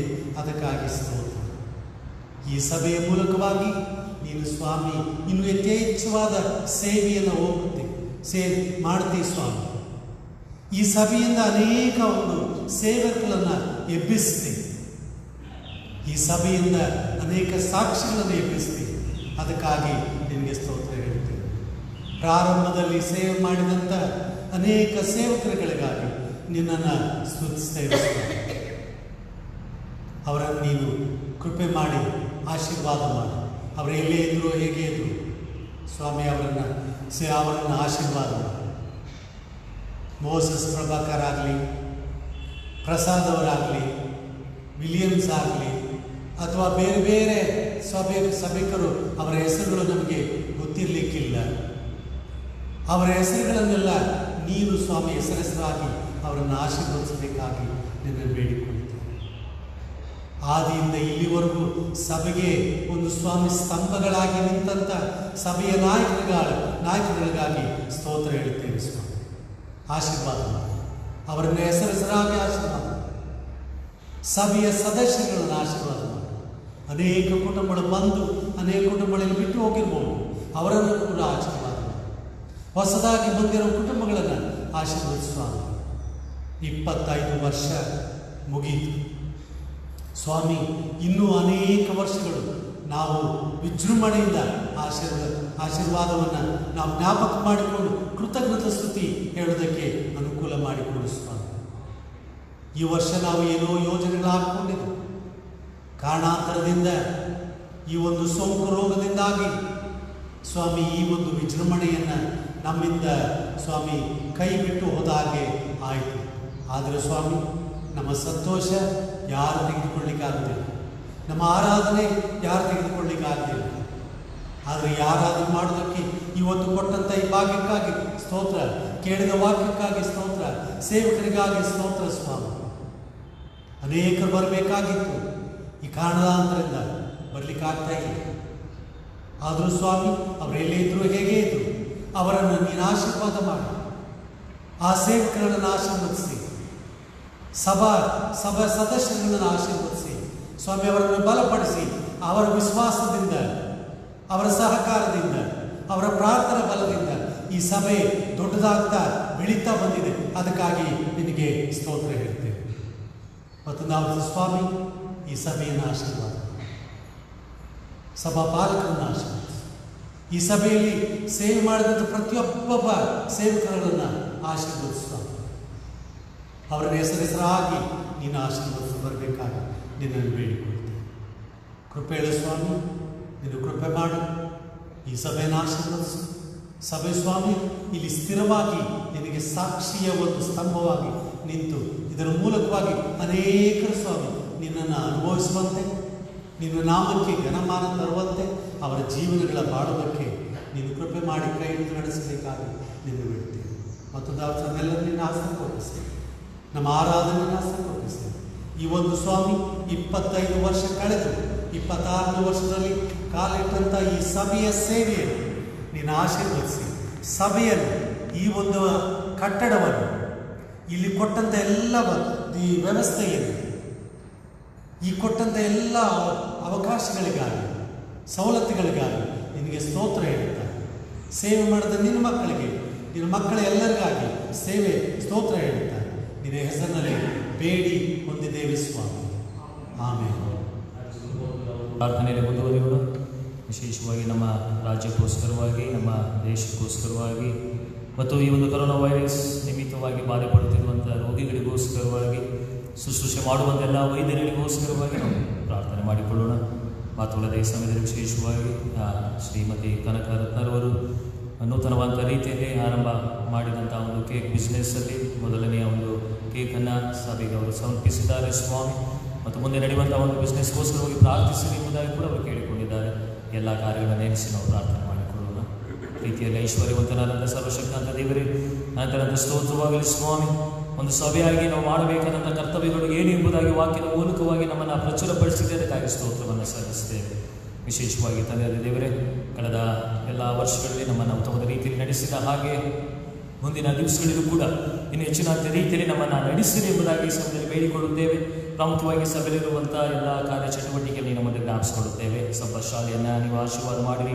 ಸಭಾ ಶಾಲಾ ಎಲ್ಲ ಮಕ್ಕಳನ್ನು, ಶಿಕ್ಷಕಿಯರನ್ನು, ಸೂಪರ್ಡೆಂಟ್ ಅವರನ್ನು ನೀವು ಹರಸಿ ಆಶೀರ್ವಾದ ಮಾಡಿರಿ. ಇನ್ನು ಉತ್ತಮವಾದ ರೀತಿಯಲ್ಲಿ ನಮ್ಮ ಸಭೆಯ ಮಕ್ಕಳು ನಿನ್ನ ಒಂದು ಭಯಭಕ್ತಿಯಲ್ಲಿ ಬೆಳೆಯುತ್ತಾರೆ ಎಂದು ಸಾಕ್ಷಿ ಕೊಡುವ ಮಕ್ಕಳಾಗಿ ಅವರು ಜೀವಿಸಲಿಕ್ಕೆ ಅವರ ಕೃಪೆಗೆ ಅವರನ್ನು ಉನ್ನತಿಪಡಿಸಲಿ ಎಂಬುದಾಗಿ ಬೇಡಿಕೊಳ್ಳುತ್ತೇವೆ. ನಮ್ಮ ಯವನಸ್ಥರಿಗೋಸ್ಕರ ನಾವು ಬೇಡಿಕೊಳ್ಳುತ್ತೇವೆ ಸ್ವಾಮಿ. ಪ್ರೀತಿಯುಳ್ಳ ಸಹೋದರ ಸಹೋದರಿಯನ್ನು ಕೂಡ ನೀವು ಆಶೀರ್ವಾದ ಮಾಡಿರಿ. ಉತ್ತಮವಾದ ರೀತಿಯಲ್ಲಿ ಅವರು ನಿನ್ನ ಒಂದು ಭಯಭಕ್ತಿಯಲ್ಲಿ ಬೆಳೀಲಿಕ್ಕಾಗುವ ಹಾಗೆ ಅವರಿಗೆ ಬೇಕಾದಂಥ ಜ್ಞಾನ ಬಲ ಶಕ್ತಿಯನ್ನು ದಯಪಾಲಿಸಿಕೊಡಿ. ವಿದ್ಯಾಭ್ಯಾಸಗಳನ್ನು ಮಾಡುವಾಗ ಮಾತ್ರವಲ್ಲದೆ ಕೆಲಸ ಕಾರ್ಯಗಳನ್ನು ನಿರ್ವಹಿಸುವಾಗ ಅವ್ರಿಗೆ ಏನೇನು ಅಗತ್ಯತೆ ಎಲ್ಲವನ್ನು ಒದಗಿಸಿಕೊಡಿ ಎಂಬುದಾಗಿ ನಾವು ಬೇಡಿಕೊಳ್ಳುತ್ತೇವೆ. ಮಾತ್ರವಲ್ಲದೆ ನಮ್ಮ ಮಹಿಳಾ ಕೂಟಕ್ಕೋಸ್ಕರವಾಗಿ ಅಲ್ಲಿನ ಎಲ್ಲ ಪದಾಧಿಕಾರಿಗಳಿಗೋಸ್ಕರವಾಗಿ ಬೇಡಿಕೊಳ್ಳುತ್ತೇವೆ. ಅವರು ಸ್ವಾಮಿ ಅದು ಕೂಡ ಉತ್ತಮವಾದ ರೀತಿಯಲ್ಲಿ ನಮ್ಮ ಸಭೆಯಲ್ಲಿ ನಡೆಯುವಂಥದ್ದಾಗಿದೆ. ಅದರಿಂದ ಇಲ್ಲಿವರೆಗೂ ನಡೆಸುತ್ತಾ ಬಂದಿದೆ. ಇನ್ನು ಮುಂದೆಯೂ ಕೂಡ ಹೆಚ್ಚಿನ ರೀತಿಯಲ್ಲಿ ಒಂದು ಅನ್ಯೋನ್ಯ ಕೂಟ ನಡೆಯಲಿಕ್ಕಾಗುವ ಒಂದು ಕೃಪೆಗೆ ನೀವು ಆಶೀರ್ವಾದ ಮಾಡಿರಿ ಎಂಬುದಾಗಿ ಬೇಡಿಕೊಳ್ಳುತ್ತೇವೆ. ಪ್ರಾಮುಖ್ಯವಾಗಿ ಪ್ರತಿ ಶುಕ್ರವಾರ ನಾವು ಉಪವಾಸ ಪ್ರಾರ್ಥನೆಗಳನ್ನು ಮಾಡುತ್ತಾ ನಿನ್ನನ್ನು ಸ್ತುತಿಸಿ ನಿನ್ನಗೆ ವಿಜ್ಞಾಪನೆಯನ್ನು ಮಾಡಿ ನಿನ್ನ ಕೊಡುವಂಥ ಆಶೀರ್ವಾದಗಳನ್ನು ಹೊಂದುತ್ತಾ ಬಂದಿದ್ದೇವೆ ಸ್ವಾಮಿ. ಆ ಒಂದು ಉಪವಾಸ ಪ್ರಾರ್ಥನಾ ಕೂಟದಲ್ಲಿ ಭಾಗಿಗೊಳ್ಳುವಂಥ ಪ್ರತಿಯೊಬ್ಬ ಸದಸ್ಯರುಗಳನ್ನು ಕೂಡ ನಮ್ಮನ್ನು ಜ್ಞಾಪಿಸಿಕೊಳ್ಳುತ್ತೇವೆ ಸ್ವಾಮಿ. ಅವರು ಕೂಡ ನೀವು ಆಶೀರ್ವದಿಸಿ ಬಲಪಡಿಸಿರಿ ಸ್ವಾಮಿ. ತಂದೆ ದೇವರೇ, ಎಲ್ಲ ಕಾರ್ಯಗಳು ಈ ಕ್ಷಣದಲ್ಲಿ ಅದು ಸ್ಥಗಿತಗೊಂಡಿದೆ ಎಂಬುದಾಗಿ ನೀವು ಗೊತ್ತುಂಟು ಸ್ವಾಮಿ. ಆದಷ್ಟು ಬೇಗನೆ ಎಲ್ಲವೂ ಕೂಡ ನಿರಾಳವಾಗಿ ನಾವು ಮುಂದಿನ ದಿವಸಗಳಲ್ಲಿ ನಾವು ಮುಂದೆ ಒರೆಸಿಕೊಂಡು ಹೋಗಲಿಕ್ಕಾಗುವ ಕೃಪೆಗೆ ನೀವು ನಡೆಸಿ ಎಂಬುದಾಗಿ ಬೇಡಿಕೊಳ್ಳುತ್ತೇವೆ. ಸಭೆಯಿರುವಂಥ ನಮ್ಮ ಎಲ್ಲ ಹಿರಿಯ ಸದಸ್ಯರುಗಳಿಗೋಸ್ಕರವಾಗಿ ನಾವು ಬೇಡಿಕೊಳ್ಳುತ್ತೇವೆ. ಪ್ರತಿಯೊಬ್ಬ ಹಿರಿಯ ಸದಸ್ಯರುಗಳನ್ನ ಹೆಸರಾಗಿ ನೀವು ಆಶೀರ್ವದಿಸಿ ಬಲಪಡಿಸಿರಿ ಸ್ವಾಮಿ. ಮುಪ್ಪಿನ ಪ್ರಾಯದಲ್ಲಿದ್ದಾರೆ. ಮುಪ್ಪಿನ ಪ್ರಾಯದಲ್ಲಿರುವಂಥವರೇ, ಅವರಿಗೆ ಏನೇನು ಅಗತ್ಯತೆ ಇದೆಯೋ ಎಲ್ಲವನ್ನು ನೀನು ಒದಗಿಸಿಕೊಡು. ಒಳ್ಳೆ ಆರೋಗ್ಯದಿಂದ ಅವರನ್ನು ತುಂಬಿಸಿ ಕಾಯ್ದು ಕಾಪಾಡಿ ನಡೆಸಿ ಸ್ವಾಮಿ. ಹಲವಾರು ವಿಧದಲ್ಲಿ ಅವರು ಸಭೆಗೆ ಸಾಕ್ಷಿಗಳಾಗಿ ನಿಂತಿದ್ದಾರೆ ಸ್ವಾಮಿ. ಅವರು ಮಾಡುವಂಥ ಎಲ್ಲ ರೀತಿಯಾದ ಒಂದು ಕಾರ್ಯಗಳನ್ನು ಗಮನಿಸಿ ನೀನು ಮುಂದೆಯೂ ಕೂಡ ಹೆಚ್ಚಿನಾದ ಆರೋಗ್ಯ ಬಲ ಶಕ್ತಿಯನ್ನು ಕೊಟ್ಟು ಅವರನ್ನು ಕಾಯ್ದು ಕಾಪಾಡಿ ನಡೆಸಿದೆ ಎಂಬುದಾಗಿ ಬೇಡಿಕೊಳ್ಳುತ್ತೇವೆ. ಮಾತ್ರವಲ್ಲದೆ ಈ ಸಂದರ್ಭದಲ್ಲಿ ವಿಶೇಷವಾಗಿ ನಮ್ಮ ಪ್ರಾರ್ಥನೆ ಮಾಡಿಕೊಟ್ಟಂಥ ಮಿತ್ರ ಅಯ್ಯನವರನ್ನು ಮಾತ್ರವಲ್ಲದೆ ಡಾಕ್ಟರ್ ಶ್ರೀ ಅಯ್ಯನವರನ್ನು ಕೂಡ ಇನ್ನೊಂದು ಜ್ಞಾಪಿಸಿಕೊಳ್ಳುತ್ತೇವೆ. ಇಬ್ಬರು ಅಯ್ಯರುಗಳನ್ನು ಕೂಡ ನೀವು ಆಶೀರ್ವಾದ ಮಾಡಿರಿ ಸ್ವಾಮಿ. ಅವರು ಕೂಡ ಒಂದು ನಮ್ಮ ಆಲಯದಲ್ಲಿ ಬಂದು ಆರಾಧನೆಯನ್ನು ಮಾಡುವಂಥವರಾಗಿದ್ದಾರೆ. ಸಭಾಪಾಲಕರಿಗೆ ಬೇಕಾದಂಥ ಜ್ಞಾನ ಬಲ ಶಕ್ತಿಯನ್ನು ಒಳ್ಳೆ ಆರೋಗ್ಯನ ದಯಪಾಲಿಸಿಕೊಂಡು ಮುಂದಿನ ದಿವಸಗಳಿಗೆ ಹೆಚ್ಚಿನ ರೀತಿಯಲ್ಲಿ ಆಶೀರ್ವಾದ ಮಾಡಲಿ. ಮಾತ್ರವಲ್ಲದೆ ಜೈಪಾಲಯ್ಯನವರು ಕೂಡ ಈಗ ನಮ್ಮ ಸದಸ್ಯರನ್ನು ಹೊಂದಿ ಈ ಸ್ಥಳದಲ್ಲಿ ಆರಾಧನೆ ಮಾಡಲಿಕ್ಕೆ ಬರುವಂಥವರಾಗಿದ್ದಾರೆ ಸ್ವಾಮಿ. ಆದ್ದರಿಂದ ಪ್ರತಿಯೊಬ್ಬ ಈ ಹಿರಿಯ ಸಭಾಪಾಲಕರುಗಳನ್ನು ನೀವು ಆಶೀರ್ವದಿಸಿ ಬಲಪಡಿಸಲಿ ಎಂಬುದಾಗಿ ಬೇಡಿಕೊಳ್ಳುತ್ತೇವೆ. ಮಾತ್ರವಲ್ಲದೆ ಈ ಸಮಯದಲ್ಲಿ ನಮ್ಮ ಬೆಂಗಳೂರು ಪಟ್ಟಣವನ್ನು ವಿಶೇಷವಾಗಿ ಯಲಹಂಕ, ನ್ಯೂ ಟೌನ್ ಮತ್ತು ಓಲ್ಡ್ ಟೌನ್ ಪಟ್ಟಣವನ್ನು ನಿನ್ನ ಕೈಗೊಳಿಸಿಕೊಳ್ಳುತ್ತೇವೆ. ಅವರು ಸ್ವಾಮಿ ಪಟ್ಟಣದಲ್ಲಿರುವಂಥ ಪ್ರತಿಯೊಬ್ಬ ನಮ್ಮ ಸದಸ್ಯರನ್ನು ಮಾತ್ರವಲ್ಲದೆ ಈ ಥರ ಅನ್ಯರನ್ನು ಕೂಡ ನೀವು ಜ್ಞಾಪಿಸಿಕೊಳ್ಳುತ್ತೇವೆ. ಅವರನ್ನು ಕೂಡ ನೀವು ಆಶೀರ್ವದಿಸಿ ಬಲಪಡಿಸಿರಿ. ಪಕ್ಕದಲ್ಲಿರುವಂಥ ನೆರೆಹೊರೆಯ ಮನೆಯ ಸದಸ್ಯರುಗಳನ್ನು ಕೂಡ ನೀವು ಆಶೀರ್ವಾದ ಮಾಡಿರಿ. ಮಾತ್ರವಲ್ಲದೆ ವಿಶೇಷವಾಗಿ ತಂದೆಯಾದ ದೇವರೇ, ಈ ಸಮಯದಲ್ಲಿ ಈ ಒಂದು ಕೊರೋನಾ ವೈರಸ್ ನಿಮಿತ್ತವಾಗಿ ಹಲವಾರು ಜನರು ಬಾಧಿತರಾಗಿದ್ದಾರೆ. ಆದ್ದರಿಂದ ನಮ್ಮ ಈ ಯಲಹಂಕ ಪಟ್ಟಣದಲ್ಲಿರುವಂಥ ಎಲ್ಲ ಬಾಧಿತರು ಆದಷ್ಟು ಬೇಗನೆ ಅವರು ಗುಣ ಹೊಂದಲಿಕ್ಕಾಗೋದು ಕೃಪೆಗೆ ನೀವು ನಡೆಸಿರಿ ಸ್ವಾಮಿ. ನಮ್ಮ ಸದಸ್ಯರುಗಳಿಗೆ ಯಾವುದೇ ಕಾರಣ ಕೂಡ ಈ ಒಂದು ರೋಗ ಮುಟ್ಟದೆ ಇರುವ ಹಾಗೆ ನೀವು ಮಾಡಿರಿ ಎಂಬುದಾಗಿ ಈ ಸಮಯದಲ್ಲಿ ನಾವು ಬೇಡುವಂಥವರಾಗಿದ್ದೇವೆ. ಮಾತ್ರವಲ್ಲದೆ ನಮ್ಮ ಇಡೀ ಬೆಂಗಳೂರು ಪಟ್ಟಣವನ್ನು ಹಸ್ತಕ್ಕೆ ಒಪ್ಪಿಸಿಕೊಳ್ಳುತ್ತೇವೆ. ಸಾವಿರ ಮೇಲ್ಪಟ್ಟ ಸೋಂಕಿತರು ನಮ್ಮ ಪಟ್ಟಣದಲ್ಲಿದ್ದಾರೆ ಸ್ವಾಮಿ. ತಂದೆ ದೇವರೇ, ನಿನ್ನ ಒಂದು ಕರುಣೆಯ ಹಸ್ತ ಆದಷ್ಟು ಬೇಗನೆ ನಮ್ಮ ಮೇಲೆ ಚಾಚಿದೆ ಎಂಬುದಾಗಿ ಬೇಡಿಕೊಳ್ಳುತ್ತೇವೆ. ನಮ್ಮ ಬೆಂಗಳೂರು ಪಟ್ಟಣದ ಪ್ರತಿಯೊಂದು ವಾರ್ಡುಗಳನ್ನು ನೀವು ಆಶೀರ್ವದಿಸಿ ಬಲಪಡಿಸಿ ಸ್ವಾಮಿ. ಒಂದು ಕರೋನಾ ವೈರಸ್ ಆದಷ್ಟು ಬೇಗನೆ ಅದು ನಿಷ್ಕ್ರಿಯಗೊಳ್ಳಬೇಕು. ನಾವೆಲ್ಲರೂ ಕೂಡ ಉತ್ಸಾಹದಿಂದ ಉಲ್ಲಾಸದಿಂದ ನಿನ್ನ ಆಲಯದಲ್ಲಿ ಬಂದು ನಿನ್ನನ್ನು ಸ್ತುತಿಸಿ ನಿನ್ನನ್ನು ಕೊಂಡಾಡಬೇಕು ಸ್ವಾಮಿ. ಆ ಮಟ್ಟಿಗೆ ಆದಷ್ಟು ಬೇಗ ನಾವು ದಿವಸವನ್ನು ಎದುರು ನೋಡುತ್ತಾ ಇದ್ದೇವೆ. ಅದನ್ನು ನೀವು ದಯಪಾಲಿಸಿಕೊಡಿ ಎಂಬುದಾಗಿ ಸಮಯದಲ್ಲಿ ಬೇಡುವಂಥವರಾಗಿದ್ದೇವೆ ಸ್ವಾಮಿ. ಯಾವುದೇ ಕ್ರೈಸ್ತ ಸಹೋದರ ಸಹೋದರಿಗಾಗಲಿ ಯಾರು ನಿನ್ನ ನಾಮವನ್ನು ಅರಿತಂಥವರಾಗಿದ್ದರೂ ಯಾರಿಗೂ ಕೂಡ ಈ ಒಂದು ರೋಗ ಮುಟ್ಟದಿರುವ ಹಾಗೆ ನೀವು ಮಾಡಿರಿ ಎಂಬುದಾಗಿ ಬೇಡುವಂಥವರಾಗಿದ್ದೇವೆ. ಈ ನಮ್ಮ ಕರ್ನಾಟಕ ರಾಜ್ಯದ ಮುಖ್ಯಮಂತ್ರಿಯನ್ನು ನೀವು ಆಶೀರ್ವಾದ ಮಾಡಿರಿ ಸ್ವಾಮಿ. ಹೆಚ್ಚಿನ ಜ್ಞಾನ ಬಲ ಶಕ್ತಿಯನ್ನು ಕೊಟ್ಟು ಒಳ್ಳೆಯ ರೀತಿಯಲ್ಲಿ ಅವರು ನಿರ್ಧಾರಗಳನ್ನು ತೆಗೆದುಕೊಳ್ಳುವ ಶಕ್ತಿಯನ್ನು ಅವರಿಗೆ ದಯಪಾಲಿಸಿಕೊಡಿರಿ ಸ್ವಾಮಿ. ಮಾತ್ರವಲ್ಲದೆ ನೆರೆಹೊರೆಯ ಎಲ್ಲ ರಾಜ್ಯಗಳನ್ನು ಅಲ್ಲಿರುವಂಥ ಎಲ್ಲ ಮುಖ್ಯಮಂತ್ರಿಗಳನ್ನು ಮತ್ತು ಎಲ್ಲ ರೀತಿಯಾದ ಮಂತ್ರಿಮಂಡಲದ ಸದಸ್ಯರುಗಳನ್ನು ನೀವು ಆಶೀರ್ವದಿಸಿ ಆದಷ್ಟು ಬೇಗನೆ ಸೂಕ್ತ ನಿರ್ಧಾರಗಳನ್ನು ತೆಗೆದುಕೊಂಡು ಇದನ್ನು ಶ್ರವಣ ಮಾಡಲಿಕ್ಕಾಗುವ ಕೃಪೆಗೆ ನೀವು ನಡೆಸಿರಿ ಸ್ವಾಮಿ. ಪ್ರಾಮುಖ್ಯವಾಗಿ ನಮ್ಮ ದೇಶದ ಪ್ರಧಾನಮಂತ್ರಿಯಾದಂಥ ಮೋದಿಯವರನ್ನು ಮತ್ತು ಅಮಿತ್ ಶಾ ರವರನ್ನು, ಗೃಹ ಮಂತ್ರಿಗಳನ್ನು, ಮಾತ್ರವಲ್ಲದೆ ನಮ್ಮ ಪ್ರೆಸಿಡೆಂಟ್ಗಳನ್ನು ಮತ್ತು ಗವರ್ನರ್ಗಳನ್ನು ಎಲ್ಲರನ್ನು ಇನ್ನೊಂದು ಜ್ಞಾಪಿಸಿಕೊಳ್ಳುತ್ತೇವೆ ಸ್ವಾಮಿ. ಪ್ರತಿಯೊಬ್ಬೊಬ್ಬರು ಅಧಿಕಾರಿಗಳಿದ್ದಾರೆ ಸ್ವಾಮಿ. ಯಾವ ರೀತಿಯಾಗಿ ನಿರ್ಧಾರಗಳನ್ನು ತೆಗೆದುಕೊಳ್ಳಬೇಕು ಎಂಬುದಾಗಿ ನಿನ್ನ ಒಂದು ಮಾರ್ಗದರ್ಶನವನ್ನು ಅವರು ಪಡೆದಂಥವರಾಗಿ ಸೂಕ್ತ ನಿರ್ಧಾರಗಳನ್ನು ತೆಗೆದುಕೊಳ್ಳಲಿಕ್ಕಾಗುವ ಕೃಪೆಗೆ ಅವರನ್ನು ಆಶೀರ್ವಾದ ಮಾಡಿ ಕೈ ಹಿಡಿದು ನಡೆಸಿರಿ ಎಂಬುದಾಗಿ ಬೇಡಿಕೊಳ್ಳುತ್ತೇವೆ. ಮಾತ್ರವಲ್ಲದೆ ಈ ಸಂದರ್ಭದಲ್ಲಿ ನೂತನವಾದಂಥ ಕೇಕ್ ಬಿಸ್ನೆಸ್ಸನ್ನು ಆರಂಭ ಮಾಡಿದಂಥ ಕನಕರತ್ನ ಮತ್ತು ಅವರ ಕುಟುಂಬಕ್ಕೋಸ್ಕರ ಬೇಡಿಕೊಳ್ಳುತ್ತೇವೆ. ಮುಂದಿನ ದಿವಸಗಳಲ್ಲಿ ಒಳ್ಳೆಯ ರೀತಿಯಲ್ಲಿ ಒಂದು ಬಿಸ್ನೆಸ್ ನಡೆಯಲಿಕ್ಕಾಗುವ ಕೃಪೆಗೆ ಅವರನ್ನು, ಅವರ ಕುಟುಂಬವನ್ನು ನೀವು ಆಶೀರ್ವದಿಸಿ ಬಲಪಡಿಸಿರಿ ಎಂಬುದಾಗಿ ಈ ಸಂದರ್ಭದಲ್ಲಿ ನಾವು ಬೇಡುವಂಥವರಾಗಿದ್ದೇವೆ. ಮಾತ್ರವಲ್ಲದೆ ವಿಶೇಷವಾಗಿ ನಮ್ಮ ಸೆಕ್ಸ್ಟರ್ಗೋಸ್ಕರ ಬೇಡಿಕೊಳ್ಳುತ್ತೇವೆ. ಪ್ರೀತ ಪುಟ್ಟರಾಜು ಅವರನ್ನು ನೀವು ಆಶೀರ್ವದಿಸಿ ಬಲಪಡಿಸಿರಿ ಸ್ವಾಮಿ. ಕಳೆದ 25 ವರ್ಷಗಳಿಂದ ಅವರು ಕೂಡ ಈ ಆಲಯದಲ್ಲಿ ಇದ್ದುಕೊಂಡು ಸೇವೆಯನ್ನು ಅವರು ಮಾಡುತ್ತಾ ಬಂದಿದ್ದಾರೆ. ಉತ್ತಮವಾದ ರೀತಿಯಲ್ಲಿ ತಮ್ಮ ಕೈಲಾದಷ್ಟು ಮಟ್ಟಿಗೆ ಅವರು ಅವರ ಕುಟುಂಬದ ಸದಸ್ಯರು ಸೇವೆಯನ್ನು ಸಲ್ಲಿಸಿದ್ದಾರೆ ಸ್ವಾಮಿ.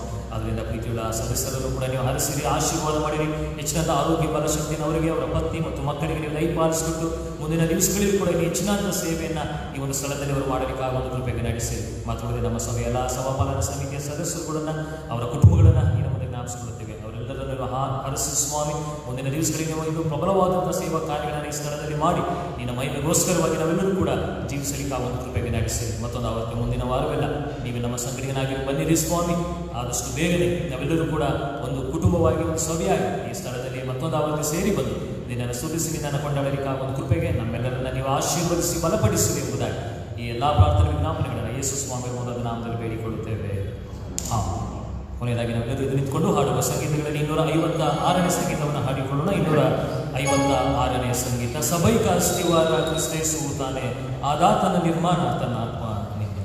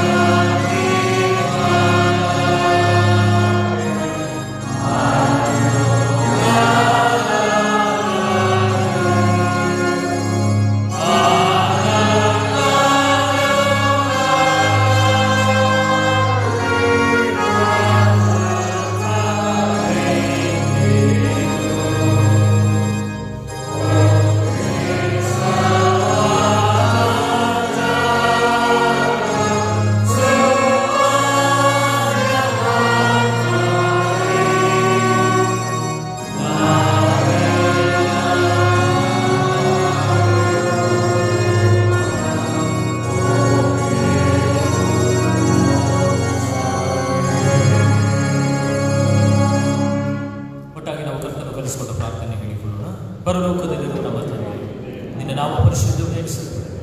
ನಿನ್ನ ರಾಜ್ಯ ನಿನ್ನ ಚಿತ್ತ ಪರಲೋಕದಲ್ಲಿ ನೆರವೇರುವ ಪ್ರಕಾರ ಲೋಕದಲ್ಲಿ ನೆರವೇರಬೇಕು. ನಮ್ಮನ್ನು ದಿನದ ಆಹಾರವನ್ನು ದಯಪಾಲಿಸಿ, ನಮ್ಮ ತಪ್ಪನ್ನು ನಾವು ಕ್ಷಮಿಸುವುದನ್ನು ಕ್ಷಮಿಸಿ, ನಮ್ಮನ್ನು ಶೋಧನೆಗೆ ಸೇರಿಸಿ ನಮ್ಮನ್ನು ತಪ್ಪಿಸಿ. ರಾಜ್ಯವು ಬಲವು ಮಹಿಮೆಯು ಸದಾ ನಿರ್ವಹಿಸುವುದು. ನಾವು ವಿಶ್ವಾಸದಿಂದ ಅತ್ಯಾಶೀರ್ವಾದವನ್ನು ಹೊಂದಿಕೊಳ್ಳೋಣ. ಲೋಕದೊಳಗೆ ಧೈರ್ಯವಾಗಿ ಜೀವನವನ್ನು ಮಾಡಿರಿ. ಲೋಕವನ್ನು ನಾನು ಜಯಿಸಿದ್ದೇನೆ ಎಂಬುದಾಗಿ ಹೇಳಿದಂಥ ಸರ್ವಶಕ್ತನಾದಂಥ ತಂದೆಯಾದ ದೇವರು ಈಗಲೂ ಕೂಡ ನಮ್ಮೊಟ್ಟಿಗೆ ಜೀವಿಸುವಂಥ ದೇವರಾಗಿದ್ದಾನೆ. ತಂದೆ, ಮಗ, ಪರಿಶುದ್ಧಾತ್ಮ ಮತ್ತು ಏಕ ದೇವರ ಆಶೀರ್ವಾದವು ಬಂದಿರುವಂಥ ನಿಮ್ಮೆಲ್ಲರೊಟ್ಟಿಗೆ ಬಾರದಿರುವಂಥ ನಮ್ಮ ಸಭೆಯ ಇತರ ಸದಸ್ಯರೊಟ್ಟಿಗೂ ಮತ್ತು ಅವರ ಕುಟುಂಬ ಅವರು ಮಾಡುವಂಥ ಪ್ರತಿಯೊಂದು ಕೆಲಸ ಕಾರ್ಯಗಳನ್ನು ಮತ್ತು ಹೋಗೋಣ ಬರೋಣಗಳೊಟ್ಟಿಗೆ ಇಂದಿನಿಂದ ನಿರಂತರವೂ ಇದು ಕಾಯ್ದು ಕಾಪಾಡಿ ನಡೆಸಲಿ.